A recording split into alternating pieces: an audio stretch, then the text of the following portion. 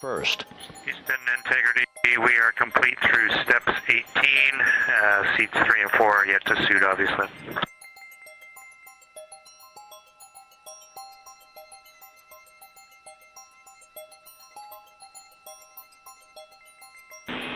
Jeremy, we copy you completed 16 through 18 and confirm for us whether you needed any adjustments of CIAS in step 17.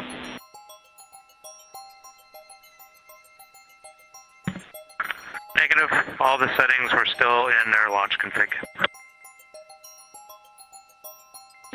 Houston copies.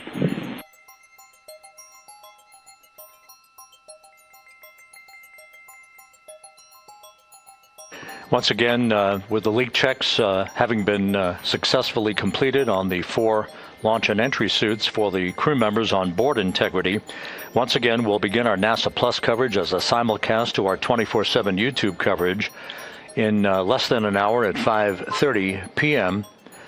Central Time, 6:30 p.m. Eastern Time. At 6:15 p.m., we're going to hand over communications from the Deep Space Network to the Tracking and Data Relay Satellite System as Integrity continues to approach the Earth. Currently, Integrity is less than 20,000 nautical miles from its destination and a splashdown in the Pacific. We will separate the European service module from the crew module at 6:33 p.m. Central Time. And just 4 minutes later, we'll conduct a raise burn, a 19-second burn of the Integrity thrusters to slightly tilt the vehicle's orientation upward, with the aft end being tilted upward. That will also change the velocity by 9.9 feet per second and complete the orientation of the vehicle for its angle of attack as it enters the Earth's atmosphere. Entry interface, where we reach the first traces of Earth's atmosphere and where most of the dynamic operations will then begin. Entry interface is scheduled at 6:53 and 31 seconds p.m. Central Time, where Integrity will be at an altitude of 400,000 feet above the Earth, traveling at about 34,882 feet per second with a range to splashdown of 1,701 nautical miles.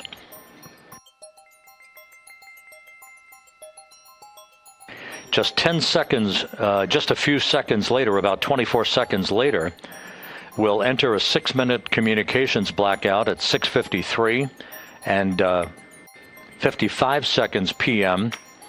That communications blackout will be due to the buildup of plasma around the vehicle, the ionization of the interaction of the velocity of Integrity with the friction of the Earth's atmosphere. So the communications blackout, to last about 6 minutes in duration, will start 24 seconds after entry interface. At 6:54 and 4 seconds p.m., we'll reach our peak velocity. This is an estimation from Flight Dynamics. We should be reaching a peak velocity of 24,661.21 miles per hour, or somewhere around Mach 33.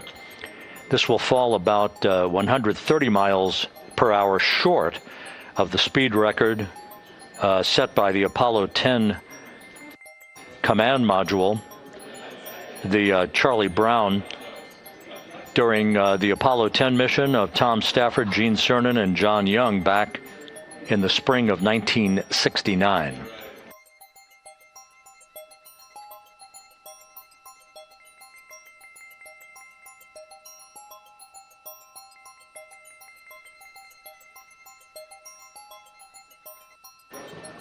Once the communications blackout ends, which is expected just a few seconds before 7 p.m. Central Time, 6:59 and 56 seconds p.m. Central Time, we will be at an altitude of 157,000 feet over the Pacific Ocean, and at that point we should be traveling at about 13,300 feet per second, with a range to splashdown of just 147 nautical miles.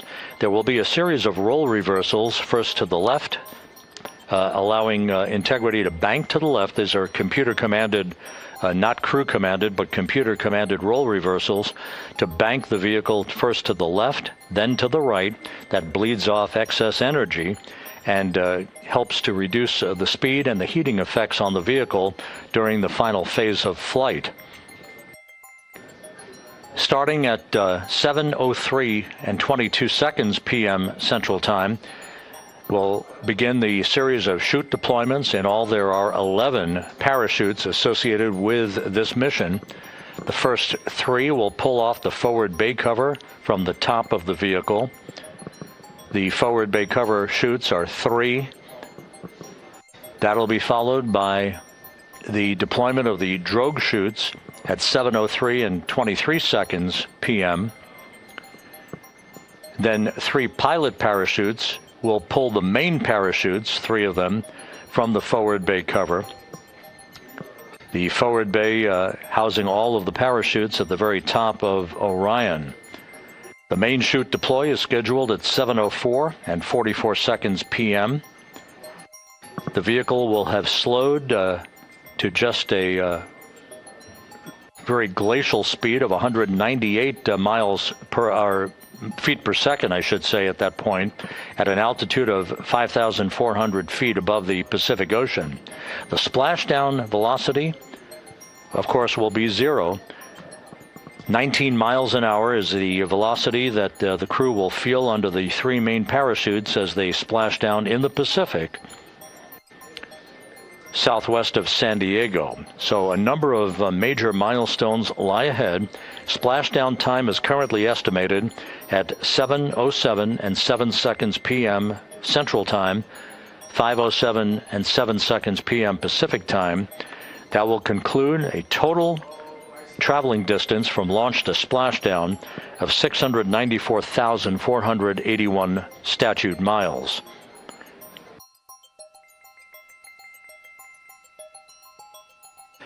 We're just 1 hour and 48 minutes away now from crew module, service module separation. The crew has donned their launch and entry suits. They've conducted leak checks. Everything is in order, and the weather is go at the splashdown site. Some of the flying assets that will collect imagery of the descent of Integrity towards splashdown have already been deployed from the deck of the USS John Murtha. The actual recovery team members will be deployed in helicopters and fast boats a bit later on as we approach splashdown, and of course after splashdown itself.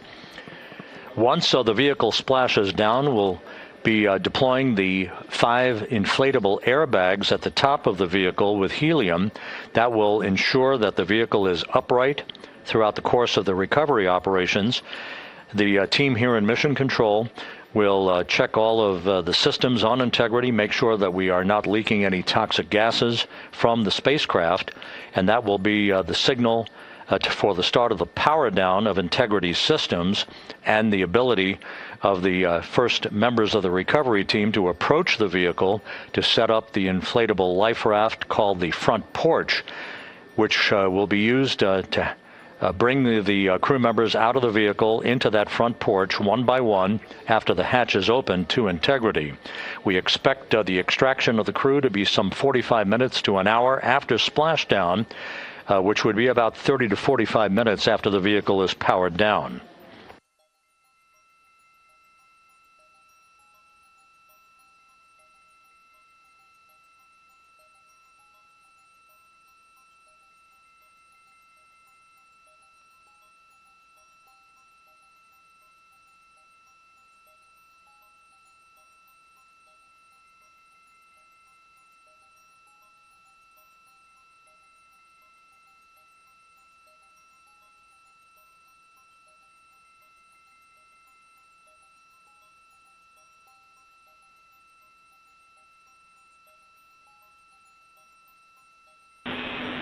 Integrity, Houston, we are ready for another CO2 reading on the AGA.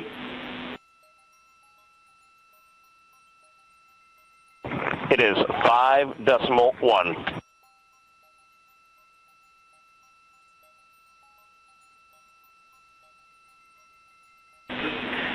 Houston copies. And Reed, earlier I did misspeak. The CO2 reading specifically would not have been affected by that particular bit.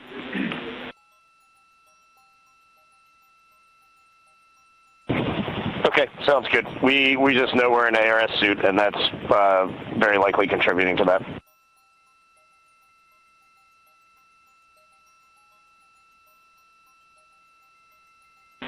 We concur.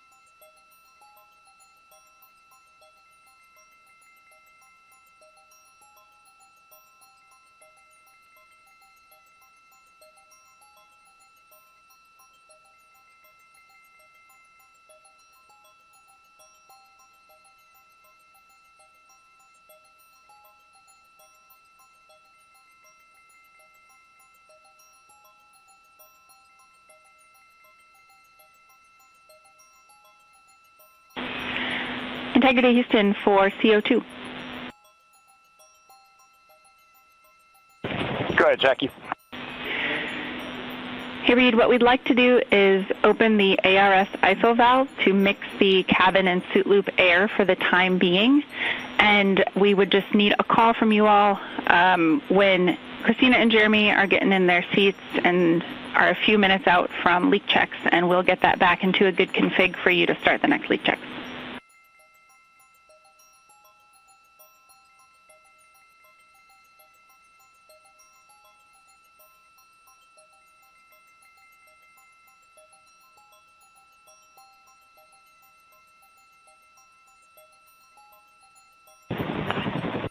Hey, Jackie, that's a reasonably good idea. Can we just hang on that for a little bit and see how we're doing? Yep, up to you. We will wait. Let us know if you'd like that cabin air mixing. Is there a CO2 number where you guys would advise on that?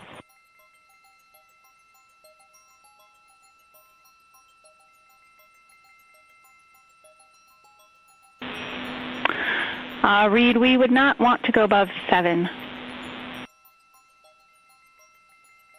Yeah, that's perfect. Let us monitor it for just a couple minutes here.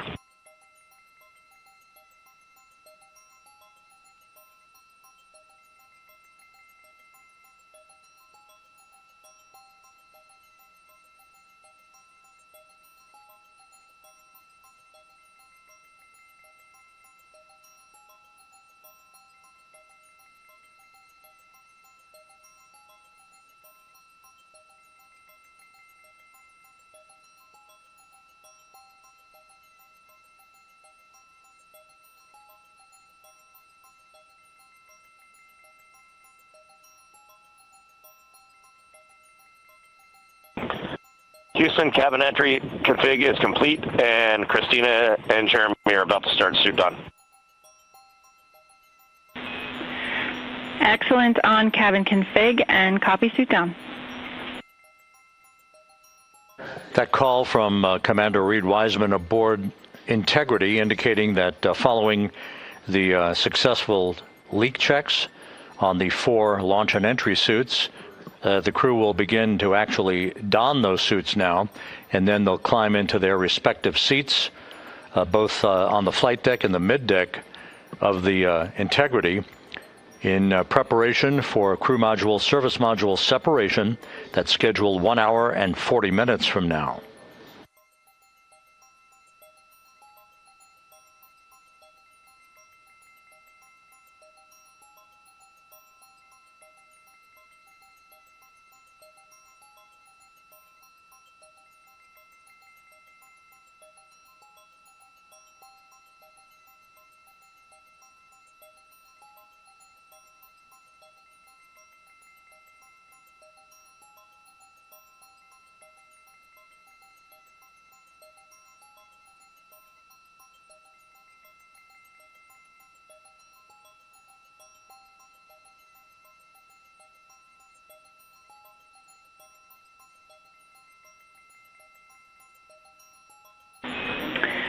Integrity, Houston, for enter checklist.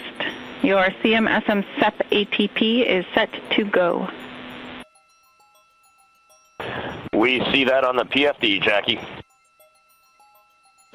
And the call from Capcom Jackie Mahaffey here in Mission Control to Reed Wiseman, indicating that the Pyros are armed for crew module, service module separation coming up 1 hour, 38 minutes, 52 seconds from now.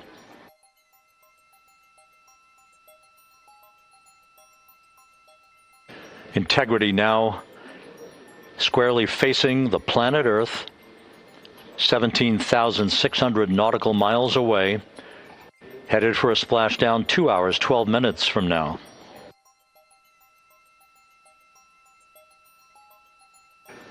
All of the recovery assets, the helicopters, the Navy P-3s, the para-rescue divers, they're all in place, ready to recover this crew following splashdown. And again, the chronology after splashdown will call for the flight control team here in Houston to assess integrity systems, make sure no toxic gases are leaking from the spacecraft. And first order of business will be the command to inflate the crew module uprighting system bags, the 5 inflatable airbags that will be inflated with helium to maintain its upright position as it bobs in the Pacific before the recovery forces reach the crew. About 15 minutes after splashdown is when we expect the green light to be given to power down integrity systems, at which point the recovery teams will begin to make their way toward the vehicle to set up that inflatable life raft called the front porch, buttressed alongside the spacecraft. That will be the precursor to the opening of the hatch and the extraction of the crew members, one by one, into that raft, giving them a chance to get their land legs back as they feel the first sensations of Earth's gravity in 9 days and their high-speed return to Earth, with their peak speed reaching some 24,661 miles an hour.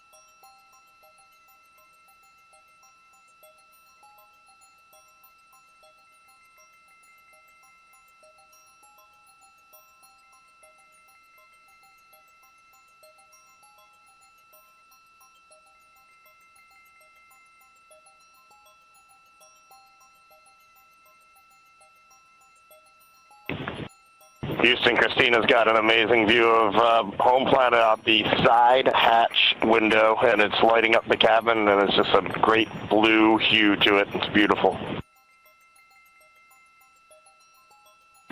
That is amazing. When you kicked us out of the cabin, we turned on one of the SAW cameras and also had the Earth's reflection on one of the arrays. It was very cool. Oh, man, that is amazing.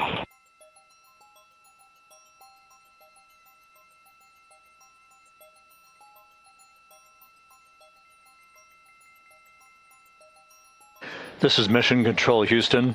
Commander Reed Wiseman reveling about the view of the Earth from a distance of less than 17,000 nautical miles now. The cabin audio cable and boom mic are in F3 large stowed. We copy. The view that Reed Wiseman is describing is the view you're looking at right now as the Earth grows larger in the field of view with each passing moment.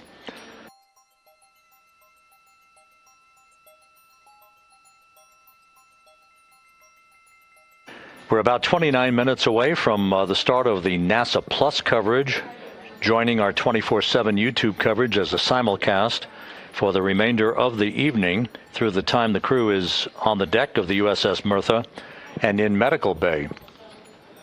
So we'll be looking forward to additional reports and other video coverage from the deck of the USS John Mertha and other assets in the splashdown zone as we continue toward splashdown and the return of Integrity's astronauts just 2 hours and 5 minutes from now.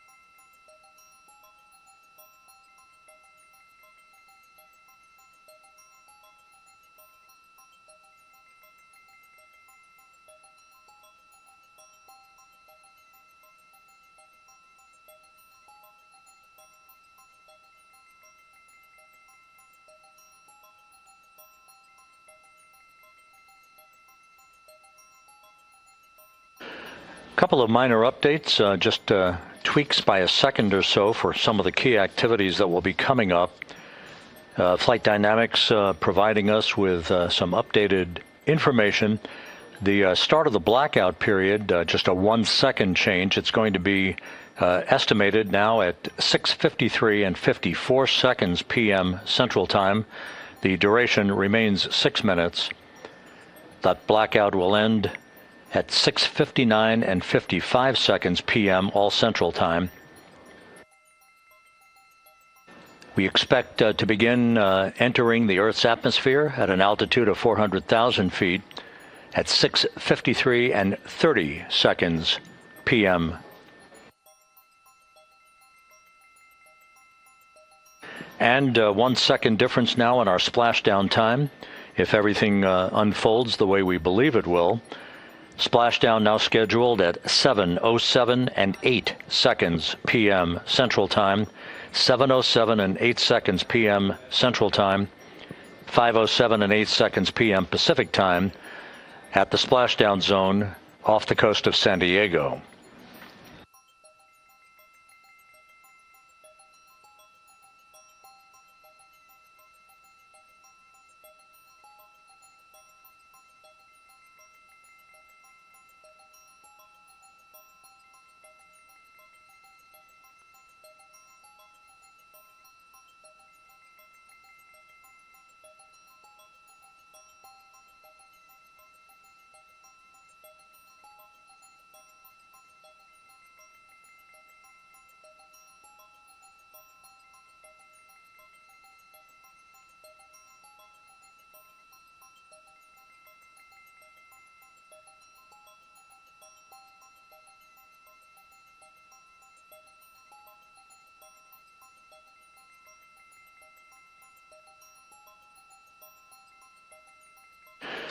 And one other update, the latest weather forecast from the Spaceflight Meteorology Group passed on to Flight Director Rick Henfling, calls for the clouds in the splashdown zone to be in the process of dissipating. The winds are somewhat reduced, now just 6 knots. The wave height's still less than 4 feet. All go forecast.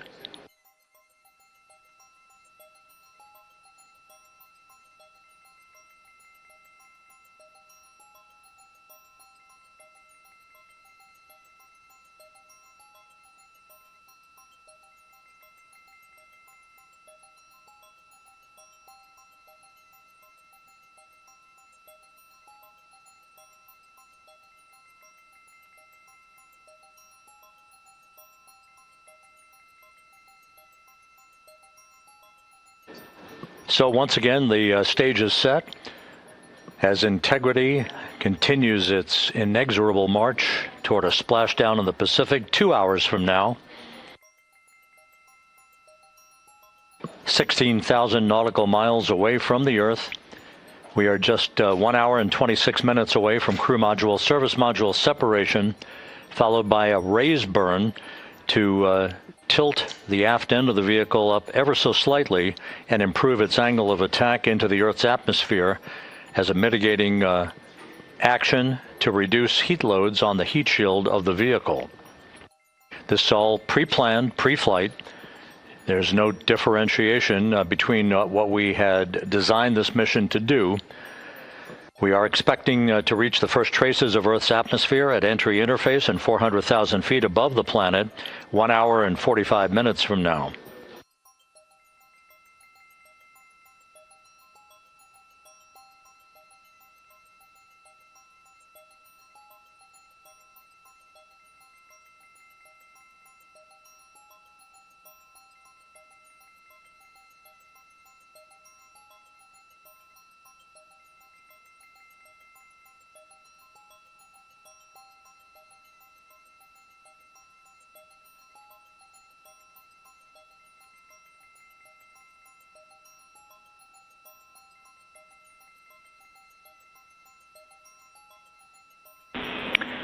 Integrity, Houston.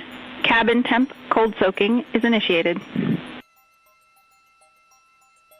Copy that, Jackie. CO2 is 5.5, and we are still doing good on board. Christina and Jeremy are beginning suit down.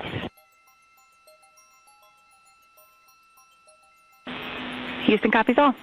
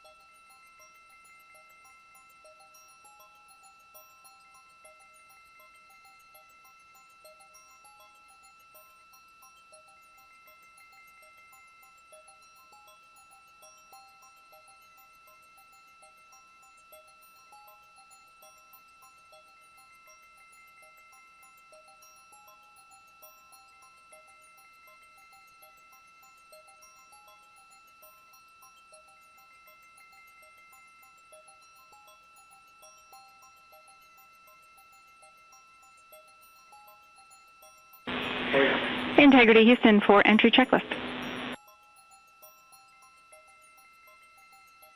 Go ahead, Jackie. Read, with this time to EI, we expect you're about to be stepping into steps 9 and 10 in the entry checklist. In step 10 for the SIP switch config, there are no deltas. No deltas to step 10. Copy all.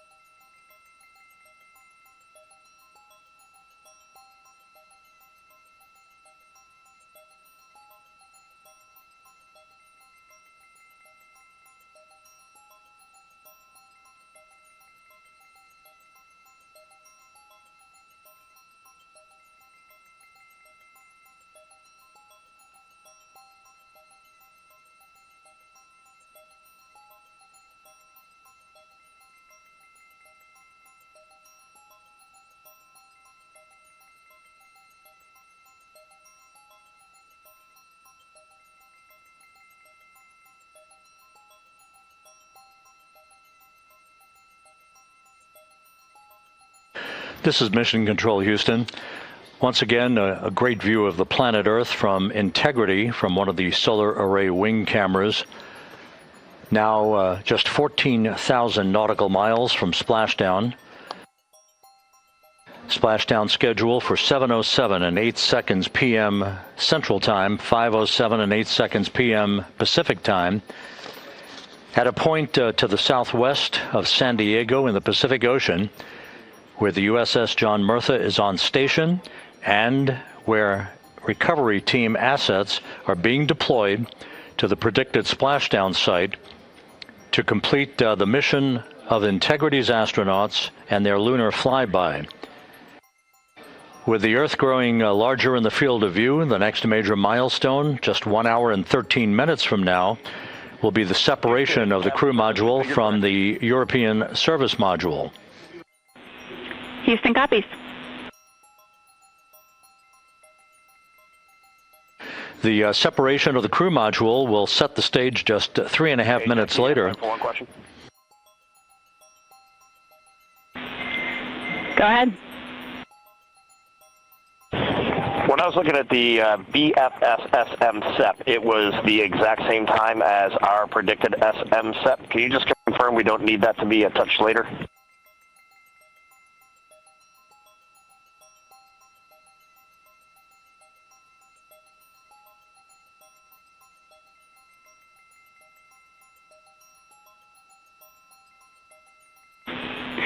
And Reed, matching is expected. That's when the sequence will begin for that whole SEP config.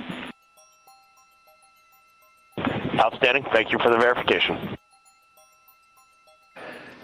Here in Mission Control in the Artemis Flight Control Room, Capcom Jackie Mahaffey confirming some of the timeline activities with Commander Reed Wiseman aboard the vehicle.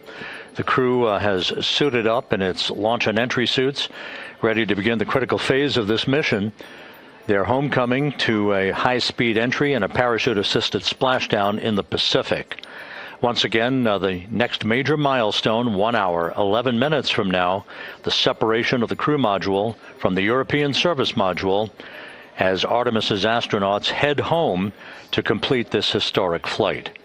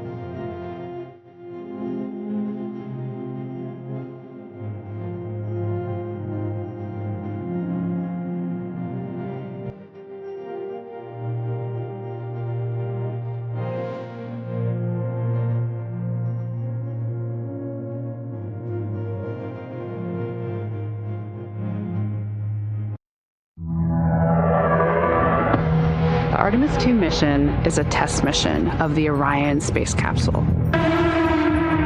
Artemis II will be the first time we put humans on this rocket. We're going back to the moon because it's the next step in our journey to Mars. We were always going to the moon. Pushing ourselves to explore is just core to who we are. It's a part of being a human. And liftoff. We shall return. Continuing to test out every bit of Orion. Coming back to Earth, 7 miles a second. When humanity sets big goals, we can bring together genius from around the world. You have the best people on planet Earth putting this vehicle together. That's what's up. To innovate for the benefit of humanity and to inspire the world through discovery. And here we go.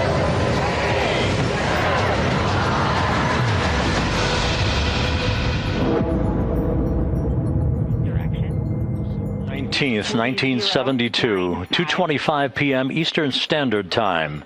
The Command Module America splashes down in the Pacific with Gene Cernan, Ron Evans, and Jack Schmidt aboard as the Apollo 17 mission came to an end, along with humanity's first series of expeditions to the moon.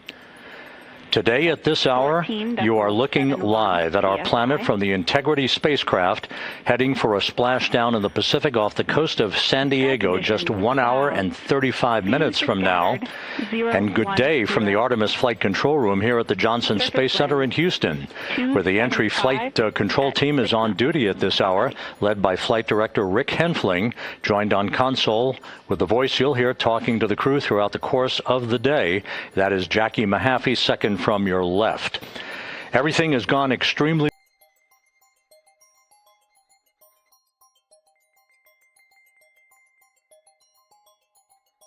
on the moon, an historic lunar flyby that will culminate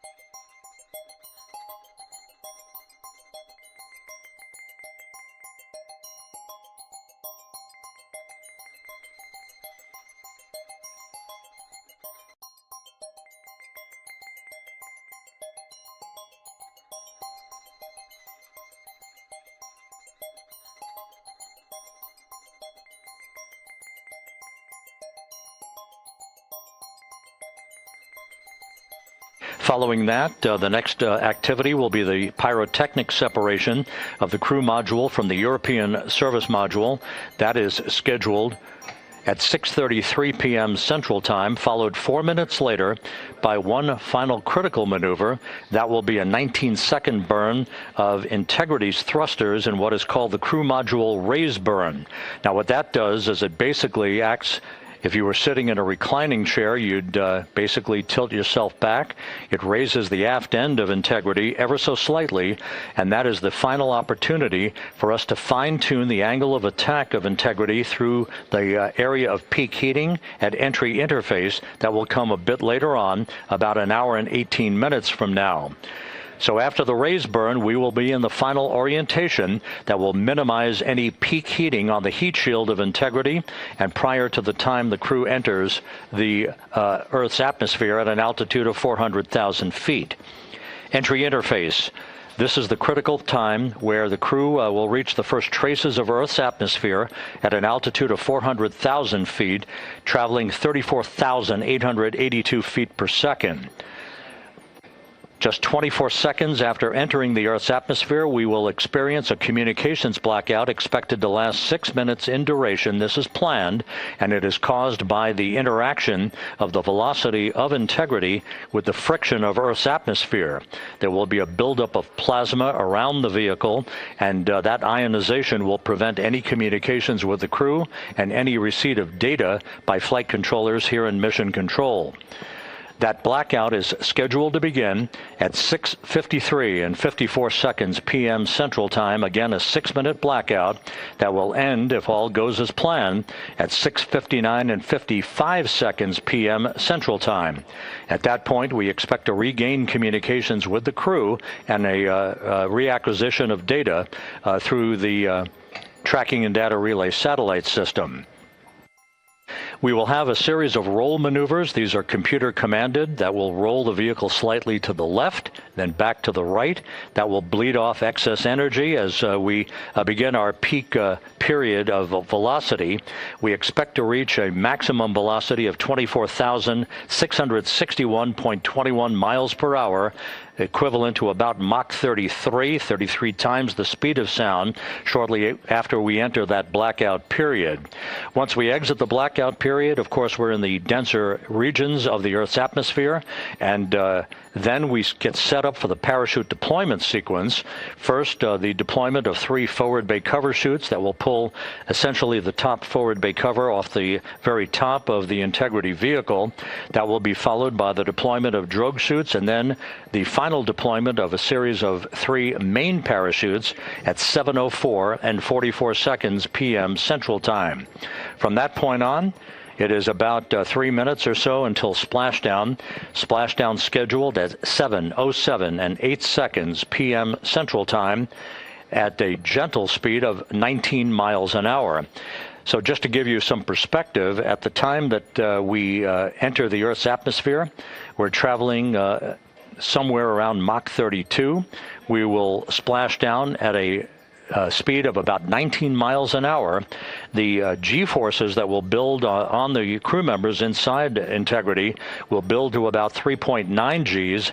That is what is expected and what they have trained for and what the spacecraft is designed to support.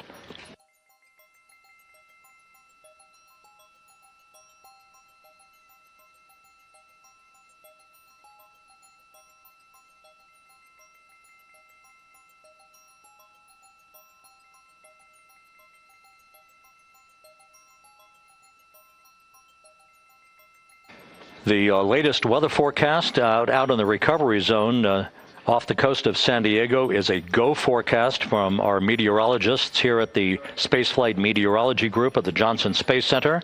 And standing by on the deck of the USS John Murtha is my colleague from the Kennedy Space Center, Megan Cruz. Megan?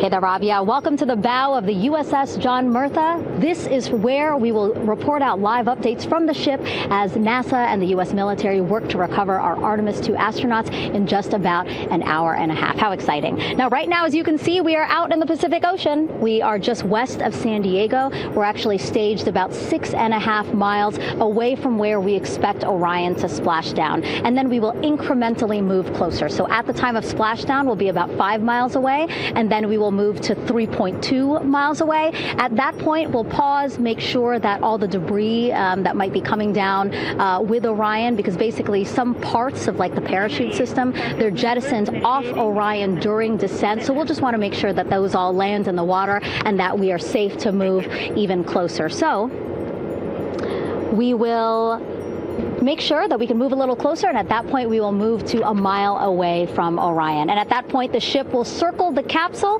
while NASA and Navy recovery forces work to get our astronauts out, and we should have great views of the bow from here. But also we have a ton of cameras all around the ship. For example, we actually have some cameras right to the left of me here on the bow. These are very strong, stabilized cameras. We can really get up close to make sure that we are sharing all the images we have available to you.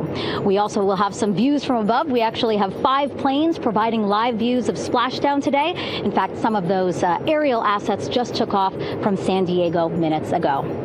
And then actually here on the flight deck, you see 4 helicopters, the 2 in the back. Those will take off in about 30 minutes from now, also with live cameras. So again, lots and lots of imagery that we hope to share with you today. And then those 2 helos in the front, those 2 will pluck the crew out of the water and fly them back to our ship. Now, the combined team here on the ship, more than 550 people, left San Diego 4 days ago, and since then I've watched different teams train every day, rehearse, final preps to make sure that they're ready for today. So to give us more of an update about how recovery is going on right now, why don't we turn over to Paul here, Paul Sierpinski. He is the Assistant Artemis Recovery Director. Great to have you here, Paul. Great to be here. Thanks. Absolutely. So you just left the landing forces operations center here on the ship. How are we looking for recovery? Right now, it's looking great. When I left, they were just about to get into weather briefing with Mission Control Center in Houston. But listening to the loops this morning and everything that's been going on, the reentry trajectory correction burn, the return trajectory correction burn went great. They were right down the money, right on the money, right down the middle where they should be coming back. Our forces here, our teams out in the water, all our boats are launched or will be imminently. So yeah, it's just coming along great. Yeah. It's really nice to see. We did see some of those boats float behind us. We were hoping to give you a live view, but of course they floated right out of the camera shot as you came to us. But so basically the team right now here on the ship, basically like monitoring mode, but really things will pick up about 15 minutes after splashdown. Yeah, so a couple minutes before splashdown, things start happening really, really fast. Mm-hmm. Some events during the re-entry, they're maybe a second or 2 apart, and so it just takes a whole lot of effort and a lot of updates back and forth between us and Houston to try to keep track of everything that's happening, all in real time. And then after splashdown, that's when the recovery team really kicks into high gear. We have our boat teams, our boat crews going out, our divers doing hazardous assessments as they get progressively closer to the capsule, making sure it's safe for all of our people to go in, and it's also safe for the astronauts to come out, because really at the end of the day, that's what we're here for, is we're to make sure that the astronauts get home safe after their tremendous journey to the moon and back. But then also we have, like you mentioned on a minute ago, all of our imagery helicopters are taking imagery, camera shots of it as it's coming in all the way through splashdown. I mean, they'll see it as soon as it crosses the horizon, all the way to the ocean here. And then afterwards, we have to recover actually Orion to bring it into the well deck of the ship. Absolutely, yeah. And so once the astronauts are safe on board, then those same dive teams are going to transition into securing the capsule. They'll position some equipment around it to kind of facilitate that. The ship will move into position. We'll attach a really big winch line to it, and then a bunch of tending lines. We'll pull the capsule around behind the ship and then start to slowly bring it in. And then, Orion comes in, goes hard down, and everyone cheers. Yeah, great day. Great day, exactly. Lots to coordinate, a lot to manage. Basically, planning for this recovery, Artemis II recovery, started a month after Artemis I launched. That was the uncrewed test flight of the Space Launch System rocket, as well as the Orion spacecraft. That was November 2022, a month later, all the planning for this. How does it feel to be so close to welcoming our friends, our astronauts home? I mean, for the whole team, I walked around the ship this morning, just kind of visiting with a lot of people, a lot of groups, and just kind of get the feel of them. And everyone has that same kind of mentality. Everyone's excited. Everyone's thrilled to see all that work that we've been doing, like you said, for the last 3 years, since right after the last one came back till now. And some people even further back. Some of them go back a decade or more. So everyone is just excited, and they're ready. They're really ready for this. And just to be able to see our crew come back, that's going to be a thrill for everyone. How are you feeling? Are you ready? Is this something you ever thought you'd be doing? I'm ready. I'm excited. This has been the pinnacle of my career so far. It really has. I've seen a lot of firsts, a lot of lasts, but I can't think of ever topping seeing the first crew to go to the moon and back in 50 years, and to be here and be a part of that. And it's just a tremendous privilege. And on behalf of the whole team, I'm thrilled, and so are all of us. We're ready. Yeah, I definitely think that those words really embody how everybody on the ship is feeling. So thank you so much, Paul. I appreciate you being here. And so, Rob, we'll toss it back to you again. We will continue to join you with live updates from the ship as much as possible. Thank you, Megan. Back here at the Johnson Space Center, the entry team of flight controllers looking over the shoulders of Reed Wiseman and Victor Glover there on the flight deck of Integrity, and again, just below their feet in the mid-deck area, if you will, Christina Cook and Jeremy Hansen of the Canadian Space Agency. They're in the final review of their entry procedures and all of the activities that will follow here very shortly in trip hammer fashion. We should note that after splashdown occurs, the flight control team here in Houston will be monitoring the orientation of the Integrity spacecraft. We are expecting it to splash down upright in what is called the Stable 1 configuration, with the top of the spacecraft pointed upward. Stable 2 would indicate that it is upside down in the water. Regardless of the orientation, there will be 5 inflatable airbags called the CMOOS system. That's the acronym for Crew Module Uprighting System. We are suit on complete. Houston copies. Reed Wiseman acknowledging that the final steps in suit donning are now complete for the crew. Leak checks have been completed earlier. The CMOOS system, those 5 inflatable airbags, will be inflated with helium. Those airbags will ensure that the vehicle remains upright. While that activity is going on, the flight control team here will be checking the systems on Integrity, also making sure that there's no leakage of toxic gas from the spacecraft. It should take about 15 minutes from splashdown to the power down of all of the systems on Integrity. And at that point, assuming everything is in a nominal fashion, then the green light will be given for the Navy recovery teams to begin to make their way closer to Integrity, to begin the erection of a large inflatable life raft called a front porch that will be buttressed up alongside the hatchway to the spacecraft. That life raft will be used to bring the crew members out of this vehicle once the hatch is open, one by one. They'll get their land legs back after 9 days of weightlessness before they're put in harnesses to be hoisted one by one in sequential fashion, in an alternating fashion, to the 2 hovering Navy helicopters overhead. Houston Integrity for a status. Go ahead. Seats 3 and 4 are connecting umbilicals. We're going to be stepping into leak check soon. 1 and 2 will be seated. 3 and 4 will be free float, and we'll configure EPROC accordingly. Houston copies all. Reed Wiseman talking about the current procedures with the suiting of the crew members and subsequent leak checks, a final leak check for all 4 crew members. Everything is actually running a few minutes ahead of schedule. So once the life raft is inflated next to the Integrity spacecraft, and the recovery teams have arrived alongside of the vehicle. The hatch will be open, and the crew members will be brought outside into that front porch, as it is called, one by one.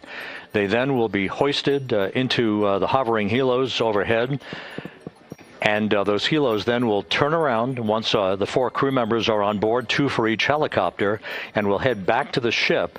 That should be about a 10 to 15 minute transit. Once the helicopters land on the deck of the USS John Murtha, the crew members will be exiting those helicopters and brought into medical bay on the deck on the ship itself for comprehensive medical exams.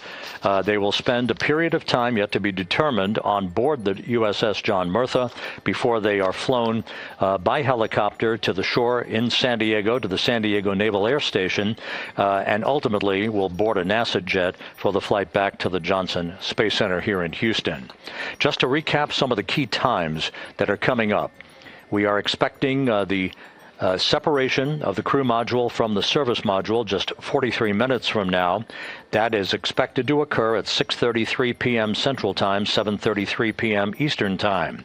That will be followed just 4 minutes later by the crew module raise burn, the use of Integrity's thrusters one final time in a 19-second burn to slightly tilt the vehicle up into the correct orientation or angle of attack to ensure that it enters the Earth's atmosphere at the right angle, if you will. That will help deflect the buildup of heat against Integrity's heat shield. This was a deliberate move, a change in the procedures from the Artemis I mission that resulted in unexpected char loss on the Avcoat heat shield that had not been intended based on the entry trajectory for the Artemis I mission. What we're doing is we deliberately changed the trajectory of the entry from a skip entry that was about a 3,000-mile transit across the Pacific Ocean. We are expecting now from entry interface to the point of splashdown to have a range of just 1,701 nautical miles, and that in of itself will reduce the exposure time of heating on the heat shield of the spacecraft. Once the raise burn is complete, then the stage is set for entry interface at 6:53 and 31 seconds p.m. Central Time. That means that Integrity will be entering the Earth's atmosphere at an altitude of 400,000 feet, traveling at about 34,882 feet per second, heading for its splashdown site off the coast of San Diego, as you just heard from Megan Cruz on the deck of the USS John Murtha. Splashdown once again under those 3 main parachutes is expected at 7:07 and 8 seconds p.m. Central Time, 5:07 p.m. Pacific Time, 2.5 hours before sunset. The actual total distance traveled for Integrity from launch to splashdown is estimated at 694,481 statute miles. Now that includes the first high elliptical Earth orbit following launch that enabled Integrity to move to 43,000 miles above the Earth at its apogee, and enabling a 24-hour period of systems checkouts before the flight control team here and the mission management team gave approval for Integrity to conduct its translunar injection that propelled it on its way to the moon and its historic lunar flyby. So the total distance we expect this vehicle to have traveled at splashdown, 694,481 statute miles.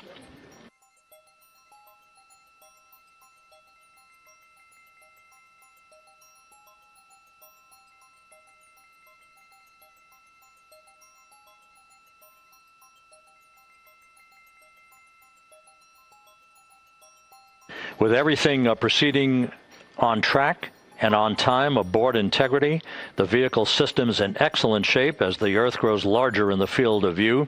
Let's go back to the USS John Murtha and Megan Cruz, who is standing by.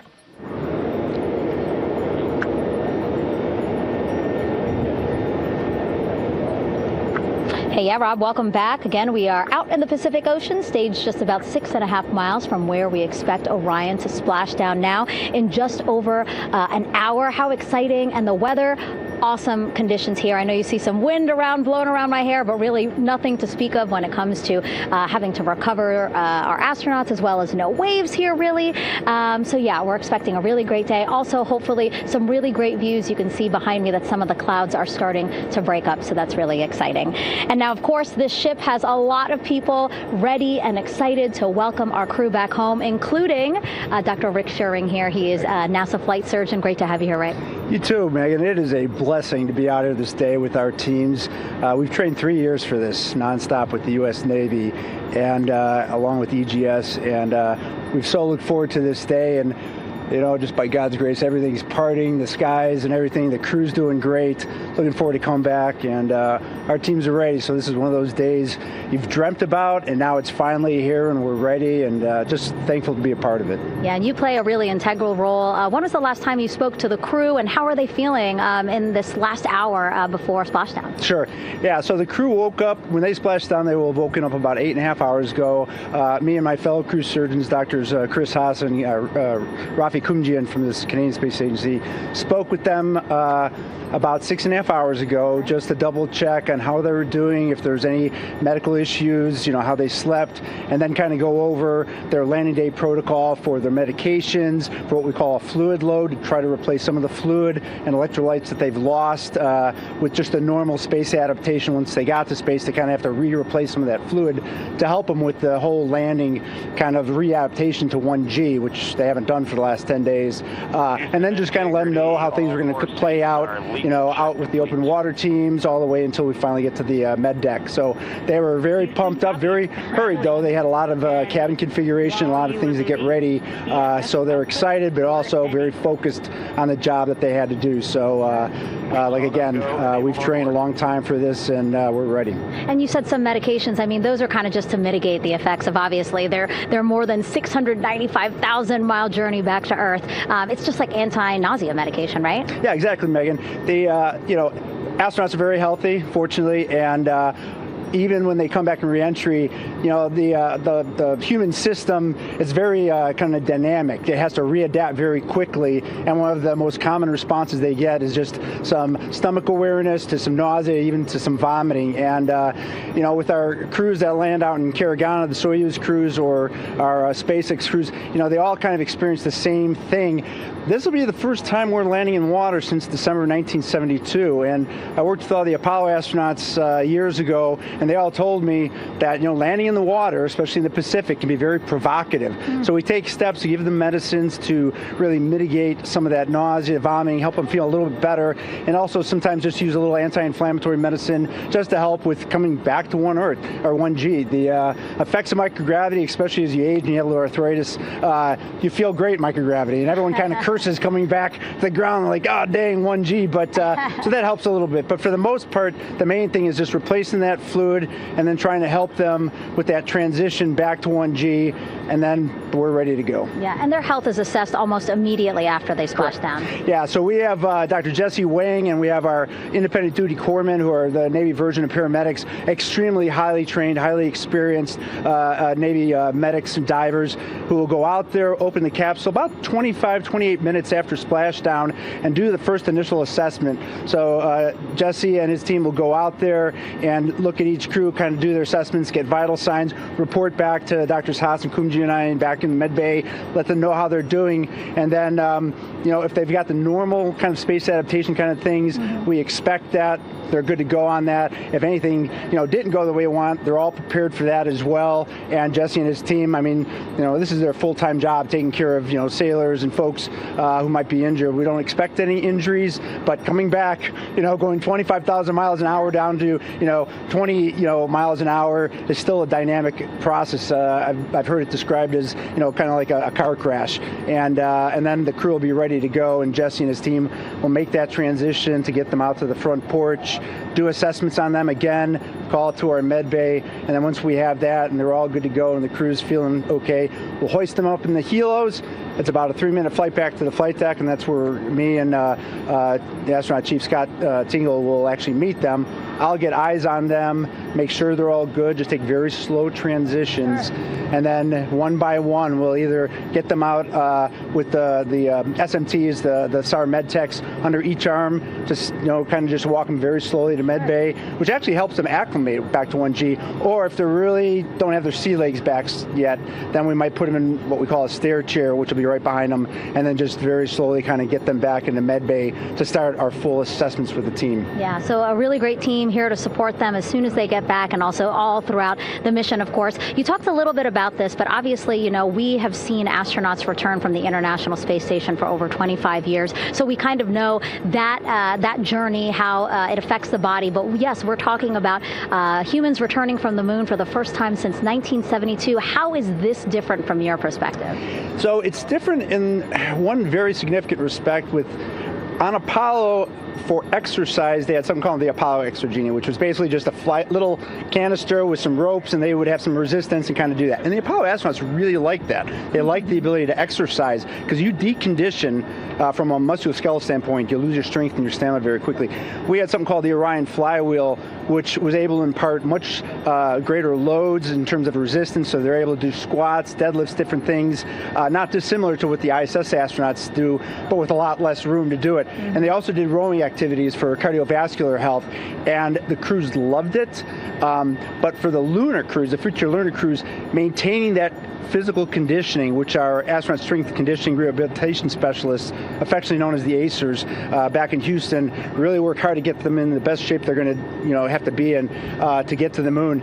That device hopefully will maintain that. And Apollo only had about a 4.3-day journey to the moon. Our astronauts are going to have about a 10 to 14-day journey. Right. So maintaining that physical fitness, that strength and stamina is going to be crucial for the success of being able to do those very physically demanding lunar EVAs. Right. So we're very excited about what the astronauts have said about the device and what they have to say about the role exercise plays, going to the moon. And also the mental benefit. Sure. They just really like sweating, breaking the sweat, and actually just feeling like they're just getting a workout. Right. So thank you so much, Rick. I really appreciate it. I know they're going to be in good hands, so we'll let you get back to it. Thank you so much. Megan, thanks for the time. Back to you, Rob.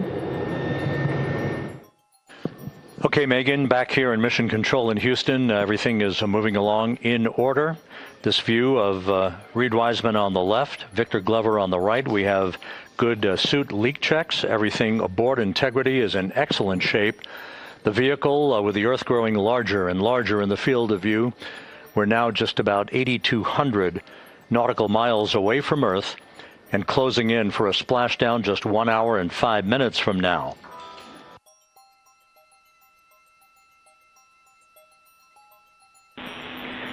Integrity, just under a minute till your GPS maneuver initiates, and both GPS units look eager to acquire. Outstanding. Seats 3 and 4 are working on seat strap in now. Houston copies. Once again, as we start to close in on some of the major milestones, the first one coming up in just 31 minutes. And Integrity, just confirming the LCG gas trap was able to be closed out. Affirmative. Copy. Crew module, service module separation scheduled just 31 minutes from now. The key point of interest, of course, will be the performance of Integrity's heat shield during its high-speed entry back into Earth at the peak heating that is expected around the spacecraft of some 4,000 to 5,000 degrees Fahrenheit. On Artemis 1, as I think most folks know by now, we flew a trajectory known as a skip entry, in which we performed an initial dip into the atmosphere to bleed off some energy. Then we skipped out of the atmosphere and dipped back into the atmosphere before splashing down in the Pacific. But after the mission was over with, we noticed unexpected liberation of some of the charring effects on the heat shield known as AVCOAT. Before the flight, we had an opportunity to sit down and talk with Entry Flight Director Rick Henfling to get a perspective on what this all means and how the mission was redesigned to try to protect Integrity's heat shield to a higher extent. Let's take a look at that interview. Returning from the moon is a lot different than deorbiting from low Earth orbit. When we return from the moon, we expect to achieve velocities upwards of 36,000 feet per second. And in order to slow down to a nice, graceful splashdown in the Pacific Ocean, the flight crew is going to experience between 3 and 4 times the force of Earth's gravity. On Artemis 1, pressure buildup inside the char layer of the heat shield resulted in the char losses we saw. NASA established a Tiger team whose job was to investigate the cause of the problem and then make recommendations on how to fly the Artemis II mission safely and successfully. And so for Artemis II, we are going to fly a profile that ensures the spacecraft will not see that same type of pressure profile. And so the char losses seen on Artemis II will not be like the ones that we saw on Artemis I. Rick Henfling indicated that the orientation of the spacecraft and the shortening of the distance of transit to the splashdown zone from the point of entry interface when we reach the top of the Earth's atmosphere, which will be coming up at 6:53 and 30 seconds p.m. Central Time, should do the trick in minimizing the deleterious forces against that heat shield that were noticed on the Artemis I mission. We think we see a beautiful sunrise over the west coast of Australia.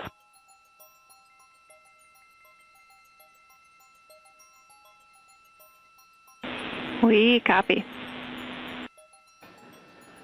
Commander Reed Wiseman reveling in his final hour in space on this mission as Integrity is passing over the southwest coast of Australia now at an altitude of some 7,600 nautical miles. That will begin the southwest and northeasterly transit across the Pacific Ocean. Let's talk a little bit more about some of the highlights and some of the numbers associated with the points of interest here. We are 27 and a half minutes away from crew module, service module separation. That will be followed about 3.5 minutes later by the raise burn that we've discussed, a 19-second burn of Integrity's thrusters to fine-tune its angle of attack as it enters the Earth's atmosphere. Entry interface is scheduled 47.5 minutes from now. That's the point at which we will reach the top of the Earth's atmosphere, traveling about 34,882 feet per second at an altitude of 400,000 feet. Just 24 seconds after entry interface, we will begin a blackout period of 6 minutes in duration at 6:53 and 54 seconds p.m. Central Time. Now, about 10 seconds after the blackout period begins, we are expected to reach peak speed, which would be 24,661 miles an hour.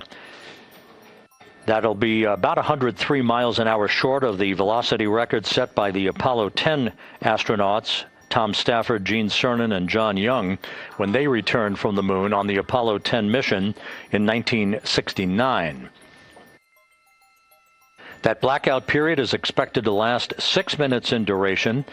At 6:54 and 52 seconds p.m. Central Time, we'll reach our peak heating period of about 4,000 to 5,000 degrees while we're in a communications blackout from Integrity and its astronauts. That blackout should end at 6:59 and 55 seconds p.m. Central Time, at which point we expect to regain communications with the crew. Capcom Jackie Mahaffey here in the flight control room will be talking to the crew, calling them, and will await a response from the crew as they come out of that blackout period. And at that point, their altitude will be just 157,000 feet above the Earth, traveling at 13,000 feet per second with a range to splashdown of just 147 nautical miles. From that point on, the next key series of events will be the deployment of a series of parachutes that we discussed before. First, the forward bay cover chute deploy that will pull the forward bay cover away from the top of Integrity, followed by drogue chute deploy, and then the main chute deploy that's expected at 7:04 and 44 seconds p.m. Central Time. That will begin the gentle descent of Integrity towards its splashdown at just a velocity of just 19 miles an hour, and that will begin the recovery operations that you just heard Megan Cruz discuss with her folks on the USS John Murtha. All of Integrity's systems in great shape. The crew is suited up. Leak checks complete as we stand by for the next major milestone, which will be the crew module service module separation just 24.5 minutes from now.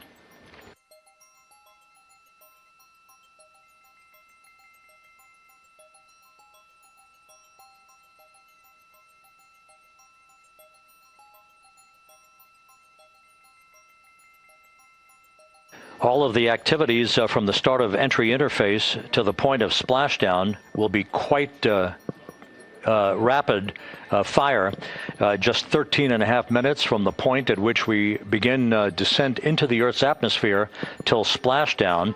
And just to show you, as Rick Shearing, the flight surgeon, alluded to in his interview with Megan Cruz, all of this happens to decelerate the vehicle from traveling around Mach 33 to just 19 miles an hour at splashdown. All of that happening in just 13.5 minutes.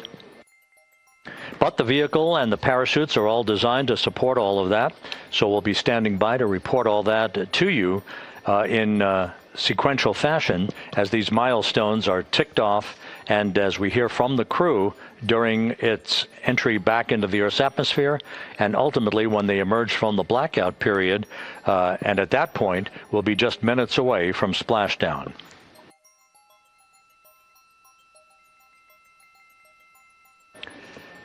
So with all of those preparations ongoing, we can return here briefly for another report from the USS John P. Murtha and Megan Cruz. Megan?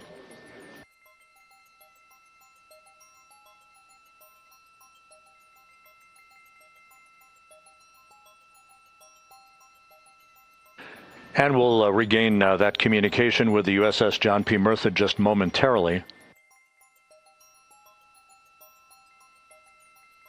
In the meantime, everything is on track aboard Integrity, the flight control team here in Houston, led by Entry Flight Director Rick Henfling. The voice you will hear talking to the crew is that of Jackie Mahaffey. She will be reporting everything to the crew and receiving their reports as they enter the Earth's atmosphere for their 13.5-minute plunge back into the atmosphere for splashdown off the coast of San Diego. Now we have the ship back with us and Megan Cruz aboard the USS John P. Murtha. Megan? 11 balloon, right?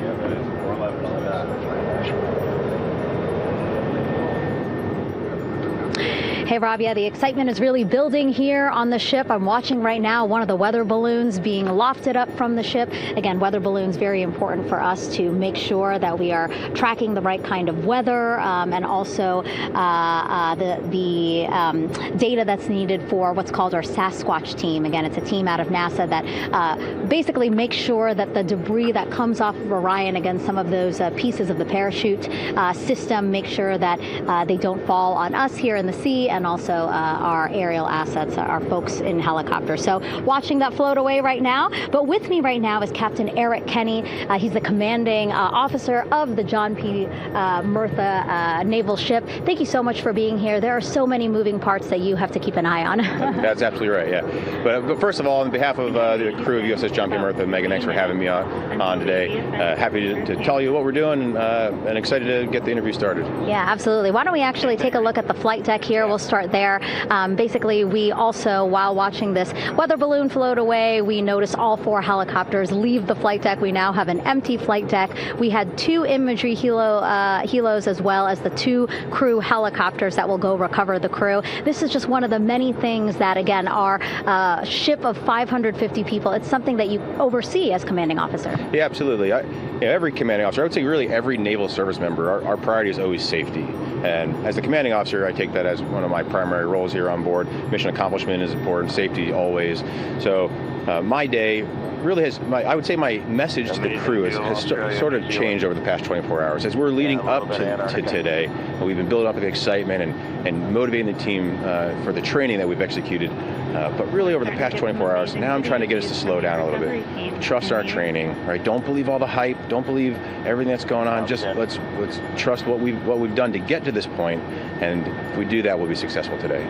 And also part of the big success is obviously the coordination between NASA and the U.S. military. How does it feel being able to support the human space program we have? Yeah, I mean, since 1959 with Mercury, Gemini, Apollo, the history between NASA and the Navy has been in lockstep.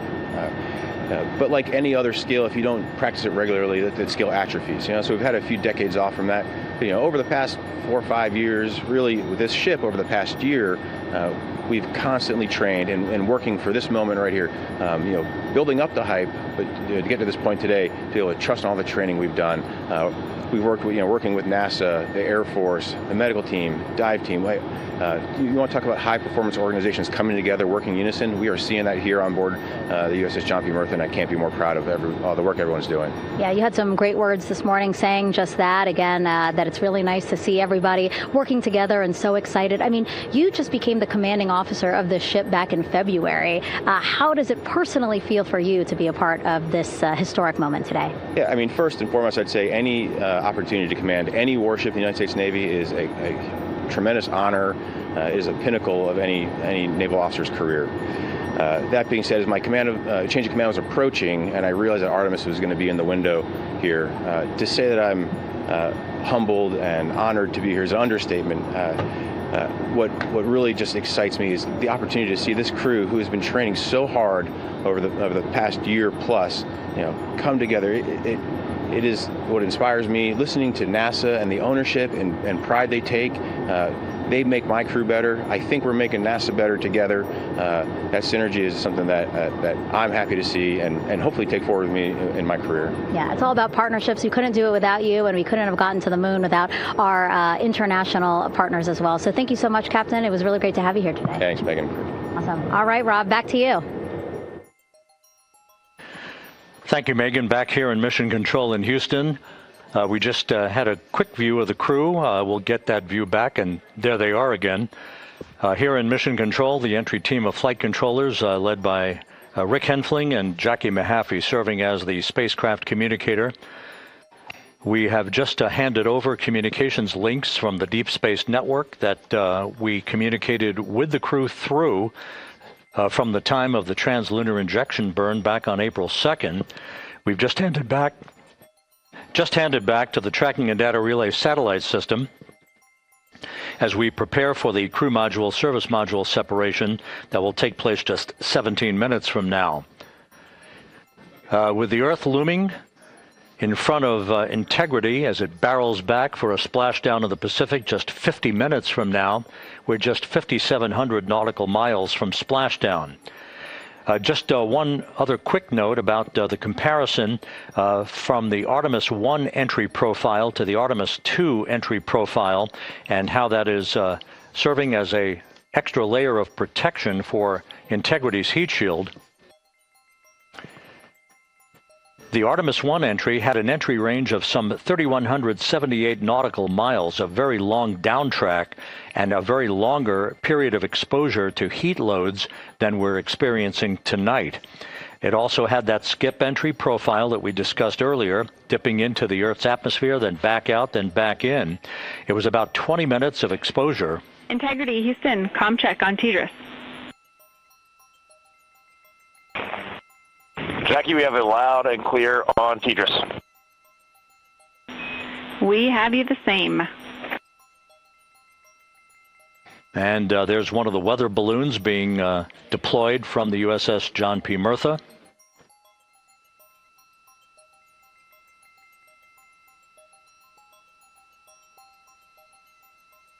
So the Artemis 1 entry had the vehicle... The update on GPS, we haven't seen it track in yet.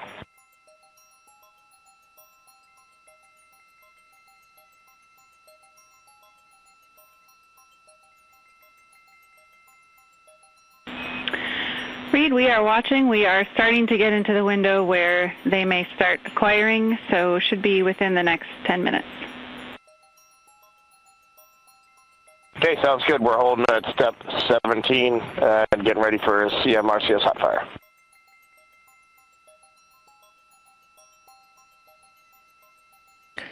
And that exchange indicating that we are expecting to acquire data from the GPS system on board. That'll be a navigational tool that will basically tell Integrity's computers that they're on track down the center line of the corridor for the entry interface that will lead them to their splashdown point.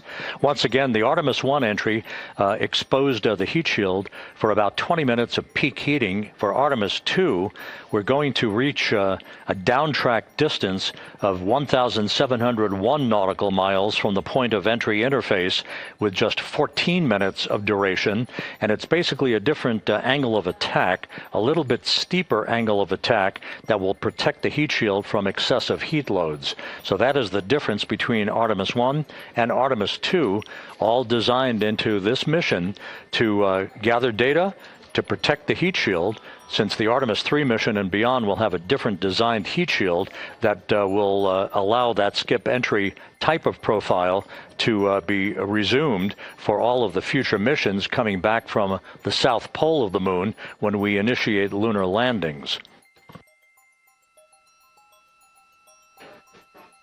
So we've handed over to the Tracking and Data Relay Satellite System. That's where we'll have communications for the rest of the flight. Just to give you some time hacks here, we're 13.5 minutes away from crew module, service module separation, and just 17 minutes away from the raise burn, that 19-second firing of the thrusters that will basically be the final fine-tuning of the angle of attack for Integrity as it enters the Earth's atmosphere.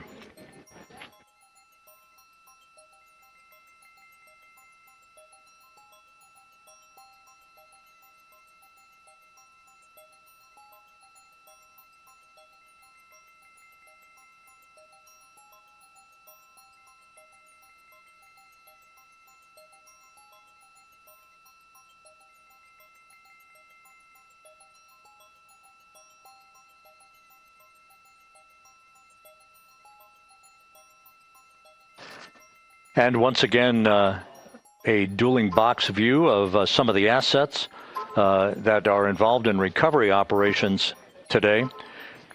The Integrity, cabin configured, all crew suited and seated. Houston, copies. That confirmation from Reed Wiseman aboard Integrity, as you see the assets being deployed to the splashdown zone.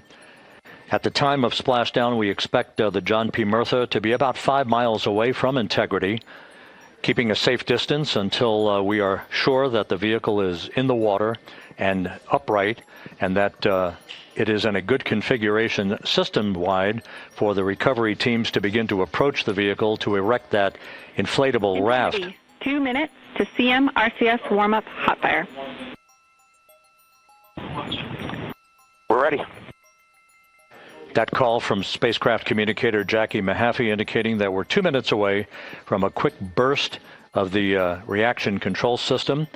Thrusters, that will be a hot fire test prior to the separation of the crew module from the service module. The European service module has performed flawlessly throughout this flight.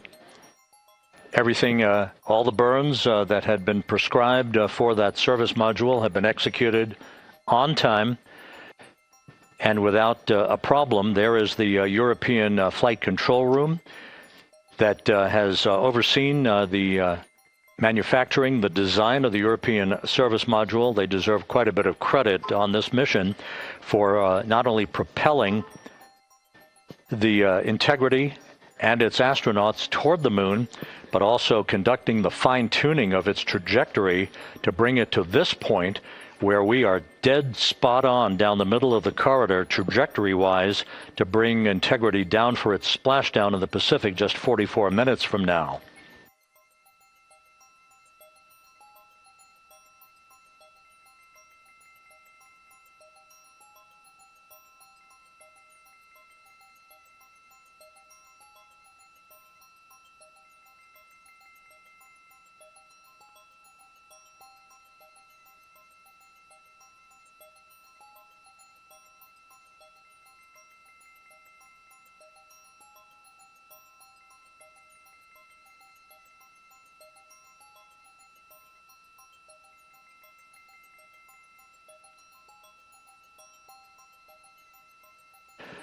What you're looking at is a computer-generated visualization based on real-time telemetry from Integrity, currently traveling about 16,000 miles an hour.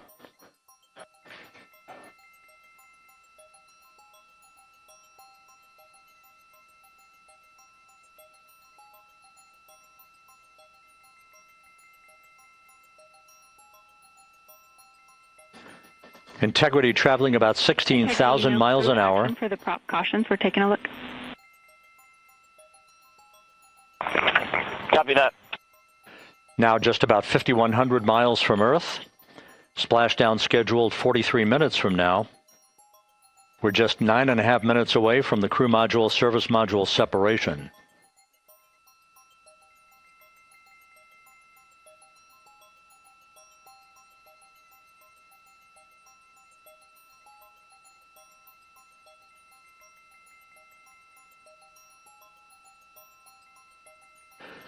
We are confirming.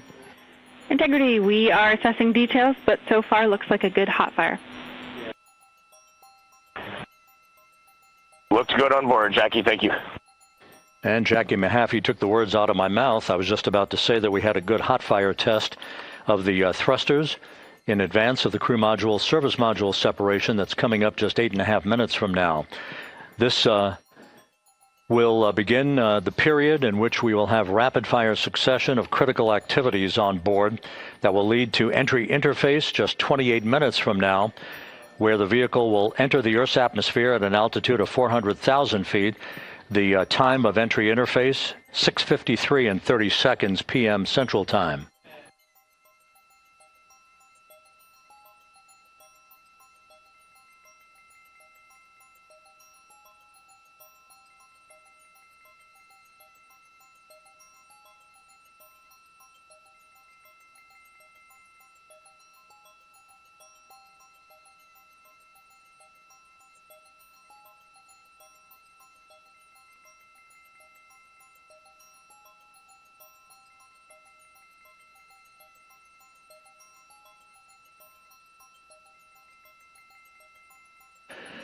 Integrity's astronauts were awakened at mid-morning to begin their entry preparations. And propulsion officer now reports a good hot fire test in preparation for the crew module service module separation.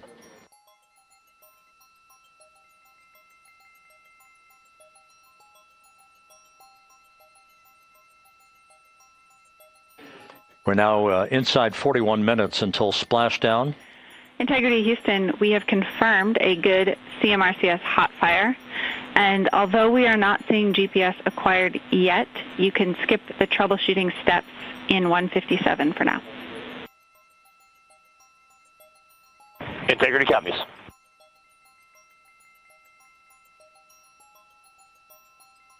That GPS discussion indicating that we will be acquiring navigational data for Integrity through the Global Positioning System equipment on board. We just don't have it yet, but we will. All of Integrity's systems are in great shape to support its high-speed entry into the Earth's atmosphere. It, once again, will reach a peak speed of 24,661.21 miles an hour. You're calling GPS. We at least have GPS 1 looking good on board.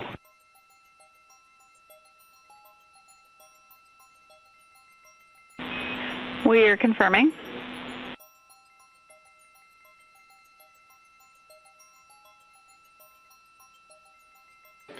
The Guidance, Navigation, and Control Officer here in Mission Control confirming that we have good lock on GPS data.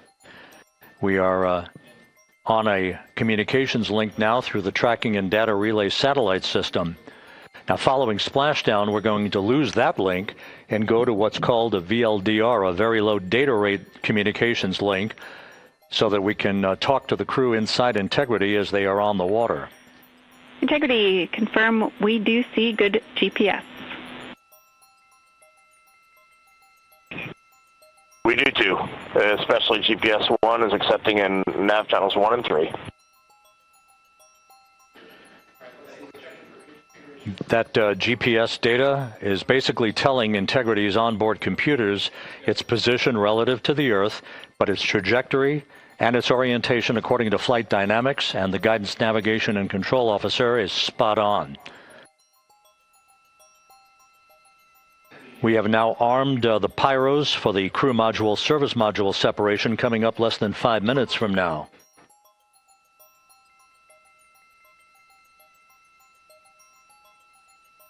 Once again, just 10 seconds after entry interface, we will see Integrity reaching its peak speed of 24,661.21 miles per hour.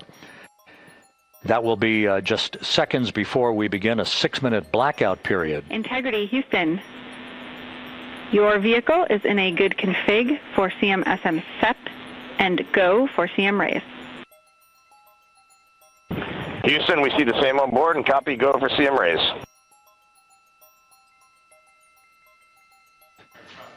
That CM raise referred to as the slight firing of 19 seconds by Integrity's thrusters with a change in velocity of 9.9 feet per second, a slight nudge of the aft end of the vehicle so that it's tilted a bit upward, providing the final angle of attack as the vehicle enters the Earth's atmosphere. This being the mitigating factor that will reduce heat loads on the heat shield as we reach a point downrange from the start of entry interface, some 1,701 nautical miles to the splashdown site.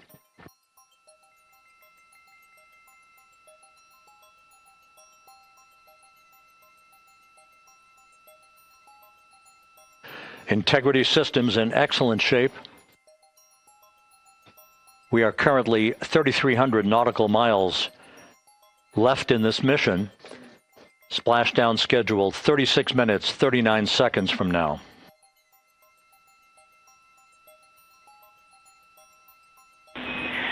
Integrity, Houston. For the 2 enabled prop cautions, what happened is while the thrusters were firing, multiple pressure sensors on each of the strings diverged a bit from each other. Those limits look to be set pretty tight. We think it could happen again when the thrusters fire in the future, so we are going to suppress those messages. We concur with suppress, not inhibit. Thank you. That exchange between Jackie Mahaffey, our Capcom for tonight, and Reed Wiseman aboard Integrity, indicating basically to ignore sensor data. All of Integrity's systems are in good shape.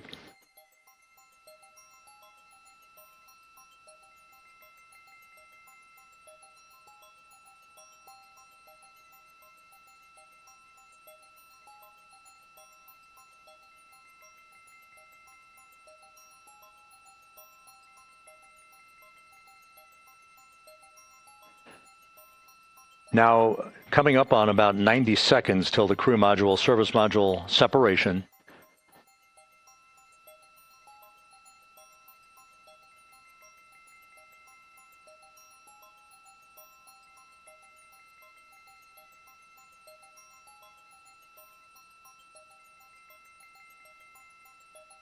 All quiet here in Mission Control as we enter the most critical phase of the completion of this flight.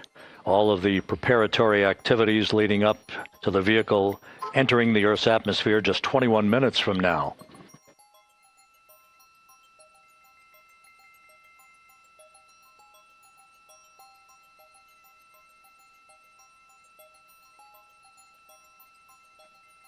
Coming up on 1 minute. Mark 1 minute till crew module, service module separation.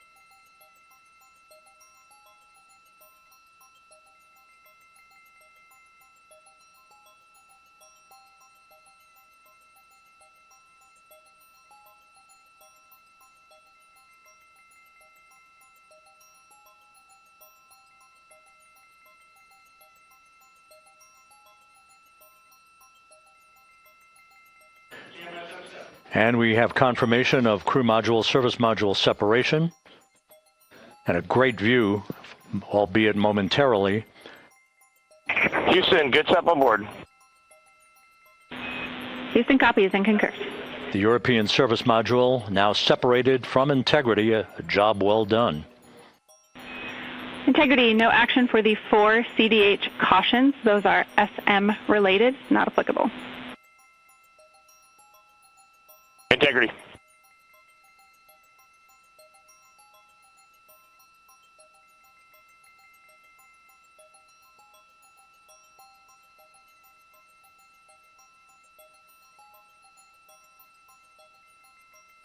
So, with Integrity now flying free on its own for the remaining 32 minutes of this mission, next up, the raise burn, a 19-second firing of Integrity's thrusters. Good GPS 2.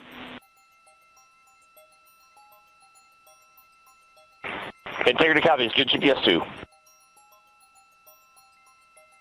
Coming up on the 2-minute mark until the raise burn. Again, this is the final tweaking of the orientation of Integrity to put it in the right angle, if you will, the angle of attack that it will fly in during its entrance into the Earth's atmosphere. Entry interface now just 18 minutes, 25 seconds away. This is a visualization, but driven by real-time telemetry. This is the maneuvering of Integrity to the raise burn orientation. Just 2,800 miles from Earth.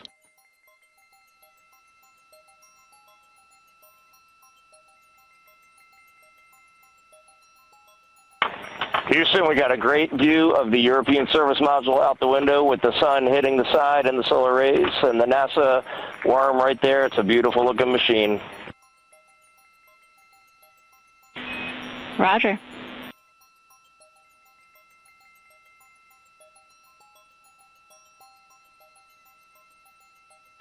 And we have completed the maneuver to the raise burn orientation, 1 minute away from the raise burn.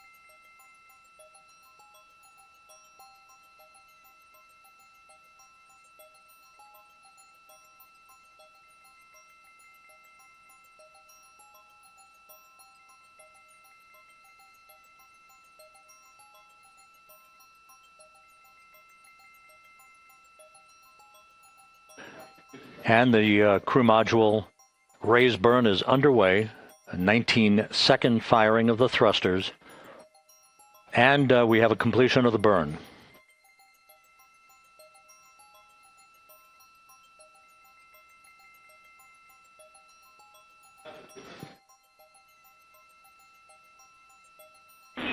Integrity, good. CM raise burn. Your flight path angle is within limits.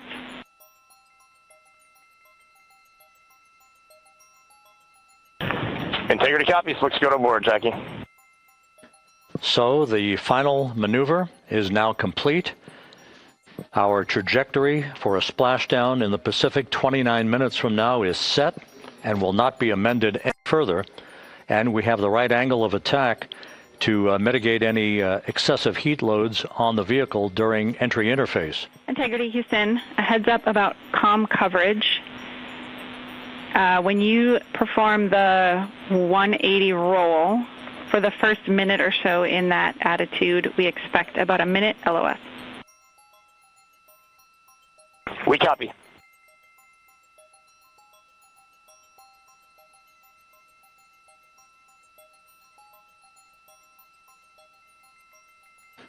So for those who are watching the series of events coming up, we will enter the first traces of Earth's atmosphere 14 minutes, 45 seconds from now. 6:53 and 30 seconds is what is pegged for entry interface at an altitude of 400,000 feet, traveling at approximately 34,800 feet per second, range to touchdown or splashdown 1,701 nautical miles. 24 seconds after entry interface, we will enter a 6-minute blackout period in which we will lose communications with the crew. This is expected due to the buildup of plasma around the vehicle. That's an ionization effect due to the collision, if you will, of the velocity of the spacecraft with the friction of the Earth's atmosphere. That 6-minute blackout is expected to begin at 6:53 and 54 seconds p.m. Central Time. During that period of time, we will reach our peak speed of 24,661 miles per hour. That comes just short, based on unofficial data from the flight dynamics officer right now, will come just short of the velocity record set by Apollo 10 of 24,791 miles per hour in 1969. We expect peak heating on the vehicle at 6:54 and 52 seconds p.m. Central Time, a minute and 22 seconds into entry interface. At that point, we will be just 204,000 feet above the Earth, traveling at 33,000 feet per second. The blackout period is expected to last 6 minutes. We expect that blackout period to end at 6:59 and 55 seconds p.m. Central Time. From the end of the blackout period until splashdown, it is just 7 minutes, at which point we'll start deploying the series of parachutes to slow integrity down to an ultimate splashdown velocity of just 19 miles an hour. We see the same, waiting for the 180 rolls.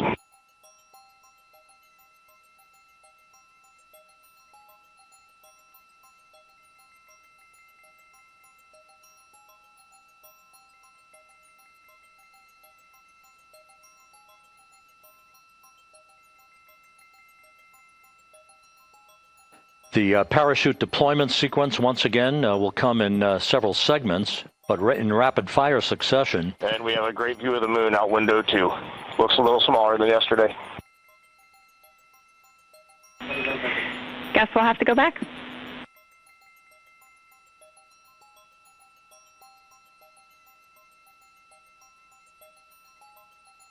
Reed Wiseman and Jackie Mahaffey exchanging discussion on a view of the moon that Integrity's astronauts are seeing in the final minutes of this mission that will be completed with splashdown just 25 minutes from now. 3 forward bay cover parachutes will be used to pull the forward bay cover off the top of the vehicle. Then 2 drogue parachutes will be deployed to slow and stabilize the crew module during its descent, followed by 3 pilot parachutes that will lift and deploy the main parachutes from the forward bay.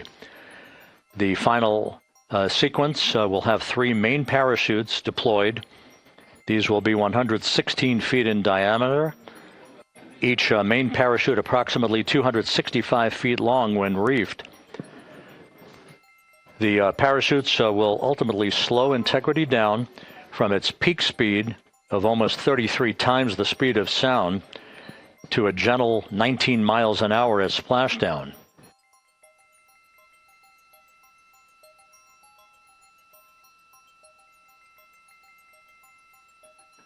The vehicle is now currently in a roll to the proper attitude for entry interface. Our trajectory is right on according to flight dynamics.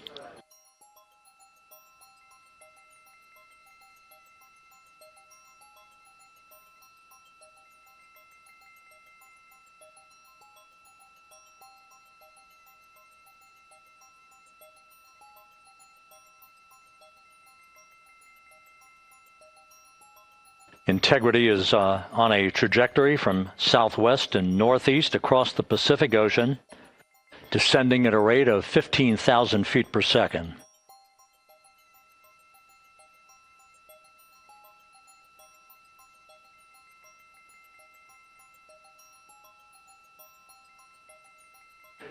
Range to touchdown 4,300 nautical miles, all the systems in excellent shape.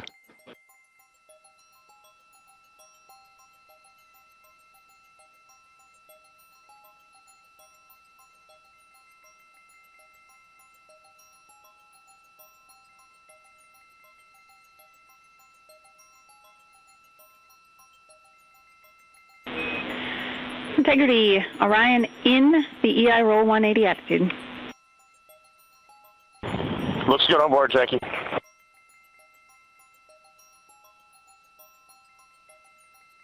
This view out of one of Integrity's windows. We had a call for 3 good baros. Those are barometric pressure sensors that feed altitude and rate of descent information to Integrity's computers that will trigger the parachute deployment sequence. We are less than 9 minutes away from entry interface, 22 minutes from splashdown.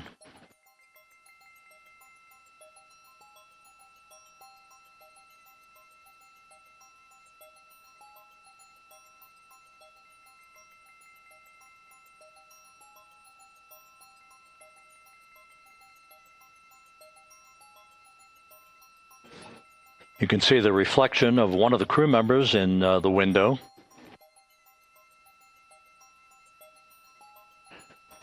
Out in the Pacific, the weather conditions remain go. Just a few clouds, some scattered clouds, winds at 10 knots, wave heights just about 4 feet. A gentle day in the Pacific for the homecoming of Integrity's astronauts.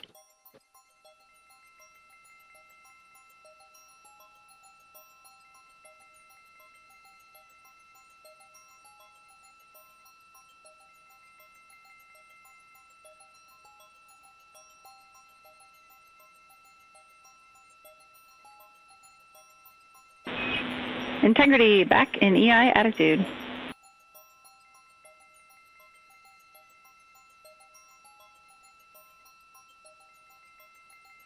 We see the same on board, Jackie.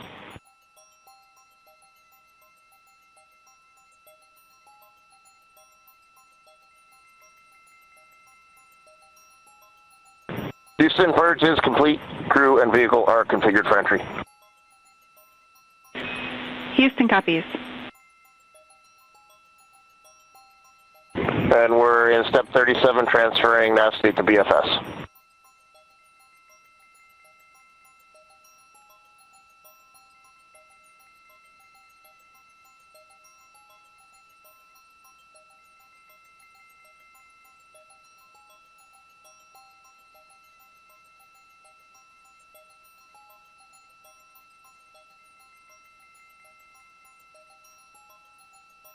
And Houston, in instruction 509, we are not below 0.2.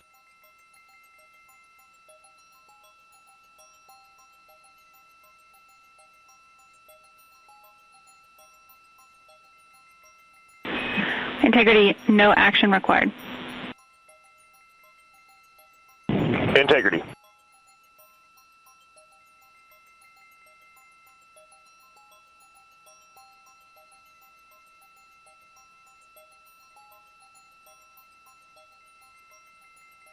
Now 6 minutes away from entry interface, we will hit the first traces of Earth's atmosphere at an altitude of 400,000 feet, traveling about 34,882 feet per second. Range to splashdown at that point will be 1,701 nautical miles.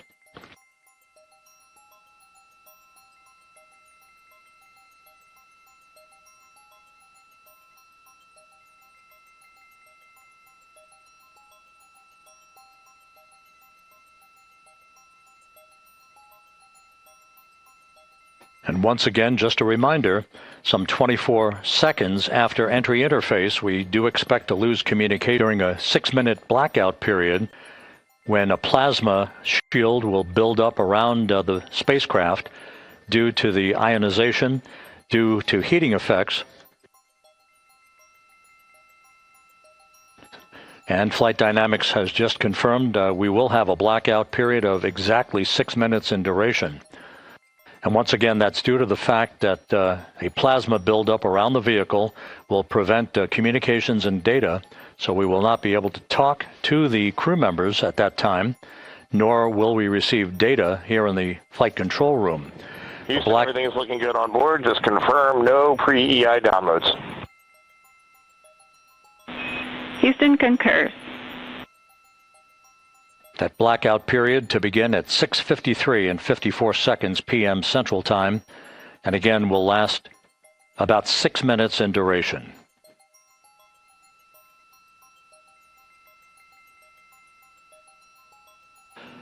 We're 4 minutes away from entry interface.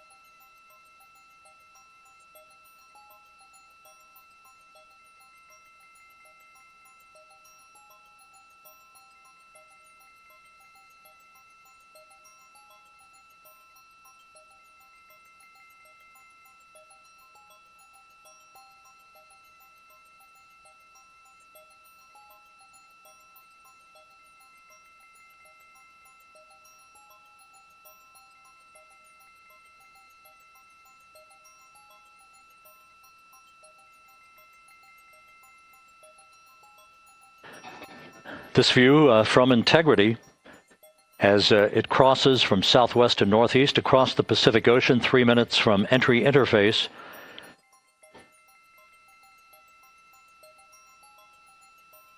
"16.5 minutes till splashdown."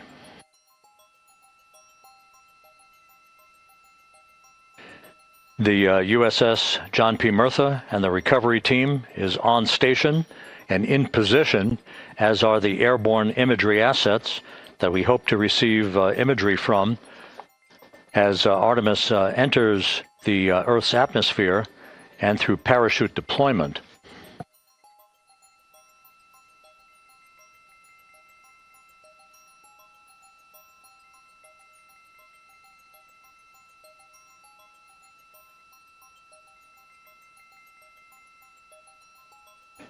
All of Integrity's systems are in great shape. The crew is ready to complete its mission just 15.5 minutes from now.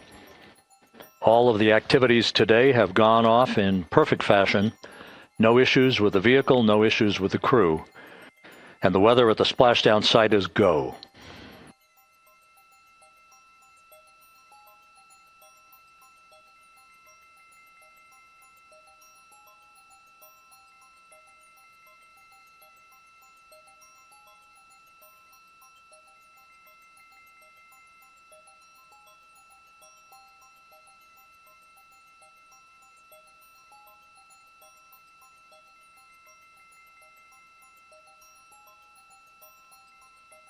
Coming up on 1 minute until entry interface.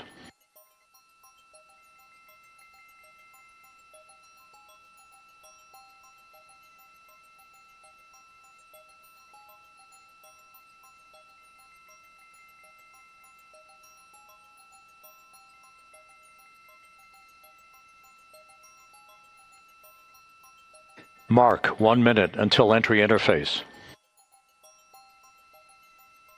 1 minute, 20 seconds until the expected start of our 6-minute blackout. Integrity, 1 minute to a 6-minute blackout. Integrity.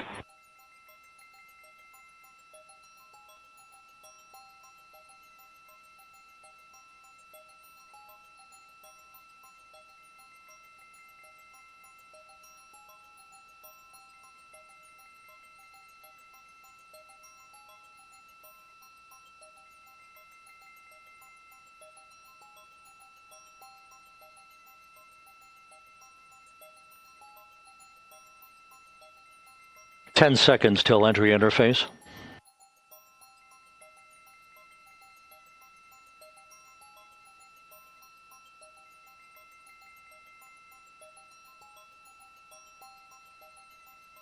And we have crossed the threshold, now entering the Earth's atmosphere. We're at 400,000 feet, traveling 34,800 feet per second.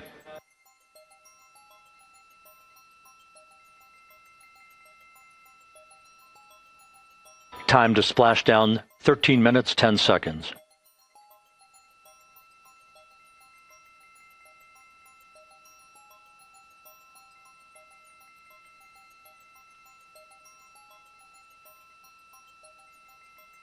And as predicted, we've entered our communications blackout. This will be a 6-minute blackout period. No voice, no data from the crew.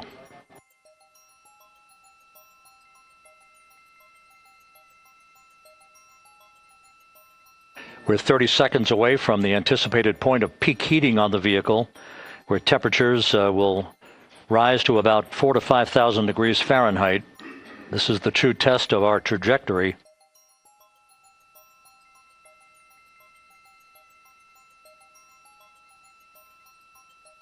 And from the G5 aircraft in the vicinity of the splashdown zone, this view of integrity.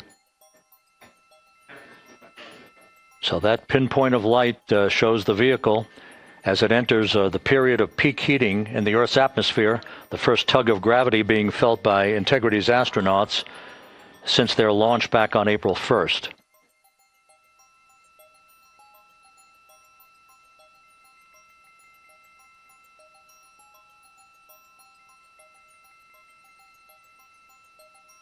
Four and a half minutes until the end of the blackout period.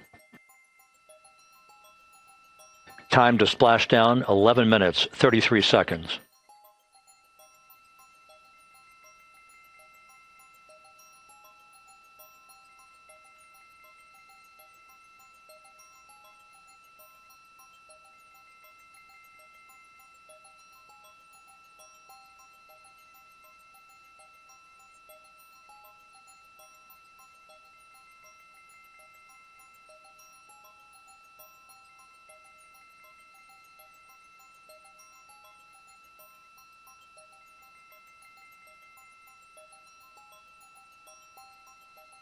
The landing and support officer reports that the P3 has acquisition on Integrity.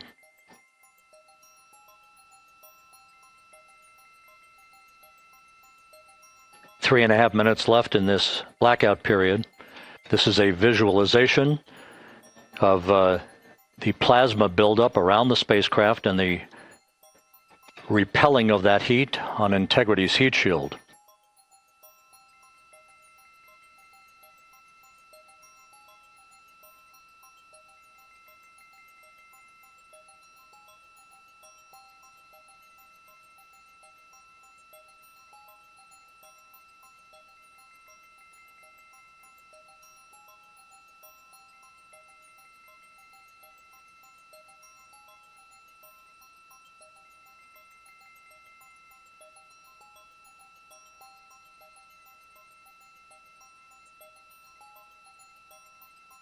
Flight Dynamics reports that airborne assets in the vicinity of the splashdown zone do have a visual on Integrity.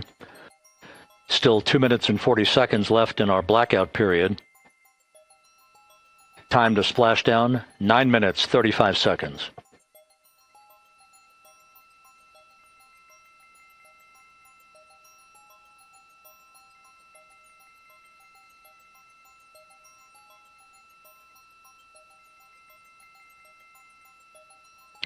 Multiple airborne assets as part of the recovery team all have visuals on integrity.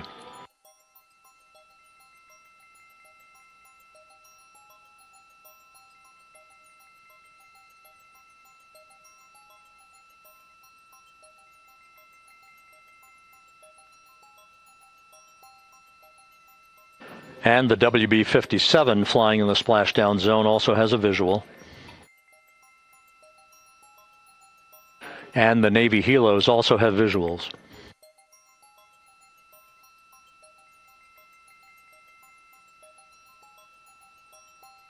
We're still in the blackout period. Still do not have communications from the crew.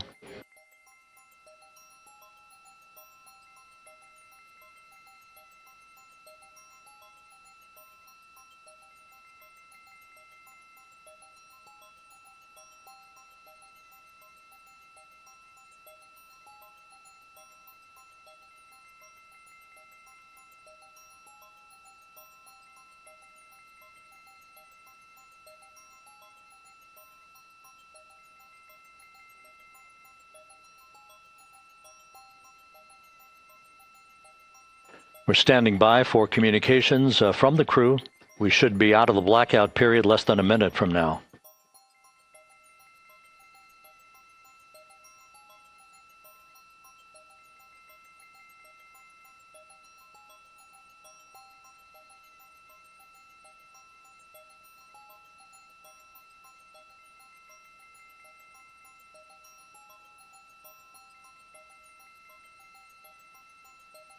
We are now processing data from integrity.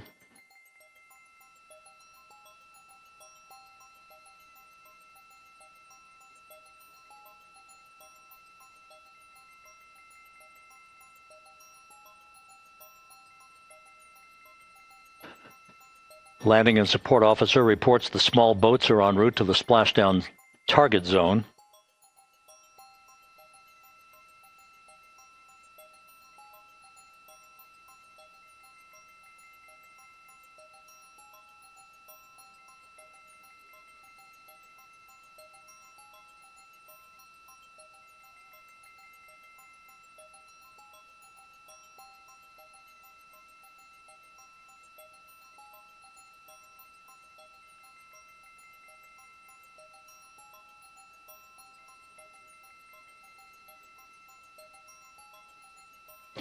Passing through 150,000 feet, our trajectory is perfect.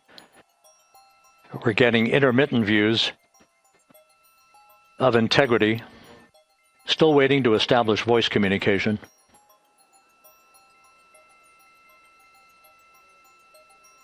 Integrity, Houston, comm check, post-blackout. Houston, Integrity, we have you loud and clear.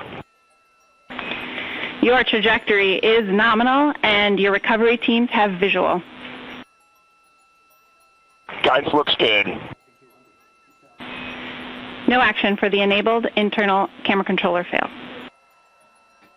Big cheers from the viewing room here in Mission Control as voice communication reestablished with Commander Reed Wiseman.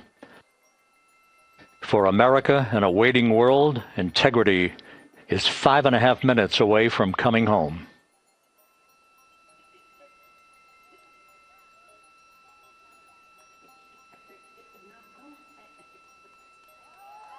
Passing 100,000 feet now. Range to splashdown 19 nautical miles.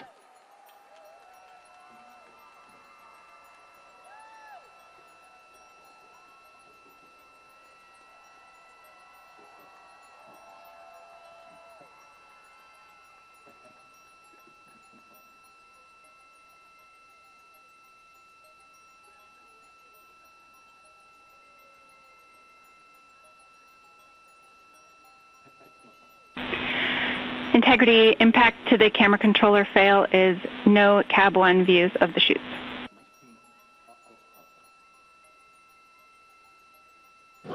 Integrity. We're processing good data through the GPS system.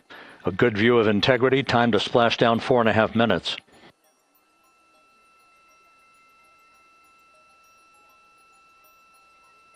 And a view of integrity from the WB-57. We're at 50,000 feet.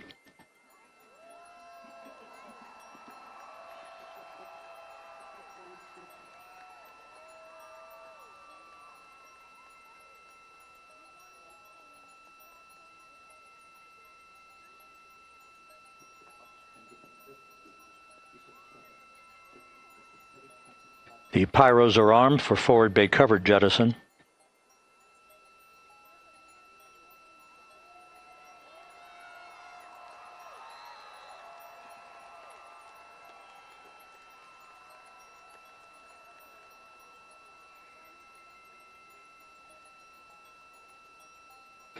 And there go the first series of parachutes, and we're on drogues. And Houston, we're visual 2 drogues out the window. 2 good drogue shoots. Next up. We copy, we see them.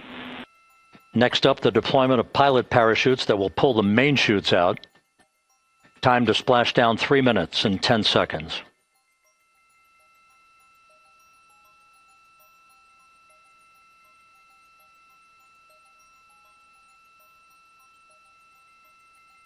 Perfect descent rate according to flight dynamics. Good rates on 2 drogues. We see the same on board.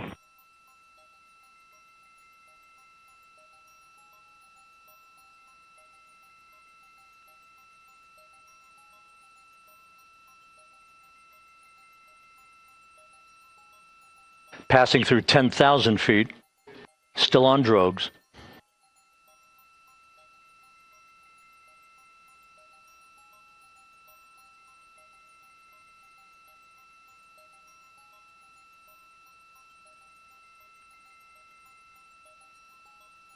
Main chute deploy. We're at 5,000 feet.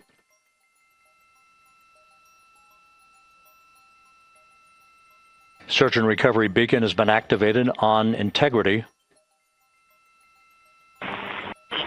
And we have 3 good main chutes. Good 3 main chutes, good reefing, good descent rate. Good rates, and we see 3 good-looking parachutes.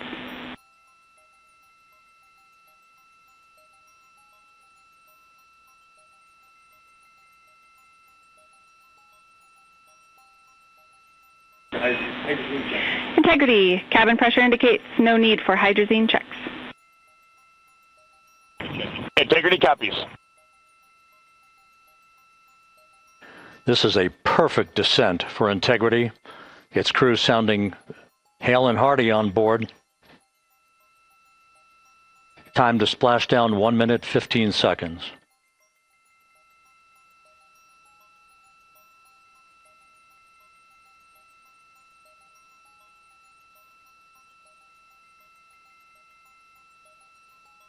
Integrity about to complete a journey spanning 694,481 miles from its launch from the Kennedy Space Center back on April 1st, and a trip around the moon.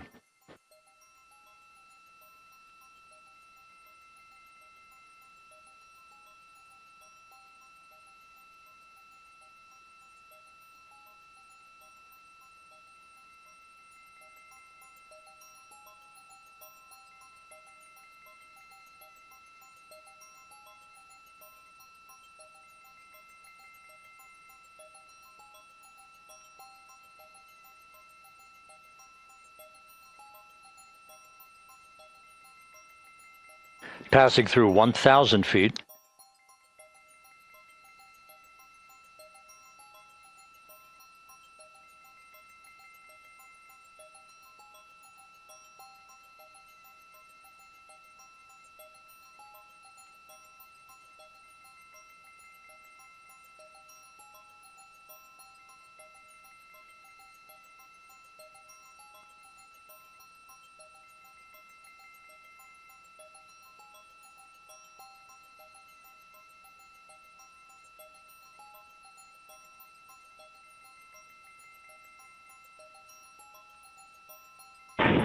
Integrity, splashdown, sending post-landing command now.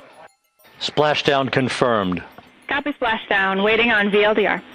Splashdown confirmed at 7:07 p.m. Central Time, 5:07 p.m. Pacific Time. From the pages of Jules Verne to a modern-day mission to the moon, a new chapter of the exploration of our celestial neighbor is complete. Integrity's astronauts back on Earth.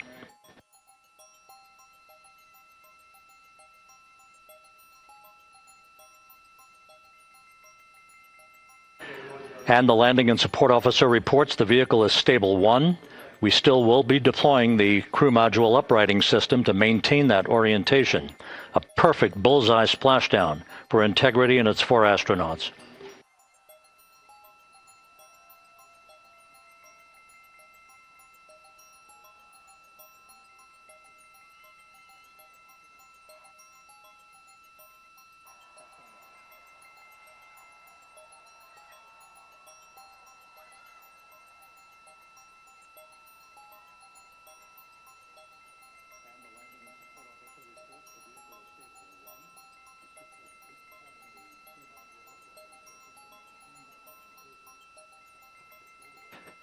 The unofficial splashdown time, 7:07 and 47 seconds p.m. Central Time. We'll get that refined for you.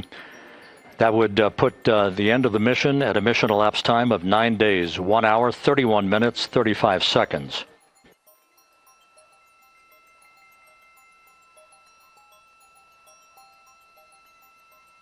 And we're configuring for very low data rate.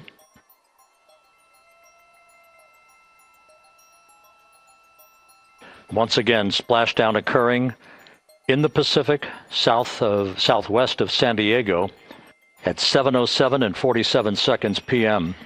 Integrity Houston, comm check on VLDR.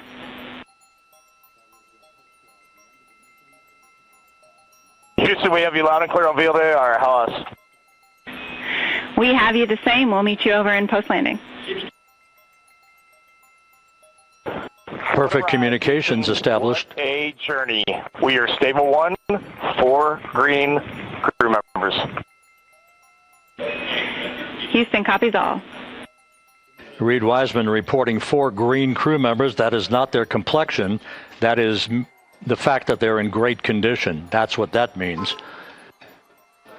So stable 1, upright. The crew module uprighting system is being deployed. The 5 airbags being inflated through helium to maintain the upright configuration for the vehicle. This was a textbook entry and a textbook touchdown for Integrity. Reed Wiseman, Victor Glover, Christina Cook, and Jeremy Hansen back on Earth after a journey around the moon.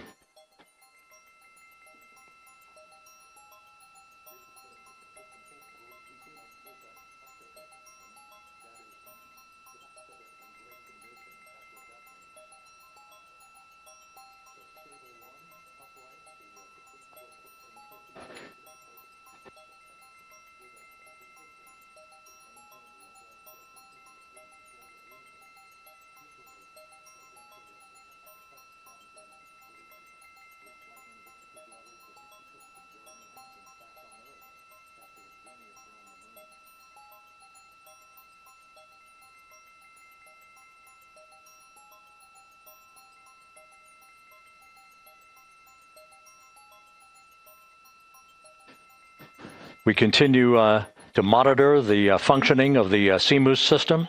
The airbags are being inflated to maintain a stable 1 or upright configuration. And there's a good view from one of the naval helicopters hovering overhead. Reed Wiseman reporting 4 green crew members, meaning they're all in excellent shape.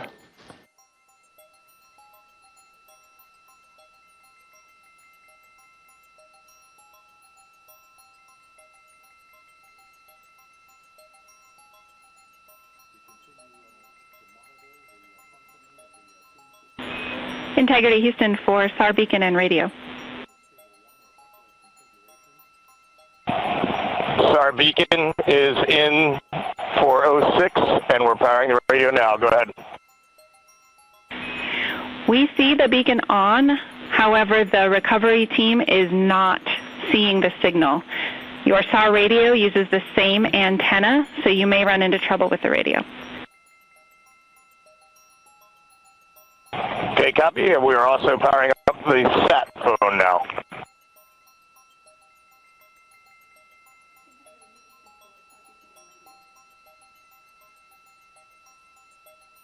So Integrity is in great shape, and as the crew continues its post-splashdown timelined activities on board, Reed Wiseman once again reporting that all 4 crew members are in excellent shape. And we have 5 inflated airbags to maintain an upright configuration so that the recovery team can now begin a slow approach to the vehicle. Meanwhile, here in the flight control room, Entry Flight Director Rick Henfling is polling his team of flight controllers for the start of powering down the vehicle after a thorough systems check. We have no toxic gases to be concerned about, so the recovery personnel can approach the vehicle, but not until we have powered down the spacecraft. That's expected to take a few more minutes.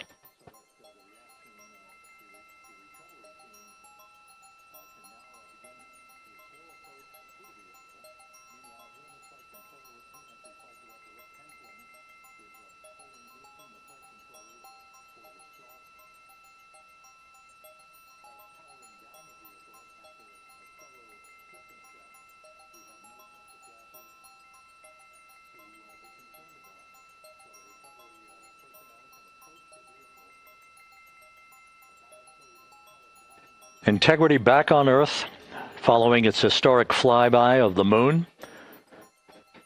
It was, for all intents and purposes, a textbook mission. On 28 but I'll remain on this frequency. We copy.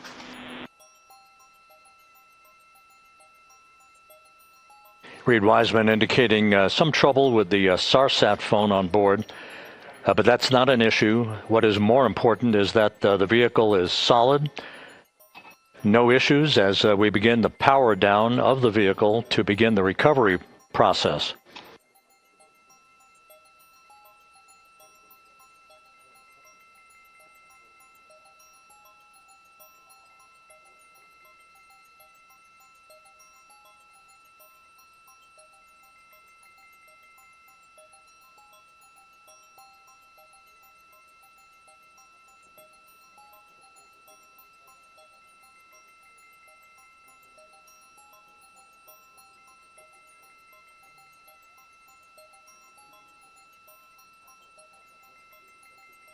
The propulsion officer here in Mission Control reports that we have safed the prop system on Integrity.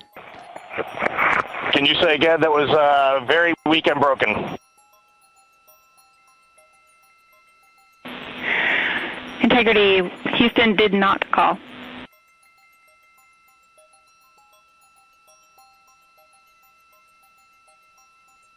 Copy that, Houston. It might have been on the SAR radio. Stand by.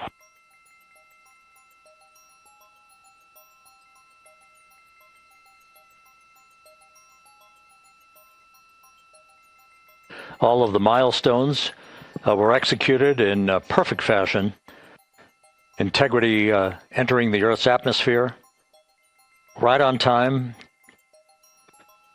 reaching its peak speed shortly after a blackout period began. We emerged from the blackout period, but the recovery imagery airborne assets were able to pick up Integrity's descent almost immediately through entry interface, tracking the vehicle all the way down. And finally, you saw the sequence of chute deployments. First, the forward bay cover being pulled off the top of the vehicle by a series of 3 parachutes. Then the drogue chutes were deployed, followed by the 3 main chutes that slowed the splashdown velocity of Integrity to just 19 miles an hour.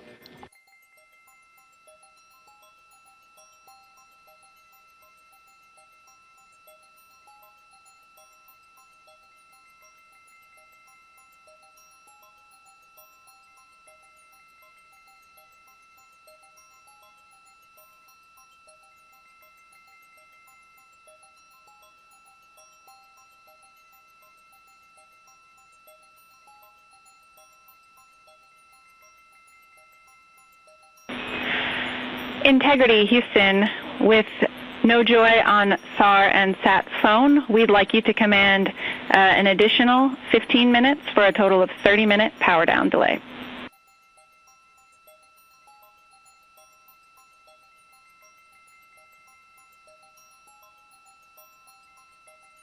All right, Jackie, we have selected T/D+30. No joy on SAR radio or sat phone. And stand by, we have the master diver on SAR radio. Please hold comms. Hey, Lily. Excuse me. Hey, Jackie, we just got the master diver on SAR.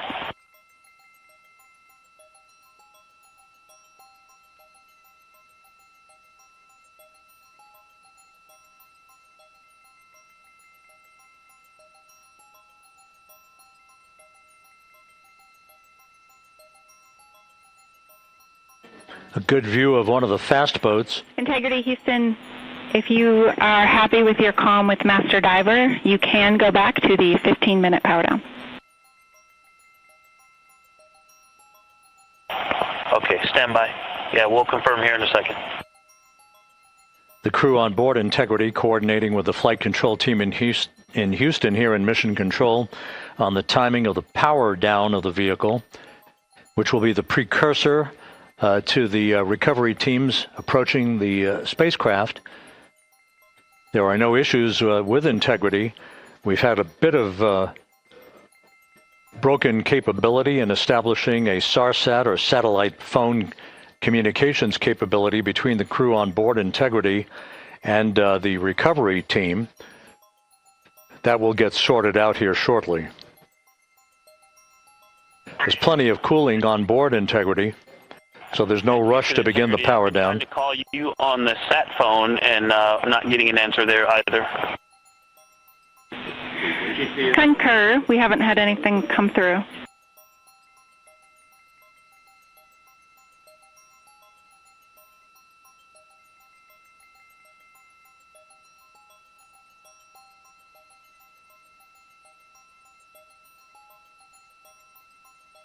And Houston, if you could relay to recovery that we hear them, but it does not appear as though they are hearing us.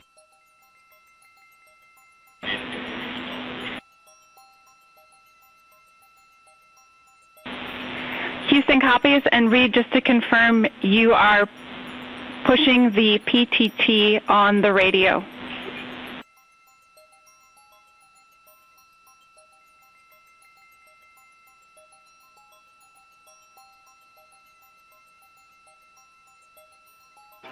So as we continue to sort out the communications between Integrity and the recovery teams, we are standing by for the initiation of the power down procedures that, as you see, the recovery teams are moving towards the side of the capsule. The next major event will be the erection of that large inflatable raft called the front porch. That will be the port of call for the crew as they're being extracted one by one from the vehicle.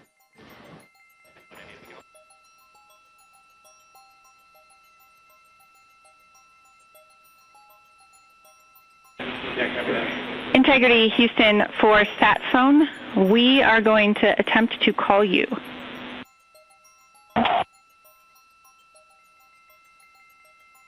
Good idea, standing by. And Jackie, yes, we are pushing the push to talk, the two buttons on the left side of the radio below the up-down arrows. We are utilizing them. I'm rebooting the radio to see if we get good comms. Okay, we copy all, and just to confirm, you are seeing that you're touchdown plus 3030 for power, correct? That's affirmative.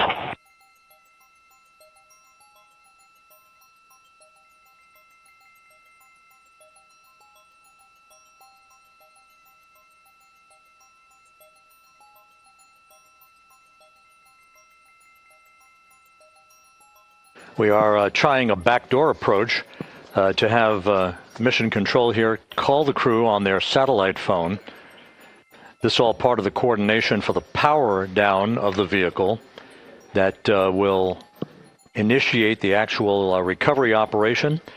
The first boats with the Navy divers on board are standing by, waiting to close in on Integrity to begin the process of erecting the large inflatable raft that's called the front porch, that will be where the astronauts are extracted from so that they can have a few minutes to get their land legs back before they're hoisted aboard the Navy helicopters for the flight back to the deck of the USS John P. Murtha. Do not reply.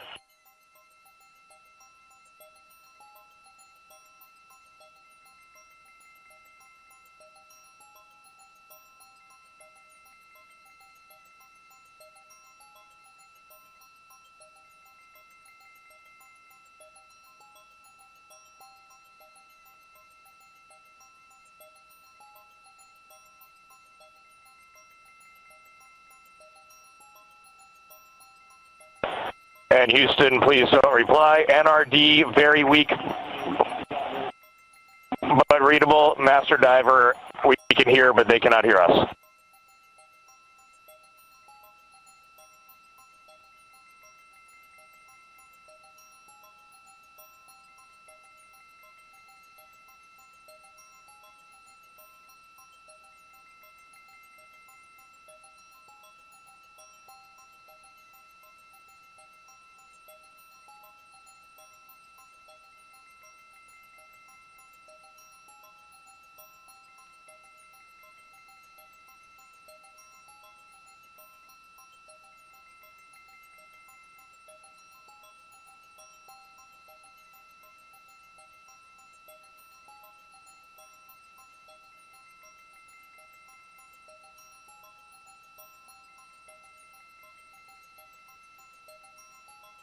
And Houston on OE1, is there any chance to tie us into NRD?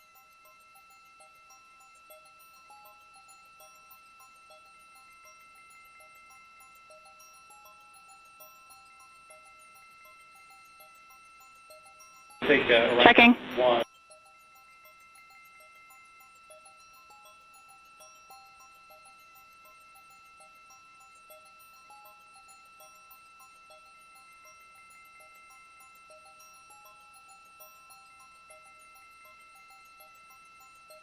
This is Mission Control, Houston.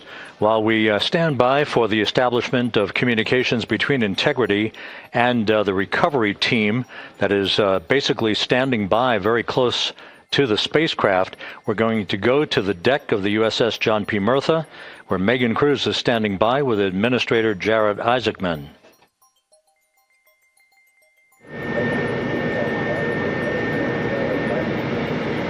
Hey, Rob, yeah, just such an honor to be able to be here on the ship, to be able to share and experience this moment with everyone together. And of course, as you just said, yes, here with NASA Administrator Jared Isaacman. Administrator, how did you feel getting to witness this and seeing NASA at its best? Oh, I mean, I'm honestly, I'm still at a loss for words. I mean, you know, like the childhood Jared right now can't believe what I just saw. I mean, almost been waiting my whole lifetime to see this, and then as NASA Administrator, I just couldn't be more proud of the entire workforce, the years, the effort, the late nights, all the hard work from across the country that contributed to this incredible moment right now. And yeah, incredibly grateful too for our teams here on the John P. Murtha right now. Yeah, look at them behind us here. We've got everybody. Hey, what do you guys think? We just brought some astronauts back from the moon, huh? Unbelievable. Thank you. Yeah, so grateful to the Navy, the sailors that are here, the NASA teams. I mean, this is a joint effort that's on their way right now. These recovery forces are getting out to our Orion spacecraft, to Integrity, to get our astronauts back on the ship safely. Yeah, and this is not just an accomplishment for NASA. This is an accomplishment for humanity. Again, a historic mission to the moon and back. How does this make you feel, and what do you hope people take away from this? Well, I'll tell you, I think about the crew members that we've all had an opportunity to observe over the last 10 days, right? I mean, they're absolutely professional astronauts. I mean, wonderful communicators, almost poets. But then I think these were the ambassadors from humanity to the stars. stars that we sent out there right now, and I can't imagine a better crew than the Artemis II crew that just completed a perfect mission right now. So yes, it's a huge moment for everybody, right? I mean, we are back in the business of sending astronauts to the moon, bringing them back safely, and to set up for a series more. I mean, this is not a once in a lifetime, which you hear sometimes around here. It's like, this was a once in a lifetime. No, it's not. This is just the beginning. We are going to get back into doing this with frequency, sending missions to the moon until we land on it in 2028 and start building our base. Yeah, are we going to build on the momentum for Artemis III? I mean, it's just around the corner. Absolutely. So, I mean, that's, you know, part of me too. Like, I can't wait to get the crew off of Integrity right now, but also getting Integrity back on this ship so we can start taking a look at it, because all that data is so precious to us right now. I mean, we are going to definitely want to take a good look at the thermal protection system. We're going to want to download all the data they couldn't transmit back to us and use that to inform Artemis III. But we're already making progress, right? You had SRB segments already showing up at KSC. Core stage for Artemis III is rolling out on April 20th. We're getting Mobile Launcher 1 back in vehicle assembly building. So yes, there is a lot to celebrate right now on a mission well accomplished for Artemis II, and at the same time, we got to start getting ready for 3. Amazing. And last question, you know, for people who joined us for all 10 days to see what we can accomplish together with our international partners, what do you think about the fact that we're going to keep doing this more and more and more? It's incredibly exciting. I mean, yes, it's the contributions, like the best and brightest across the NASA workforce from across the country, our industry partners, our international partners. We had a Canadian Space Agency astronaut on board in Jeremy. We had the European Service Module. And you think, in the days leading up to this launch, I mean, 48 hours prior to launching Artemis II, I was meeting with the Italian Space Agency. We signed a memorandum of understanding to build a habitation module on the moon. I mean, you have countries, all of our allies and partners coming together saying, we are committed to this effort, we are returning to the moon, we're doing it to stay, we are building that enduring presence, we are going to master the skills on the surface of the moon so someday we can undertake missions to Mars. It's just an incredibly exciting time, and we're not going at it alone, we're bringing everybody along with us. Absolutely. And speaking of everyone, one more time, we're going to ask the crew here, you guys ready to land on the moon? Awesome. I love that. Okay, well, thank you so much, Administrator. Appreciate you being here. We're, of course, going to stay on to watch the crew get extracted from Orion, so stay tuned, and we'll see you back here shortly.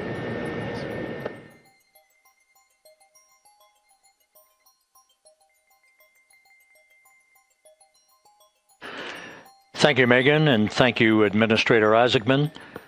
We are in the process of working to establish that communications link and to establish the procedures that will lead to the power down of the spacecraft, which is gently bobbing in the Pacific following a bullseye touchdown that occurred at 7:07 p.m. Central Time, 5:07 p.m. Pacific Time, 2.5 hours before sunset in the Pacific, southwest of San Diego. We have once again heard from the crew during that interview opportunity with the administrator, and we have 4 healthy crew members on board.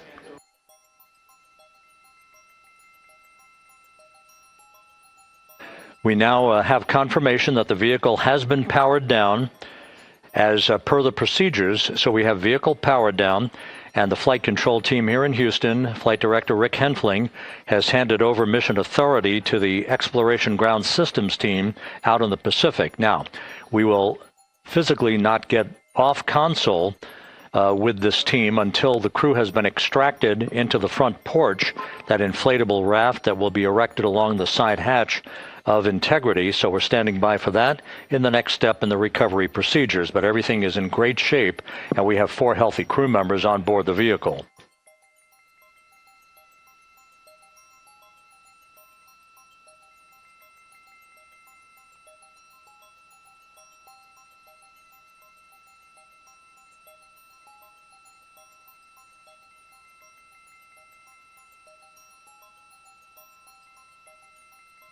All of the entry events went by the book, no issues, perfect trajectory for Integrity that was culminated with one final raise burn to improve the angle of attack for the vehicle as it entered the Earth's atmosphere. All of that flight dynamics computation worked like a charm.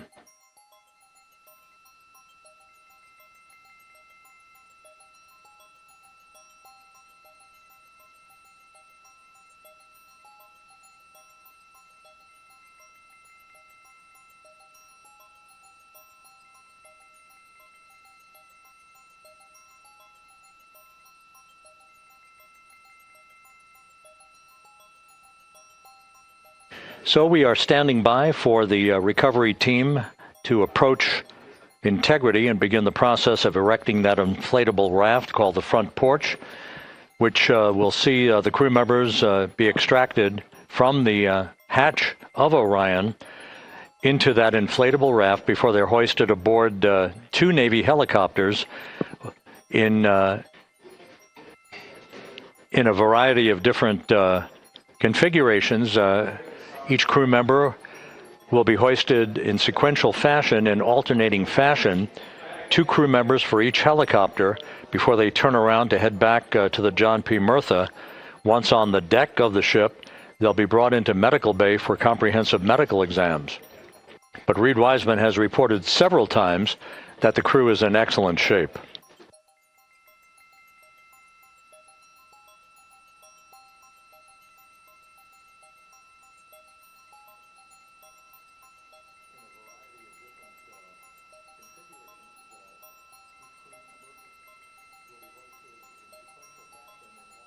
So just to recap, it has been some 26.5 minutes since the splashdown of integrity in the Pacific. The vehicle is in excellent shape. It performed like a champ all the way down through the Earth's atmosphere. All of the vehicle functions were checked off in excellent trip hammer fashion. The parachutes all deployed as planned. Splashdown occurring at 7:07 p.m. Central Time, 5:07 p.m. Pacific Time.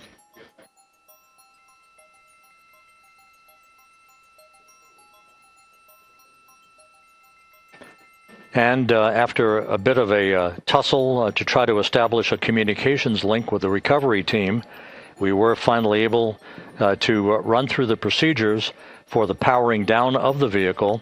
We've handed over mission authority to the Exploration Ground Systems folks out in the Pacific, and the recovery team will be approaching the vehicle shortly to erect the inflatable raft called the front porch before opening the hatch to integrity to bring the crew members onto that raft before they're hoisted onto 2 Navy helicopters, 2 crew members for each helicopter, before they're flown back to the deck of the USS John P. Murtha.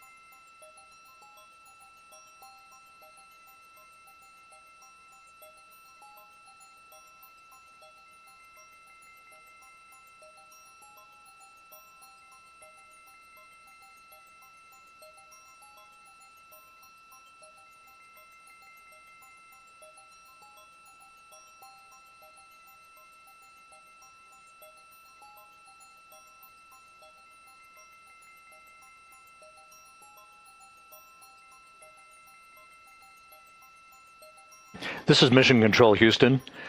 After talking to the flight dynamics folks, we have a bit of a refinement on the splashdown time for you. Their computation shows a splashdown time of 7:07 and 27 seconds p.m. Central Time, 7:07 and 27 seconds p.m. Central Time.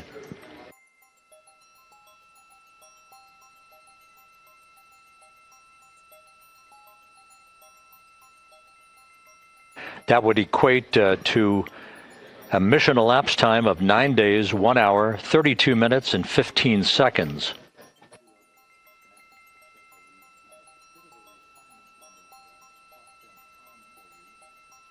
Once again, from Flight Dynamics, a splashdown time of 7:07 and 27 seconds p.m. Central Time. That would equate to a mission elapsed time of 9 days, 1 hour, 32 minutes, and 15 seconds.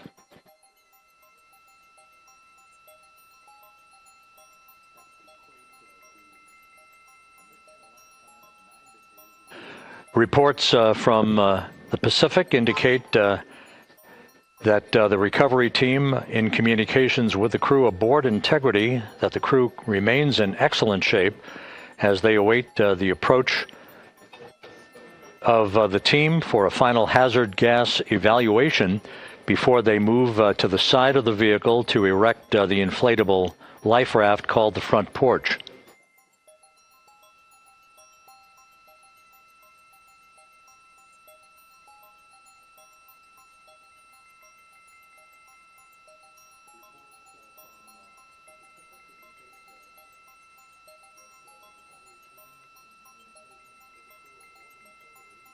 Again, no issues with Integrity. The vehicle is powered down.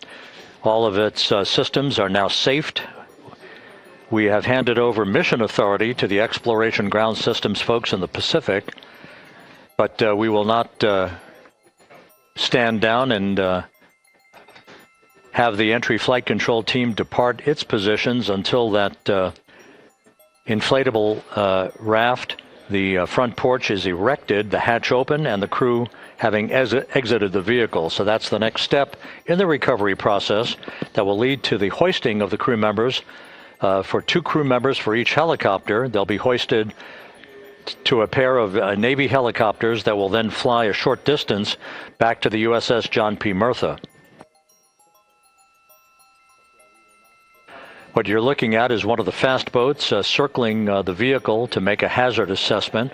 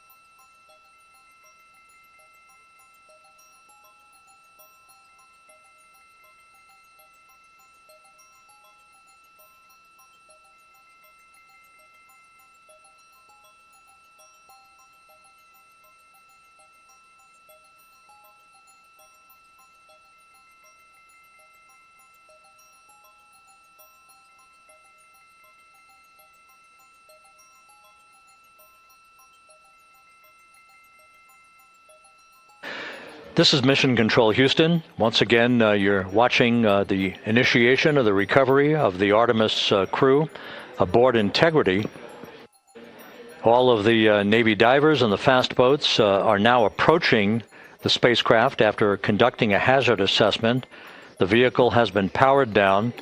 Entry Flight Director Rick Henfling now waiting for the life raft, the front porch, to be erected along the side of the vehicle so that the hatch can be opened and the crew members extracted from Integrity, soon to be hoisted one by one into a pair of Navy helicopters for a short flight back to the deck of the USS John P. Murtha. If you missed it earlier, we talked to Flight Dynamics and received a more official touchdown time or splashdown time, as it were, of 7:07 and 27 seconds p.m. Central Time, 5:07 and 27 seconds p.m. Pacific Time. That would equate to a mission elapsed time of 9 days, 1 hour, 32 minutes, and 15 seconds.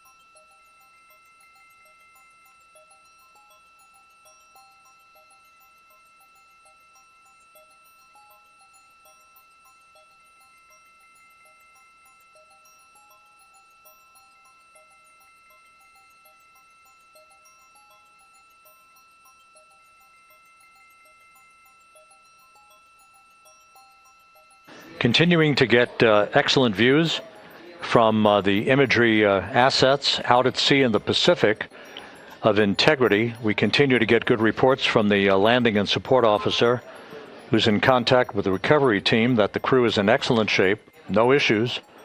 They're just currently biding their time, waiting for the front porch to be erected. We have no hazardous hazard gases and no hazardous situation with the vehicle. It performed perfectly all the way down from entry interface to its splashdown in the Pacific at 7:07 and 27 seconds p.m. Central Time. And as you can see, the first phalanx of recovery personnel now pulling up alongside of Integrity.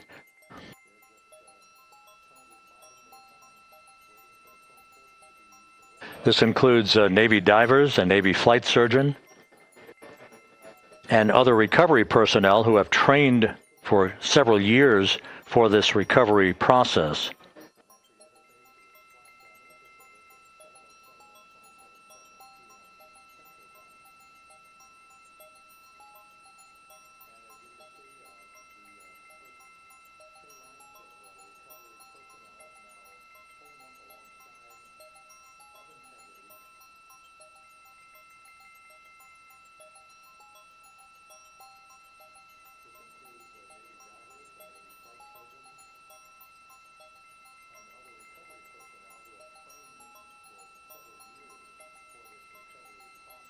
At this hour, some 41 minutes following splashdown, the vehicle has been powered down. There's no hazardous gas emanating from the vehicle. That's why the first team of recovery personnel has been able to pull alongside Integrity.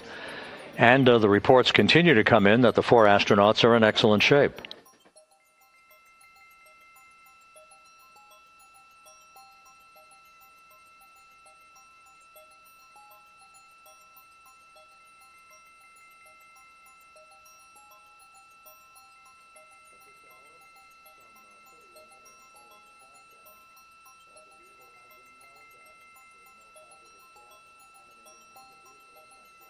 Yes.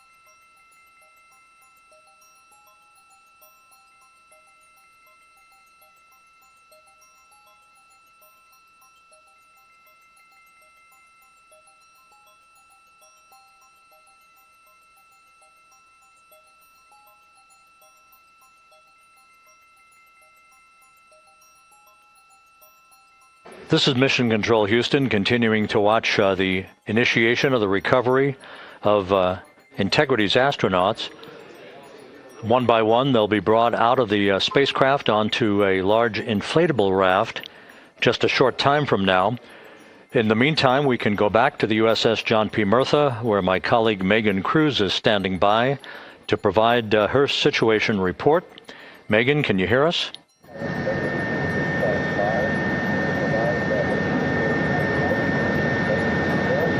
Hey, Rob. Yes, I can hear you. Thank you. Yeah, we're back here on the bow of the recovery ship where there are still plenty of people peering out into the water. We are not very far from the action everyone is seeing on their screen now.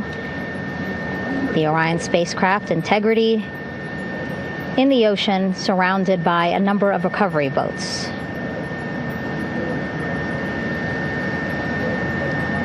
As Rob has been saying, in those recovery boats, NASA and Navy personnel specifically trained to get the astronauts out of Orion.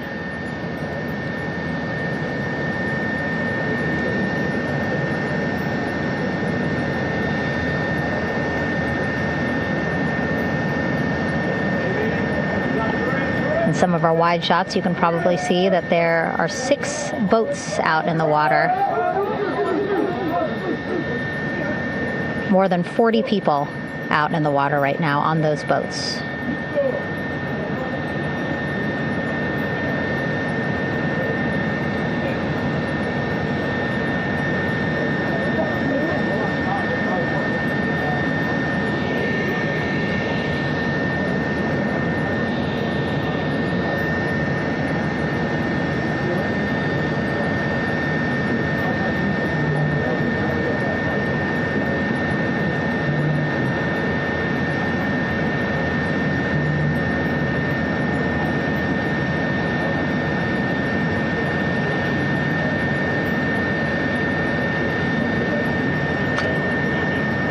First order of business is to set up the front porch and the stabilization collar. You might also hear it referred to as a stab collar. Basically just to make sure that Orion stays upright, doesn't sway in the water too much, again, to make it easier for recovery forces to get the astronauts out.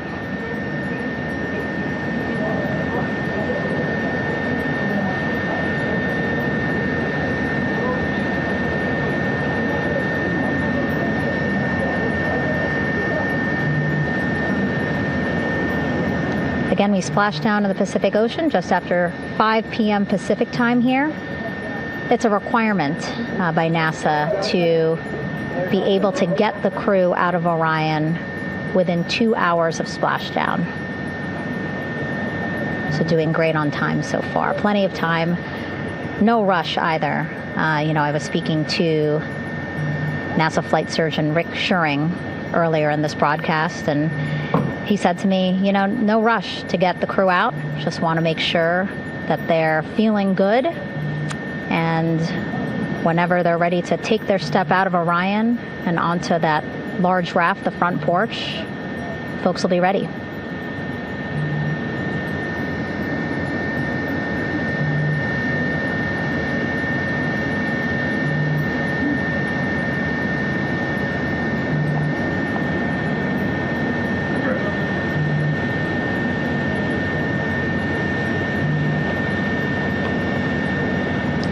And as there are mission audio loops in Mission Control in Houston, there is a mission audio loop here on the ship, and it was just reported out that the side hatch is open. Side hatch of integrity is open. You're getting these beautiful shots from our aerial assets. The ship itself, where I'm on, just 3,000 yards away. Again, plenty of people on the boat here, glued to the side closest to where they can see all this action. And again, with just 3,000 yards separating us, great views from the bow here. You can see now that side hatch is open. One of the Navy personnel is about to get inside there.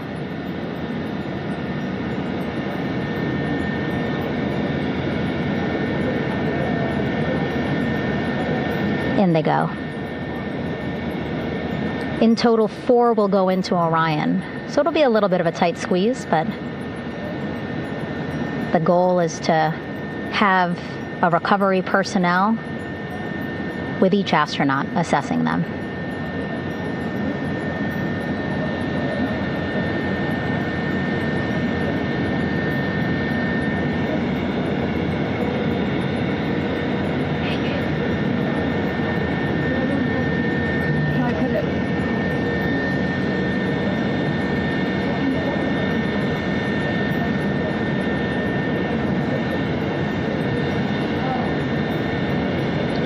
Boat's getting closer now.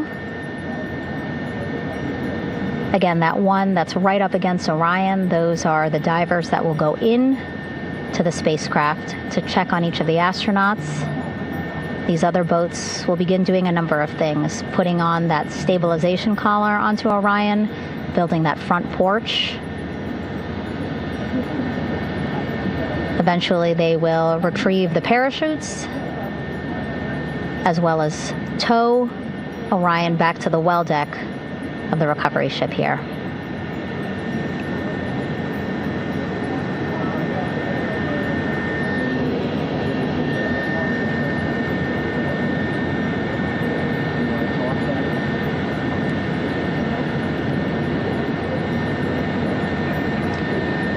And so as we wait for the Navy and NASA personnel to get their assessment of the crew inside of Orion, why don't we toss it back to Rob for an update?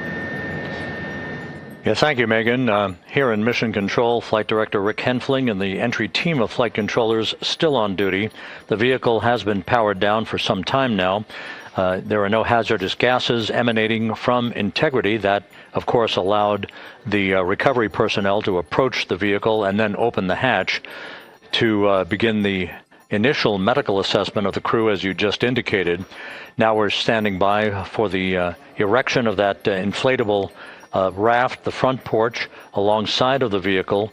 That will enable the crew to be extracted one by one onto the raft, have a moment or two to get their land legs back before they're hoisted into two hovering Navy helicopters, 2 crew members for each helicopter, for a short flight back to the deck of the USS John P. Murtha.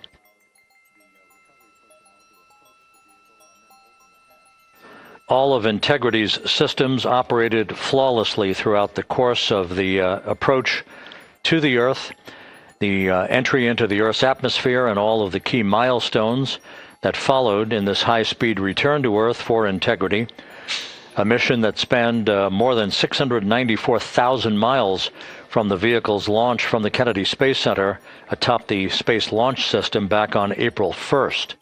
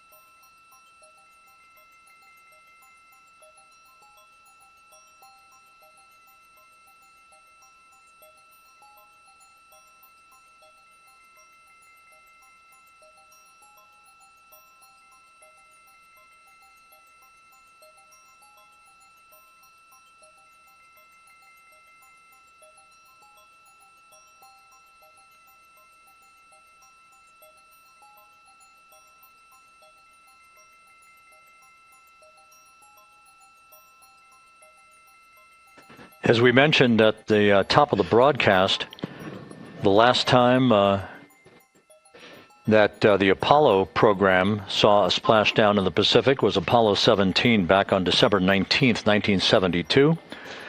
So for the first time in some 53 and a half years, we have reenacted that with the arrival of Integrity's astronauts as they flew around the moon in that historic lunar flyby that began with a trans-lunar injection burn that took them out of Earth orbit following 24 hours of a high Earth orbit trajectory. The high Earth orbit trajectory enabled flight controllers here to have a full 24 hours to evaluate the systems on Integrity and the condition of the crew before they would commit to flying to the moon.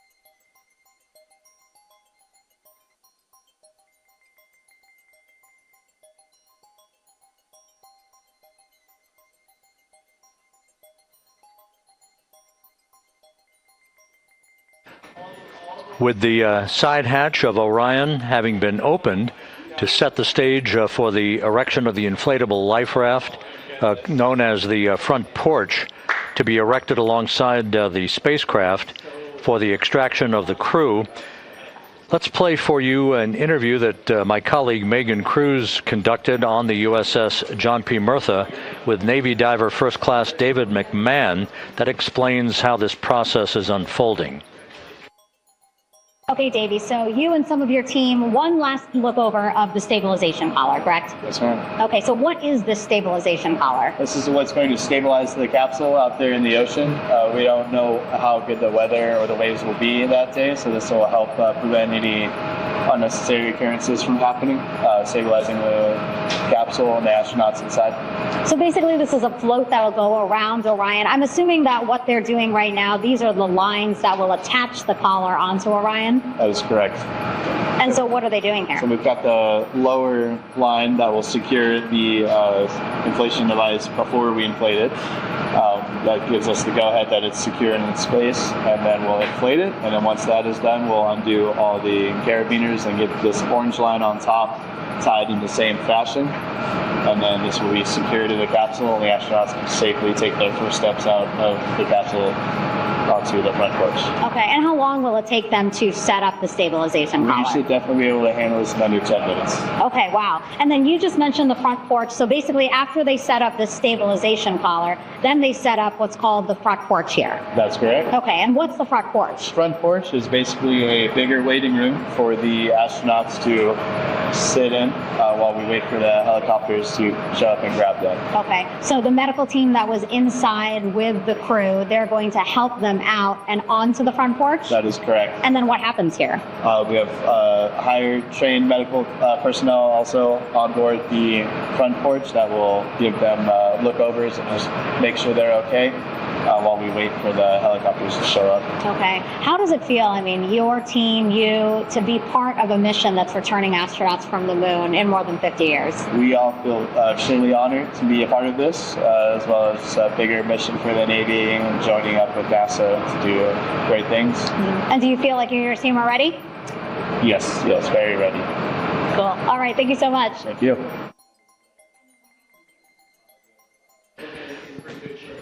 Once again, the recovery operations are continuing out in the Pacific. We shortly should see that life raft, the front porch, erected alongside the side hatch of the vehicle.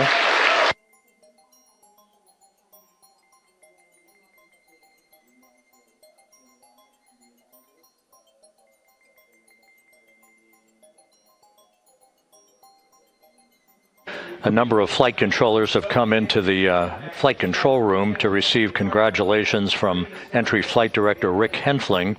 But we're going to stick with our operations out in the Pacific as we await the extraction of the 4 crew members who are reported to be in excellent condition.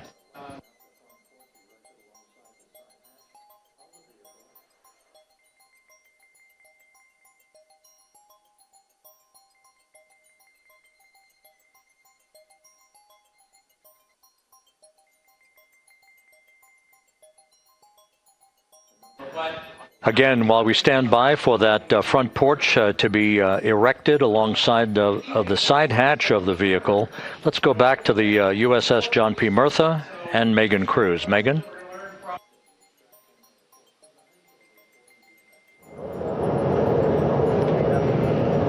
Hey, Rob. Pausing now to listen to some internal audio loops. Again, the operations team here on the ship communicating with everyone out on the water. It seems like currents are hindering them a little bit from unfurling and inflating the stabilization collar as well as the front porch. But again, the requirement to get the crew out within 2 hours of splashdown, plenty of time. So no concerns just yet. But as calm as the water looks, yeah, it looks like it's hindering the teams just a tad.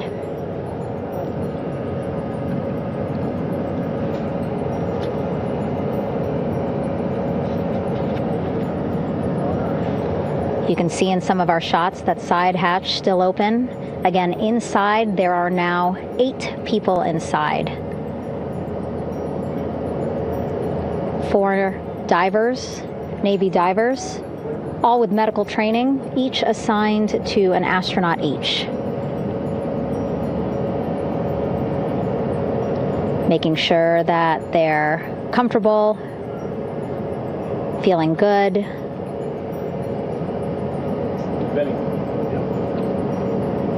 As you've heard us say in the broadcast, you know, they expect a little bit of discomfort. Again, these astronauts just traveled back to Earth at 25,000 miles an hour, a nearly 695,000 mile journey around the moon.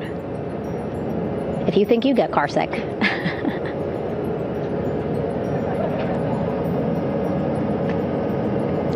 Again, 6 boats out there, lots of gear with them, just in case, right?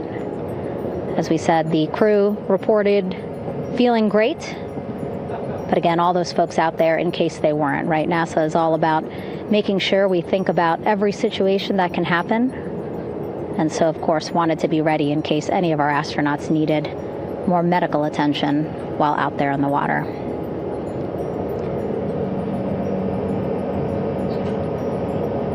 You see now teams, again, trying to set up the stabilization collar and front porch for the crew to get out of Orion.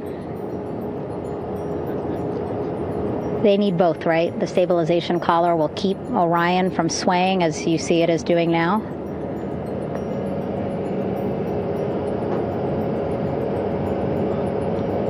And then they will connect the front porch to the stabilization collar so that the crew can take 2 steps and they will be in the front porch.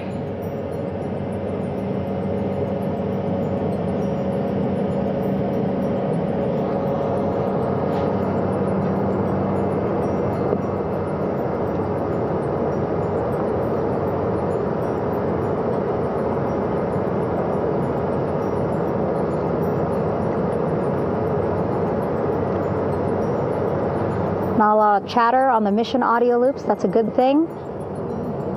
Again, things proceeding pretty nominally, even if they're fighting some currents out there on the Pacific Ocean.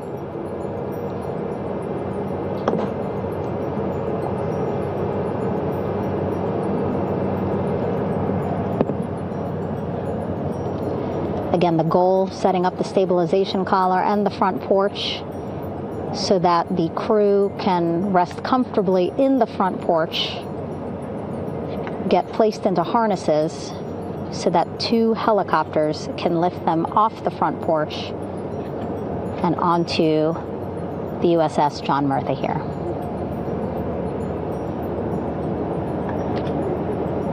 The helicopters are going to take turns picking up an astronaut.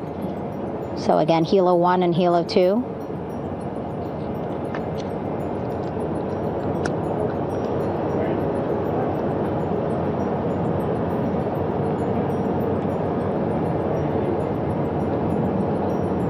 Okay, and the recovery team here on the ship just got a report from the undersea medical officer who is inside the capsule with the crew.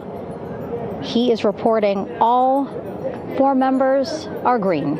All of our 4 astronauts, Reed, Victor, Christina, Jeremy, green, meaning they are feeling great, not the complexion of their skin. They are feeling great, happy to be home, and ready to be extracted as soon as possible.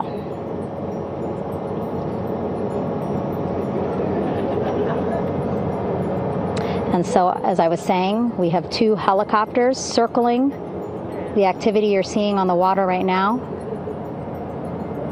Each will take turns picking up an astronaut.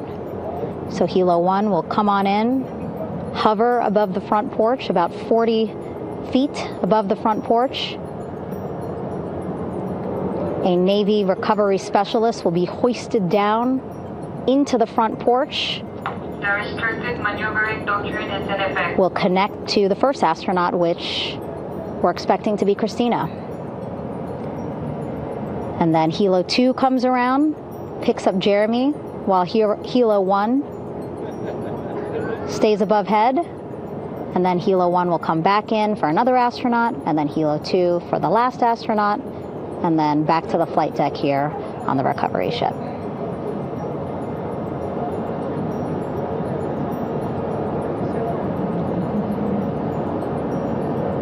I was talking to Assistant Artemis Recovery Director Paul Sierpinski.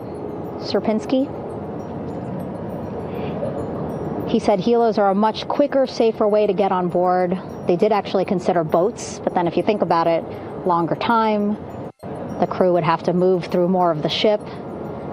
This way the helos will give a more direct, quicker route to the medical bay for our 4 astronauts.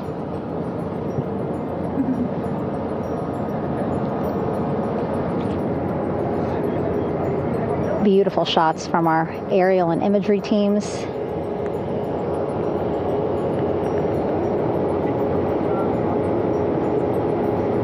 Clouds have dissipated for a clear view from the bow of the recovery ship here.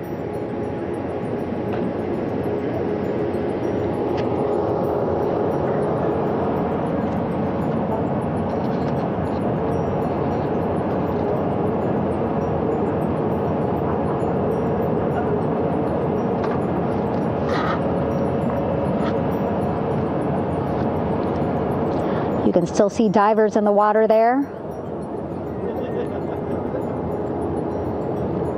Encircling Orion, that is that stabilization collar we've been telling you about. As you saw in that interview just a few minutes ago, they have to first connect it to Orion, and then once it's secured onto Orion, they can inflate it, and then they'll further secure it with other harnesses and lines.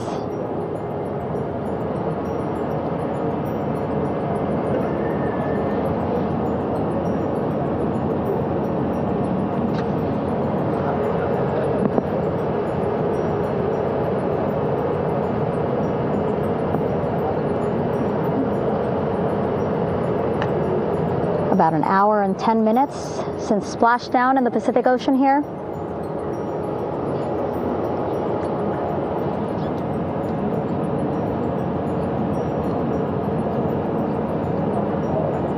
Reed, Victor, Christina, and Jeremy back home after a history-making mission to the moon and back.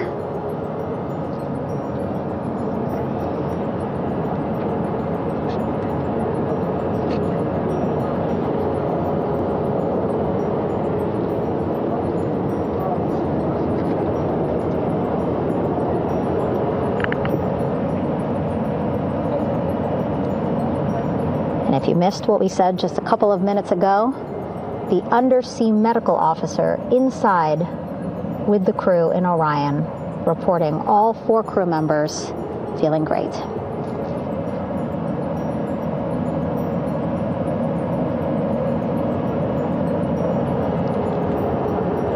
Progress being made there on the stabilization collar. It looks like they are beginning to inflate it.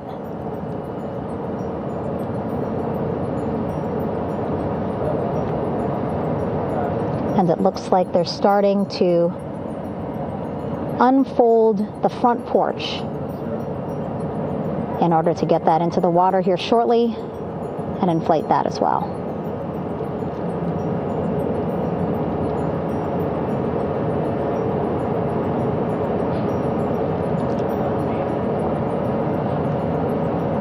Again, more than 40 people out in the water right now. And those Navy and NASA personnel have been in the water for now about 4 hours.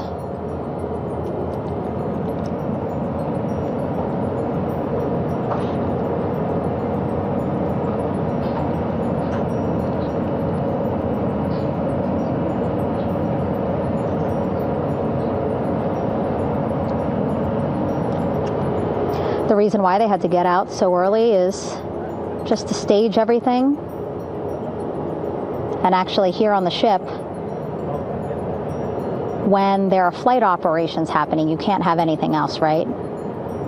Just because the flight deck can be a dangerous place, so they just want to focus on planes coming and going from the ship, so that's why they wanted to get the boats in the water to make sure that they have all the time they needed for the flight ops. And then the same crew here out in the water, they will stay out in the water for a number of hours after we recover the crew and get them back on the ship, because then they have to recover Orion.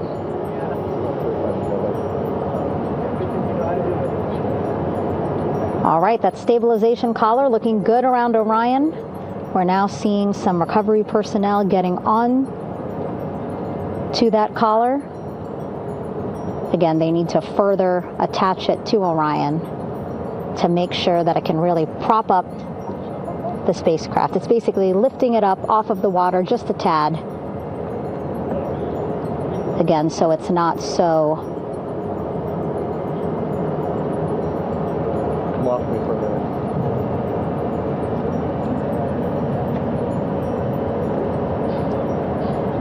So it doesn't sway so much in the water there.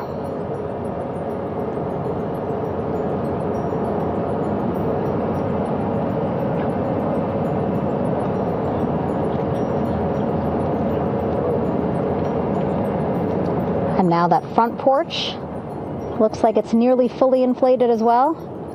You can see a much larger surface area.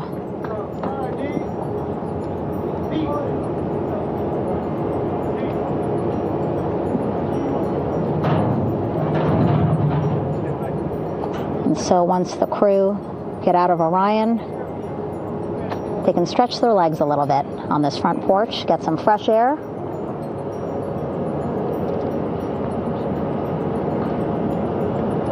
And enjoy this beautiful day here on their home planet.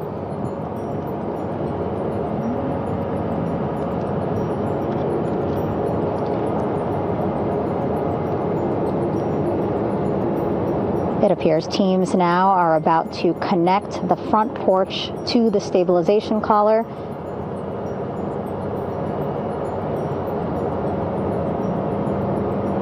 And at that point, when both are secure, we should soon see astronauts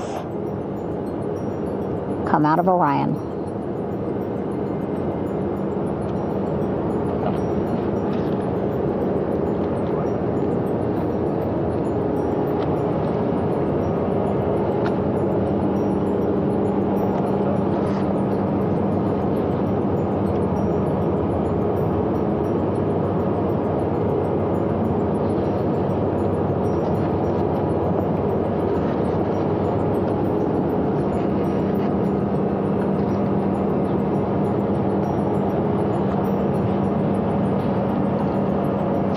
All these views you see also being fed to the Landing Force Operations Center here on the ship. Of course, it is very important for our recovery teams leading the mission to have all the views that you're seeing as well.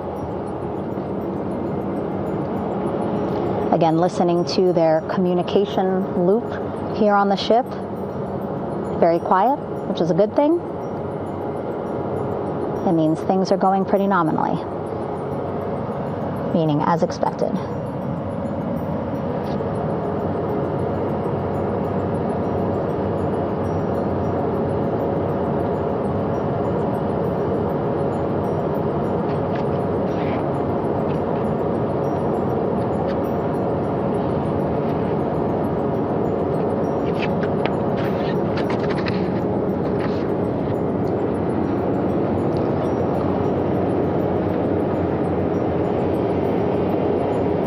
Again, all this activity happening just 3,000 yards away from the ship. So that means this will be a very quick flight back on the helicopters for the crew. 2-3 minutes, and then they'll be back here on the ship. I know.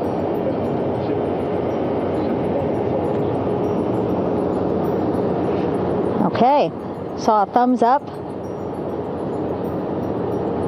from one of the personnel on the front porch. It looks like they are now getting ready to deploy what they call the Air Rescue Vest, ARV. And so this is the harness that each crew member will get into in order to be hoisted into the helicopters. Again, those helicopters hovering just about 40 feet above the front porch when they're ready to pick up each crew member.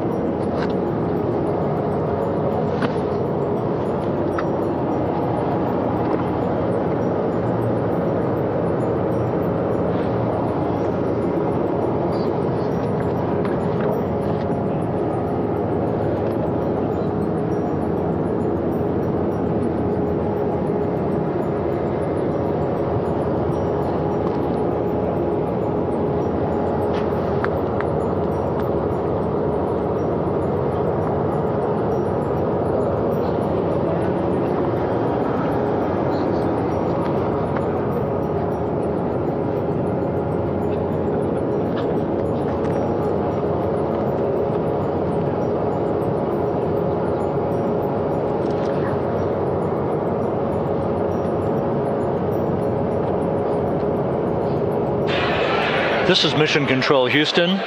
Behind me, a fairly raucous scene as hundreds of flight controllers have poured into the flight control room here.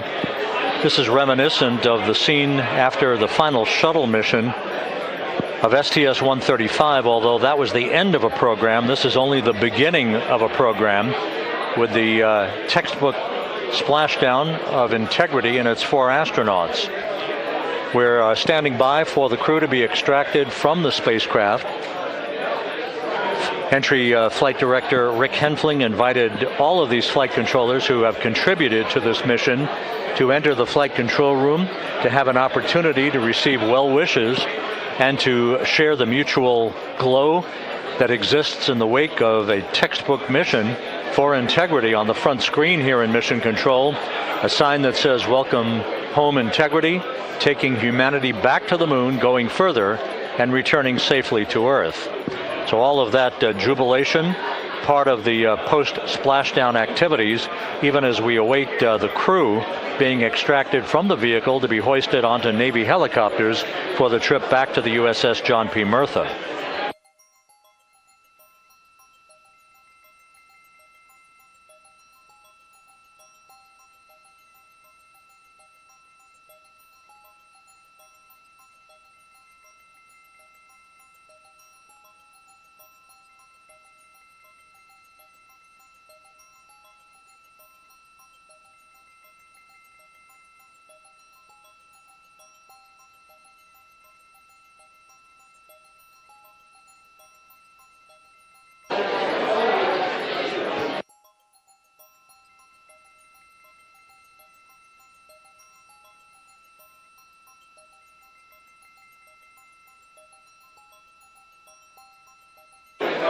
Once again here in Mission Control, this view of the Artemis Flight Control Room, known as the White Flight Control Room. This is the old shuttle flight control room, and now is the home of Artemis missions to the moon and beyond.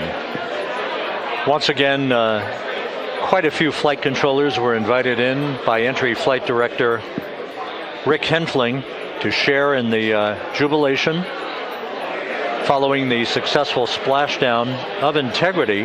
That splashdown occurring an hour and 22 minutes ago, as we stand by for the completion of the extraction of the crew, and ultimately they're hoisting onto Navy helicopters for a short flight back to the USS John P. Murtha.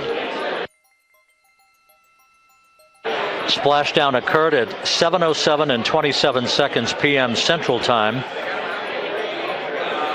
I had an opportunity to talk to the head of flight dynamics, Jeff Birch, a moment or two ago. He said the trajectory of Integrity coming through the Earth's atmosphere was so precise, they've never seen anything line up on a ground track like today's entry by Integrity for its splashdown southwest of San Diego.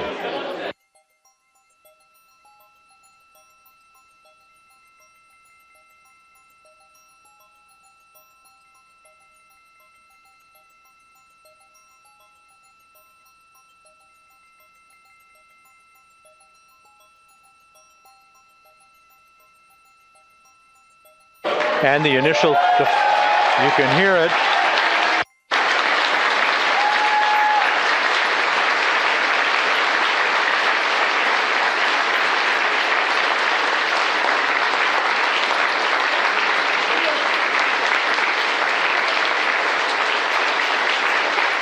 Jubilation here in the flight control room. The first crew member is out of Integrity.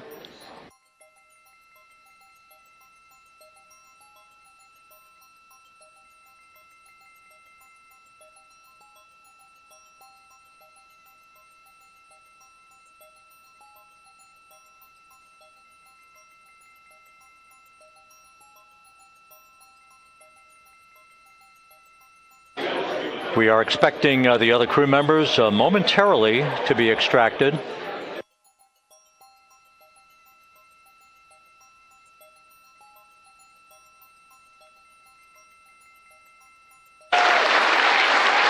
We now have 2 crew members out.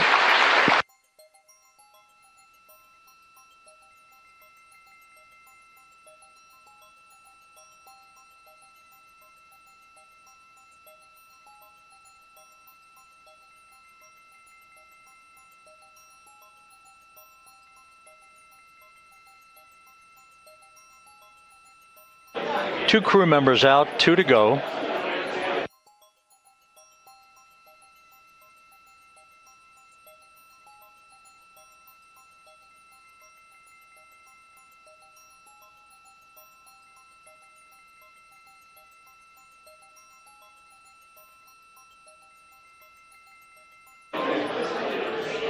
We're about 1 hour from sunset out in the Pacific. Everything continues to go well. Integrity's systems function perfectly during its entry back to Earth. And Reed Wiseman, the commander who will be last out of the vehicle, reported that all the crew members were feeling very well.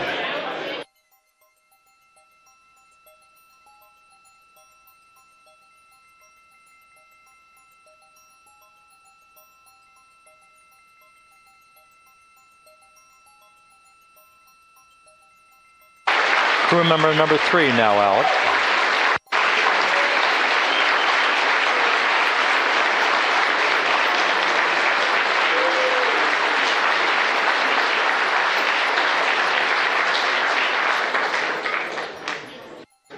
And now standing by for the commander, Reed Wiseman, who will be last out of his ship.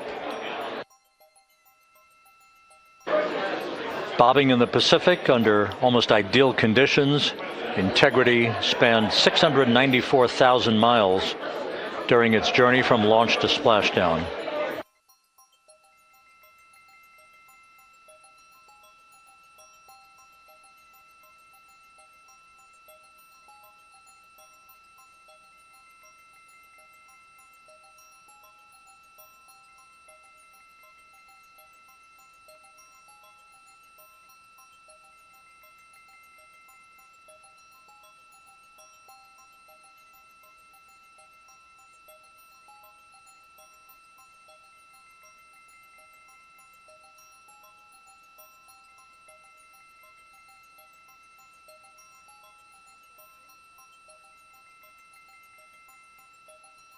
And we now have Reed Wiseman out of the vehicle, all 4 crew members now out of Integrity.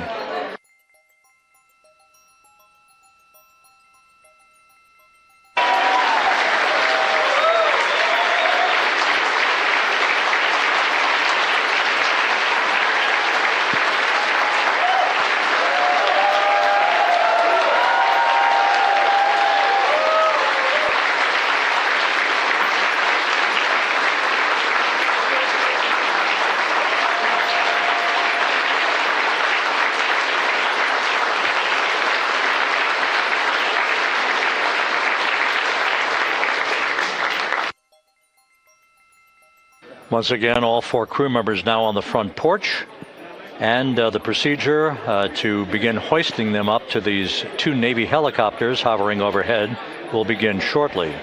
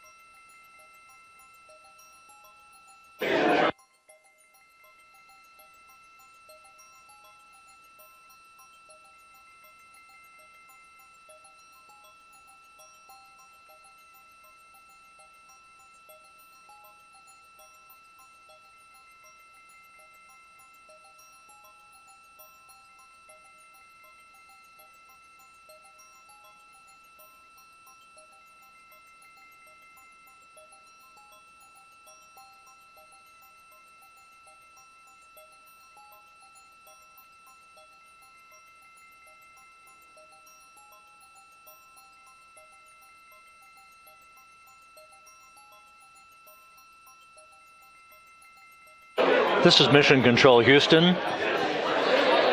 The mission is over, but the melody lingers on as jubilation continues here in the flight control room. We should be expecting NASA's Associate Administrator, Amit Kshatriya, to be joining us shortly for a short interview while the recovery operations continue out in the Pacific. So we'll stand by for that. And then we'll turn it back over to Megan Cruz aboard the USS John P. Murtha.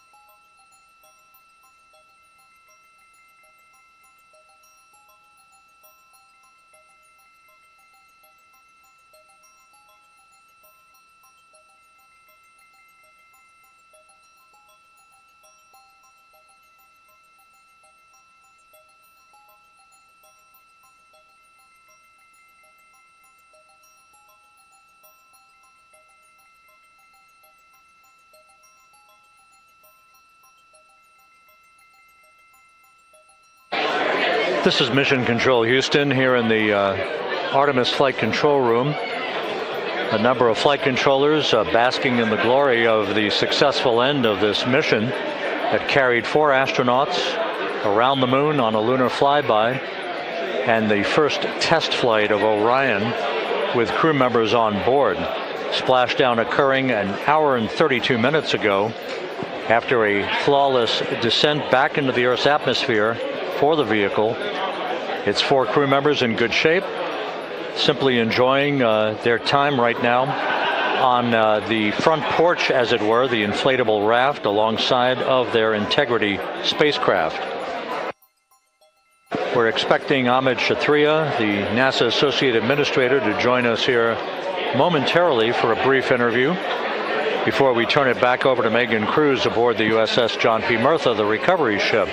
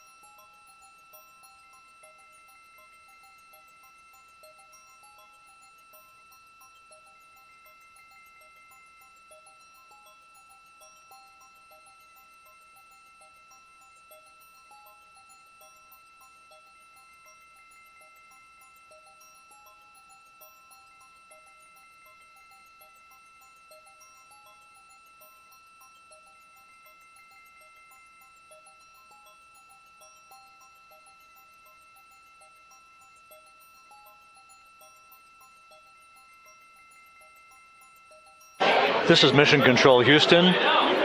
We're about an hour and 34 minutes since the textbook splashdown of integrity in the Pacific to bring home our astronauts. And with us now is Amit Kshatriya, the NASA Associate Administrator. Amit, a little bit of history made tonight, a little bit of history made over the past few weeks. Your thoughts as this team here basks in the glow of what they just accomplished? Yeah, Rob, we're here in the control center, and it's kind of overrun with jubilant folks in the Mission Control Houston, as well as engineering, and folks that just want to be here, part of it, as we watch our crew get extracted from the vehicle. And you know, my thought is always about these teams, the team that's in the water right now pulling the crew out, the team here in Houston that worked so hard over the last 10 days, no sleep to get this done. You know, we still have some work to do to get the crew to the med bay here on the ship. They all look great coming out, so hopefully that won't be too long. You know, I think we saw the administrator on the boat too, giving his thanks to the Navy team on the Mirtha, which they're just an incredible group of sailors. I was able to visit with them a couple weeks ago. And then if you pull it all the way back to the workers and the folks that joined the rocket at Michoud, that made the heat shield tiles that held together tonight, that stacked the vehicle in Florida, that integrated the vehicle in Denver, that fired the engines in Stennis, that fired the boosters in Promontory. I mean, this is the entire team, coming together and being tested by the environment that this machine went through. And they did it right. The work was good. They did it right. You've said in a number of... It absolutely did. I mean, I was waiting to talk about this until we're in the water, and I think we still have, again, work to do to bring it in and really kind of go through it bolt by bolt and see what we learned. But I mean, so far, given what we learned during the mission and given how we performed on ascent, on entry, I always think about energy in terms of the states that you worry about the most, and every time we put these machines through these incredibly energetic states, they came through. So I'm fairly confident that we made a big step tonight to get us on the path towards the surface. I think the path to the surface is open now. We do have to do all the work, and we'll make sure we talk about that as cleanly as we can. We learned a few things during the mission, but I have to tell you, this was an incredible test of an incredible machine. From an American psyche standpoint, the Empire State Building was lit up red, white, and blue tonight. Our coverage was seen on baseball stadiums around the major leagues. How captivating was this experience for the American people, for the world, in fact, as we returned to the moon? I have not been able to watch a lot of the coverage as we've progressed through the mission. I will tell you, just from my witness in Florida before launch, and then seeing the people's faces here, and then reading where I can about how things are going. I think this has been a gift to the world from NASA. NASA has given the world a gift, proving to folks all over the place, especially young people, and that to me is what this is really about. Young people, when they see what we can do when we work together, when we have teams that collaborate, that it doesn't matter how hard the problems are, we can solve them. I'm hopeful that Artemis II, as folks witness what we were able to do with this incredible crew, this incredible team that we've birthed into the world, scientists and engineers and artists that have been inspired by this. And even if they don't come work in the program, which separately they should come work in the program, because Lord knows we need the help, but even if they don't want to come work in the program, hopefully they grow up to recognize they can do amazing things when they work together and contribute to society and be good citizens and really change the way, the challenges that are coming in the world are overcomable if we work together like this. And one final question. Flying to the moon, we did it. We've done it again this past week and a half or so. But the engineering that went behind the design of this mission and the precision, the pinpoint precision of this vehicle entering that entry corridor, it's almost mind-boggling. Yeah, it is incredible when you think about the energies involved and the uncertainties involved. That when we inserted the vehicle into orbit, it was 99.2% down the middle. When we dropped the vehicle right on top of the fleet here, our guys knew exactly where to go, but the guidance was perfect. And it's interesting. I've got this question a lot over the last few weeks about, we did this before 53 years ago, and that I think, it is a reasonable thing to contemplate, like what's gone on since then. And what I'd tell you is, when we did Apollo, which again, the more we learn about what they did, the more magical it seems what they were able to accomplish given the technology and the learnings that they had. But when we did Apollo, the architects of Apollo, Gilbert, Seaman, von Braun, Mueller, what they really wanted to do, as they were contemplating what it meant to expand our range of action to the lunar surface, what they wanted to do was learn how to live and work in space for a long time. They wanted to do that first before they were confident they could expand their range of action to the moon. Now, of course, the politics of the time and the mission at the time was different, and so they had to go straight to the moon and bring people home. And then after that, the program kind of lost its momentum. But after that, NASA kept moving along those paths, right? So we recognized during Apollo that reusability was going to be important. We spent a lot of money on those machines, and we spent a lot of money on these machines here, but we recognized that reusability was important, which is why we built a winged space plane called Space Shuttle, and then we used that reusable machine to build a space station. And we learned for 25 years how to live and work in space, and have been able to develop technologies that can enable exploration. So really, what I think is now, 53 years later, we're at the point where the architects of Apollo would have been pleased that we're now ready to actually go back to the moon and go back to stay, because we've learned all the things we needed to learn. There's a lot of people pleased here tonight, and we really thank you for joining us. Amit Kshatriya, NASA's Associate Administrator, as we begin to hoist the crew onto the helicopters to head back to the recovery ship. Thank you very much. Thank you, congratulations, Amit.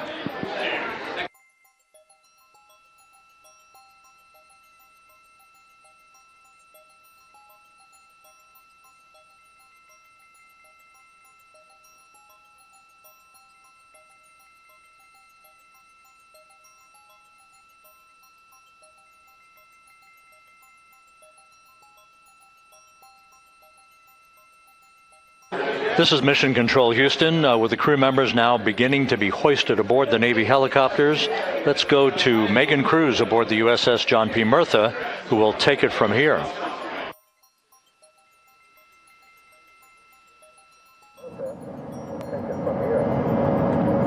Hey, Rob. Yeah, back on the bow of the ship here, we are seeing the helicopters circling Orion. The first one there, having just completed picking up the first astronaut. Helo 2 now, hovering just 40 feet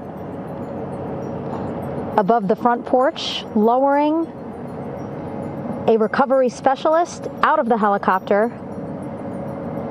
That person will touch down in the front porch just there.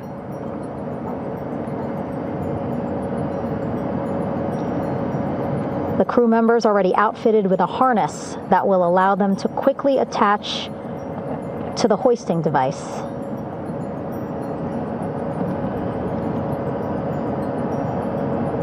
Look at the power of those blades throwing water out at the center there, the front porch, with now 3 astronauts and the recovery specialists.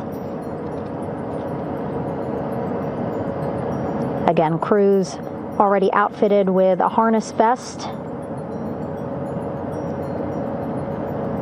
And here we go. Second astronaut now off the front porch, getting hoisted into the second helicopter.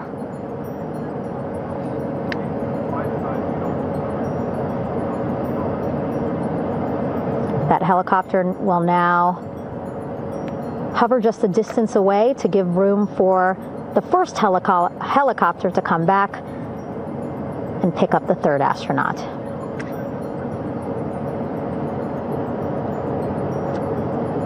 As we wait for that helicopter to come back, make its way back around, just want to mention that the President of the United States called our NASA administrator today while he was on the ship, just minutes after we interviewed him live on our coverage, and congratulated him and NASA on this history-making moment tonight.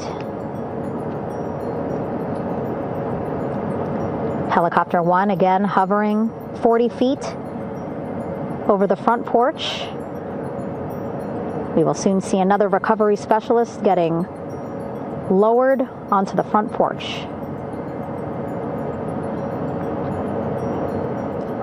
Wow, imagine sitting on that front porch, the wind, the water.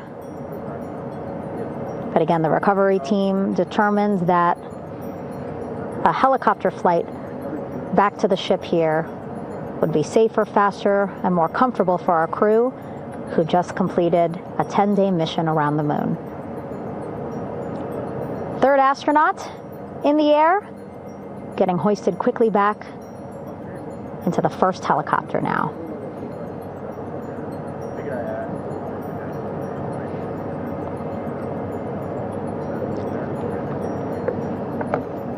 That first helicopter now on its way back to the ship here. We will soon see it land in just a few minutes. Again, all this action happening just 3,000 yards away from us, so a very quick flight back to the flight deck. And now the only person left on the front porch, Commander Reed Wiseman. That second helicopter now making its way back over to the front porch. Here it comes.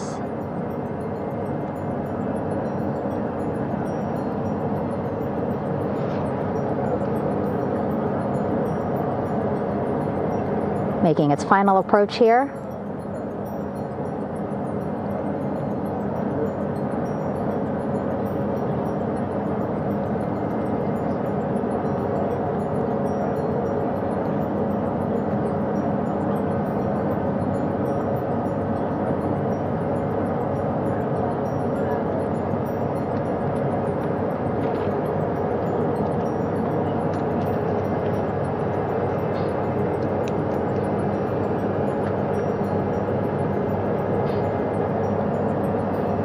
The last astronaut, Commander Reed Wiseman, now off the front porch and almost into the second helicopter. Both now on their way back to the ship where we are, the USS John P. Murtha, just west of San Diego in the Pacific Ocean.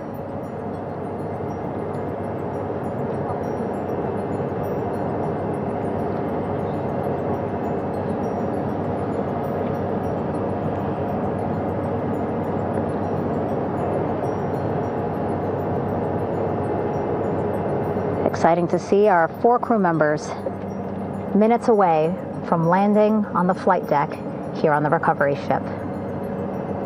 550 people on this ship, excited, ready, anxious, looking forward to welcoming this crew aboard.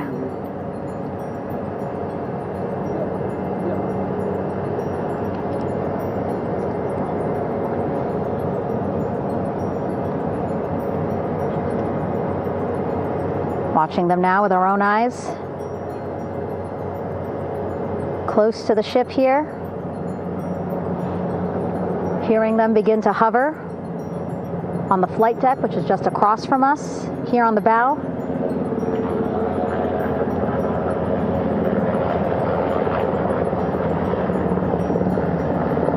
The first helicopter coming in.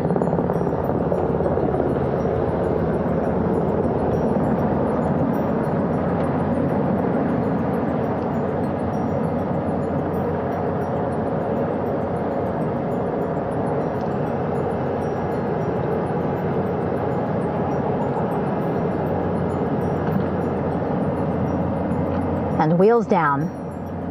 Wheels down of the first helicopter carrying 2 of our Artemis II crew. Pilot Victor Glover and mission specialist Christina Cook.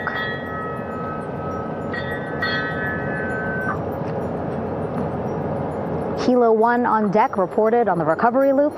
Again, the mission audio loops that the recovery team are using here to communicate with one another. And an announcement just made on the ship, integrity incoming. 2 more helicopters on their way to the flight deck, one carrying the crew, the other, one of our imagery helicopters. Again, kudos to our imagery and aerial teams for giving us these beautiful views of history in the making. Set amid a gorgeous, soon-to-be sunset here in the Pacific Ocean.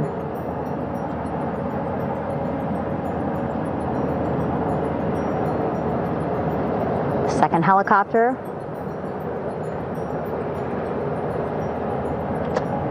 making its approach of the flight deck.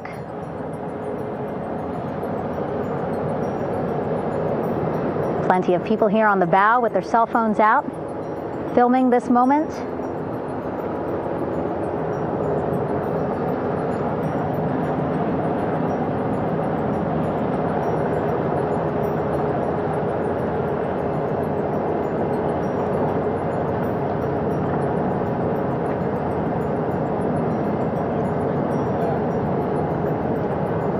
Some impressive flying here by the Navy, as we are seconds away from wheels down.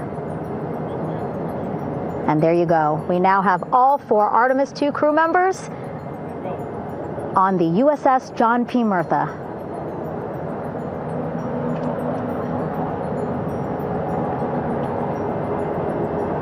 I'm sure they're happy to be out of the water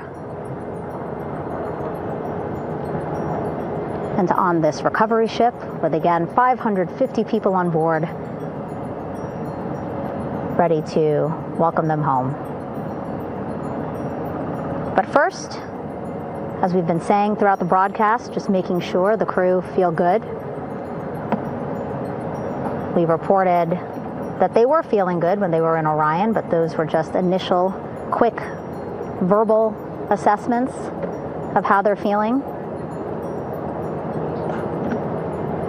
Their destination tonight, the medical bay here on the ship,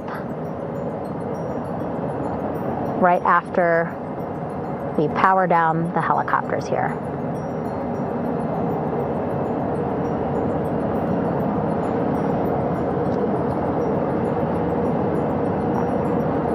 The team on the flight deck working quickly but methodically.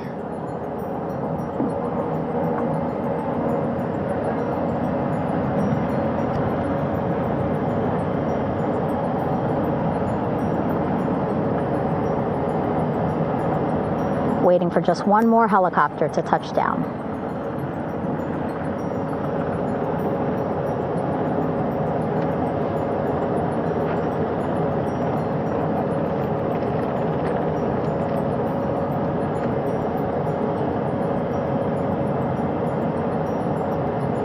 Very limited personnel here on the flight deck. Restricted maneuvering doctrine is in effect. As that 3rd helicopter touches down.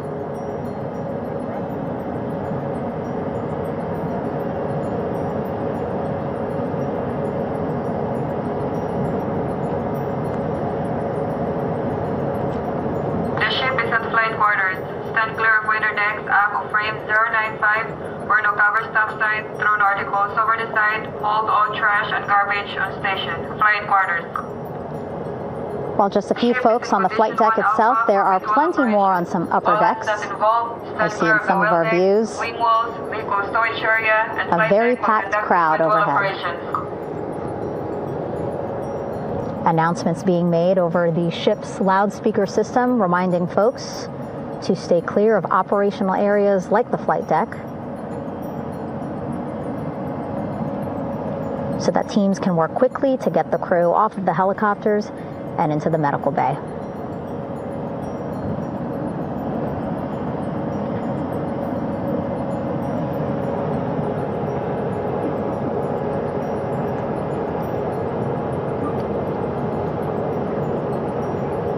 Splashdown today, 5:06 p.m.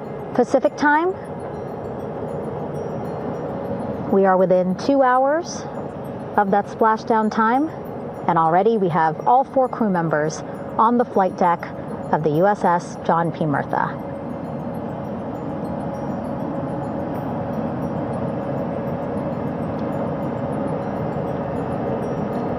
Again, crew waiting before getting out for the helicopters to completely shut down.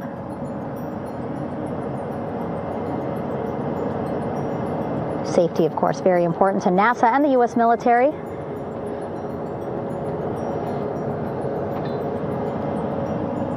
So we'll wait just a couple of minutes here before we start seeing crew members walk off the helicopters one by one.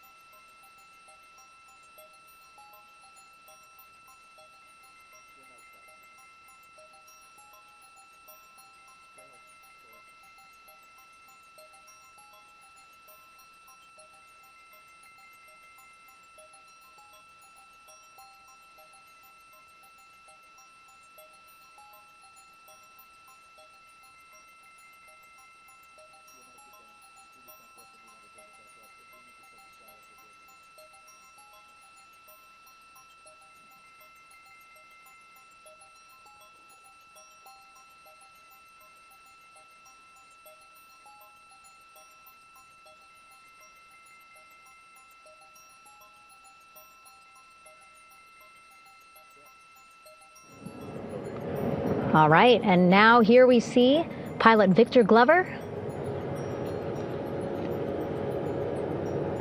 and mission specialist Christina Cook sitting on the edge of one of the helicopters, looking in great spirits. That familiar smile and laugh from Victor, I can see it from here. Christina, I'm sure, feeling the same way, just blocked a little bit by our camera here, but we'll see her here shortly. A photographer taking their pictures. Victor saluting folks on the flight deck. They look like they're in great spirits. Happy to be home, I'm sure.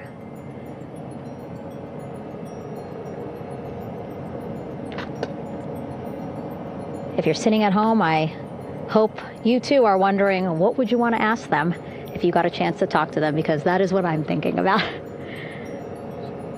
Getting the opportunity to talk to or ask questions of these 4 astronauts who just made history as the first crew to return to the moon since 1972.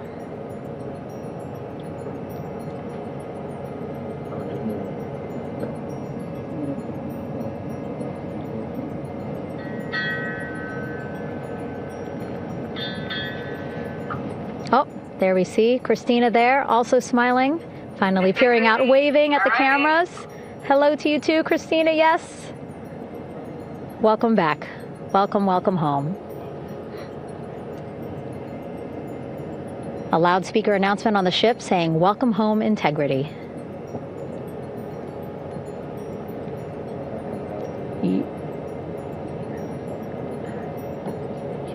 Victor in great spirits. I can't see who he's talking to, but I kind of think that he might be talking to his other 2 crew members. Shouting from across the flight deck, congratulations to one another.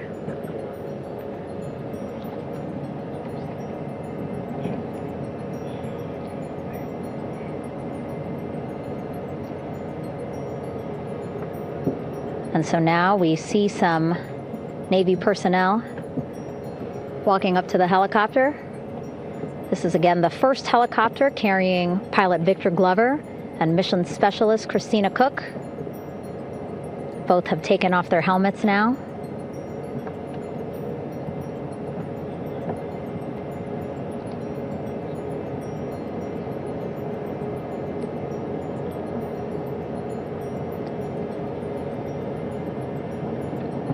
Some pictures, video, to catalog this historic moment. A beautiful sunset just behind them here in the Pacific Ocean. Golden hour. These pictures will be beautiful.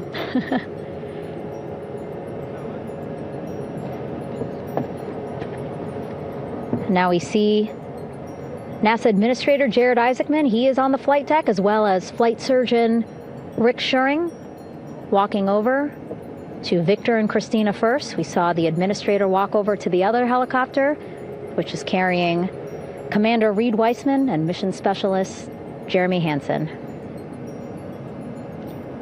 We heard from Rick earlier in the broadcast. Again, he said he's going to be out there on the flight deck to do another initial assessment of the crew, ask them how they're feeling,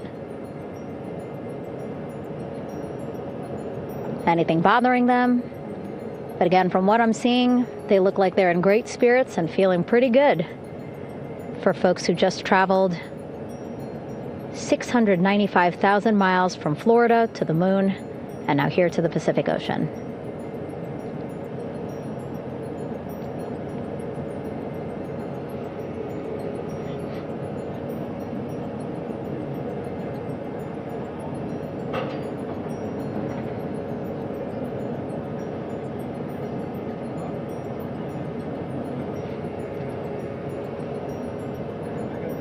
We're now seeing NASA Administrator Jared Isaacman walking across the flight deck. He had been talking to Reed and Jeremy, now approaching Victor and Christina.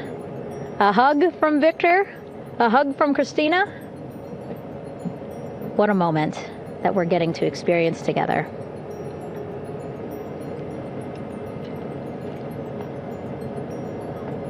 I'm sure congratulatory words. You know, we got to speak to the administrator live on this broadcast as well, and he said the kid in him right now, giddy, absolutely giddy. at what we were able to accomplish today, returning them home safely and in good spirits after a 10-day mission around the moon. And here we go. We're seeing Jeremy walking, waving across the flight deck, now on his way to the medical bay.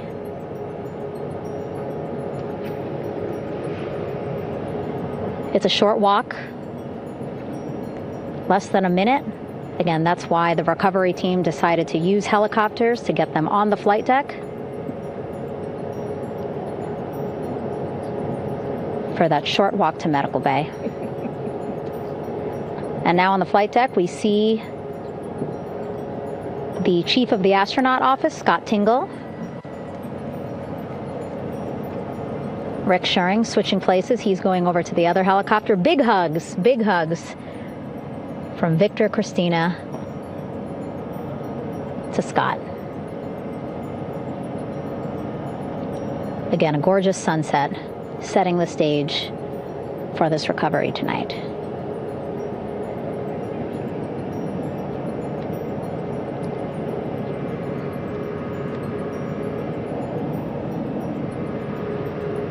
All right, and now here we are, Christina, making her way, looking thankful, grateful, happy to be home.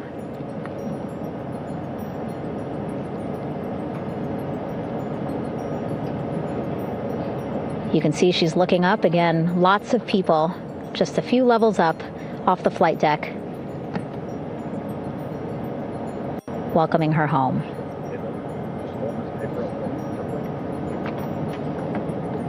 Scott holding the door like a gentleman, but back on his way to the other crew still on the flight deck.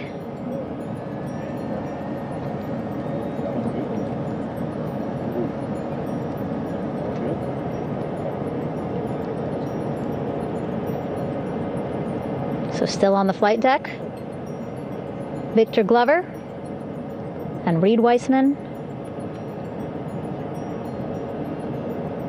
It looks like Victor will be the next one headed to medical bay. More hugs, more hugs. He's a hugger.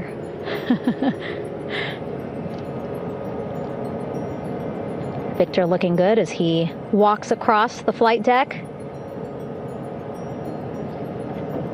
NASA administrator applauding. Victor applauding for all the folks on the ship with him who played a role in their safe return today.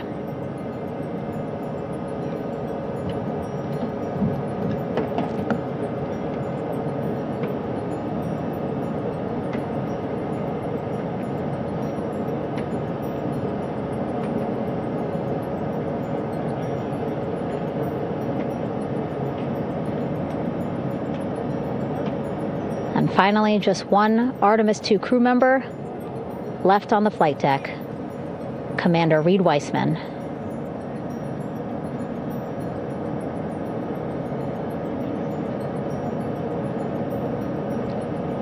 Applause from the group there on the flight deck, I'm sure, as well as on the level just above them, packed with people. Reed looking good as he takes his steps towards the medical bay.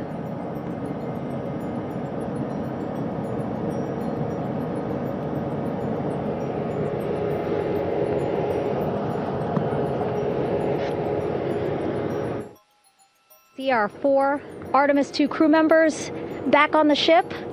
Again, now they will head into medical bay, where they will be assessed by flight surgeons from both NASA as well as the Canadian Space Agency. A more in-depth assessment. When they get to medical bay, they will each have their own nurse. They will be helped out of their suits. And then again, we'll check to see that they're feeling good. Make sure it's not just adrenaline, but that they are feeling good from their long journey back from the moon. Beautiful shot of that sunset. illuminating our flight deck.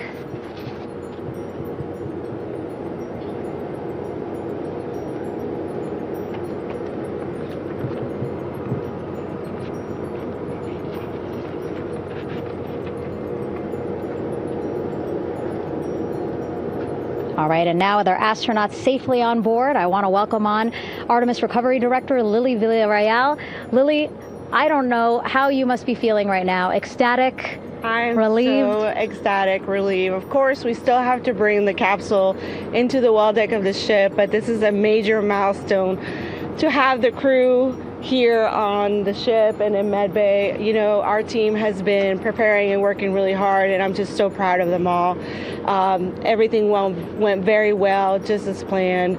Our teammates in Houston, the flight control team was just amazing. We were able to have great conversations and communications about everything. And I don't know what else to say. I'm just so ecstatic.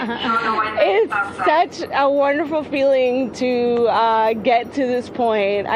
Again, we still have to get the capsule, but this is huge for all of us in landing recovery. And I couldn't do this without my team, and of course the full support of the U.S. military. There's going to be lots of, you know, high fives when we get the capsule back in, and I'm so happy that the crew's doing well, Ryan's doing well, and you know, thank you for, you know, for everybody watching. Yeah, it was great to watch the crew come back to the ship with you. How were you feeling when you were seeing them looking so happy to be home and feeling really good? You know, the funny thing is that we had video of them from inside the Orion vehicle. They were like that from the beginning. When we opened the hatch, they were already out of their seats, having a good time, waiting for us to open the hatch. And they opened the hatch, and of course we did the first medical assessment. Everybody was doing very well, and they were just having such a great time with the medical team that was inside the capsule. I think they were all taking selfies with you know, the phones that they have, probably talking about what they saw, and it was just smiles all around. They were having such a great time. And then we put them on the front porch when we were ready to put them on the front porch. And again, you could see they were just so ecstatic to be home and talking to everybody. So we were very happy to see all of that in the control room of the LFOC. How remarkable is that? Again, if we think about their journey, the 695,000-mile journey around the moon and back, coming back at 30 times faster than the speed of sound. I mean, how remarkable is that they are in such good spirits? I mean, this is an amazing crew. I think you guys have seen it for the past 10 days. They're wonderful people, and we're so happy that they brought us along on that ride. And I can't wait to see all the additional videos and pictures that they have that, you know, we'll get a hold of now that they're back on the ground. And I can't wait to hear how, you know, a little more than what we saw on the press briefings from the crew about what they saw. It's just fantastic. You know, some of my favorite people during this 10 days was the science team and how excited they were. And so this is exactly how we feel in the landing recovery team when the science team went, oh my goodness, when they heard all the discussions about the moon. This is exactly how we feel now in the landing recovery team. We're so ecstatic. Yeah. Again, we have to recover the capsule. I want to make sure we don't forget about Orion. Lily's all about business. She's thinking about what's next. But yeah, speaking of these 10 days, I mean, we have been along for the journey with them, live with them 24/7 for 10 days, and just really seeing the engagement that we've gotten from around the world. What do you hope people take away from this mission? I think that's fantastic. So, you know, my story was that I went to the Kennedy Space Center. I was born in Colombia. I was 10 years old when we moved to the United States, but when I was 7, my family took me to the visitor center, and that's when I learned about Apollo. And we went to the moon, and I learned about astronauts, and that story was what really fueled me to want to do STEM and want to be an astronaut. And I think that this Artemis program is going to do exactly what, you know, what girls, you know, my age back then is 7, young people right now, girls and even like young men, obviously. But we want to empower people to know that you can do this, right? If you want to come and work for NASA, if I did it, they can do it. And Artemis program is just going to inspire everybody. And I'm so happy about that. Yeah. Like Apollo inspired me. Thank you so much, Lily. Really appreciate you being here. As you said, still a lot of work to do. 5 to 6 more hours to recover Orion that's still out in the water. So I'll let you get back to it. But you had beautiful words to say again. We hope that this inspires people. We hope that you come and join us at NASA and accomplish great things with us in the future. Back to you, Rob. Thank you, Megan, and safe sailing out there in the Pacific. Here in Mission Control, it is now all quiet. The team of flight controllers and all their support personnel have left the room to enjoy the aftermath of a textbook touchdown by Integrity that splashed down in the Pacific right on target to complete this historic flyby of the moon, the Artemis II mission. With that, we'll wrap up our coverage for the night and point you to a post-splashdown news conference in 15 minutes at 9:35 p.m. Central Time, 10:35 p.m. Eastern Time, where managers will discuss the return of the Integrity spacecraft and the completion of the Artemis II mission. With that, we'll wrap up our coverage for this evening and historic mission in the history books. This is Mission Control Houston.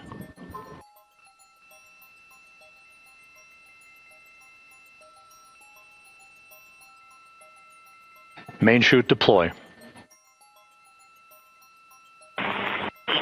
And we have 3 good main chutes. Integrity splashdown, sending post-landing command now. Splashdown confirmed. Copy splashdown, waiting on VLDR.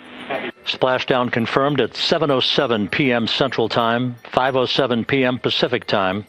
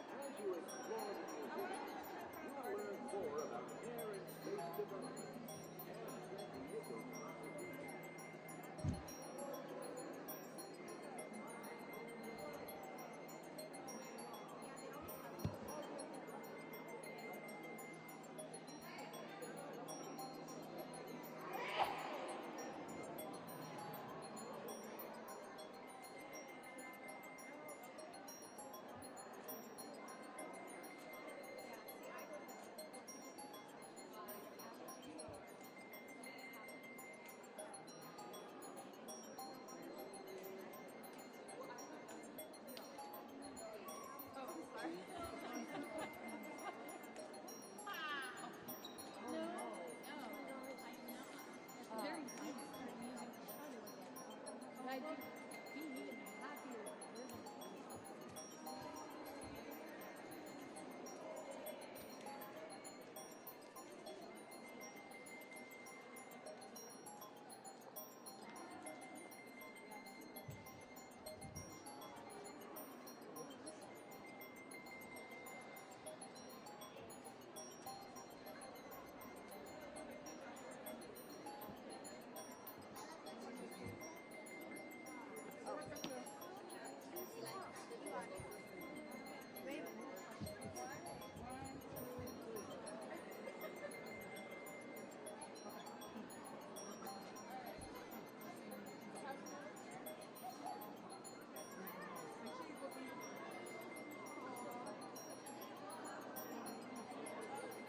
Now top.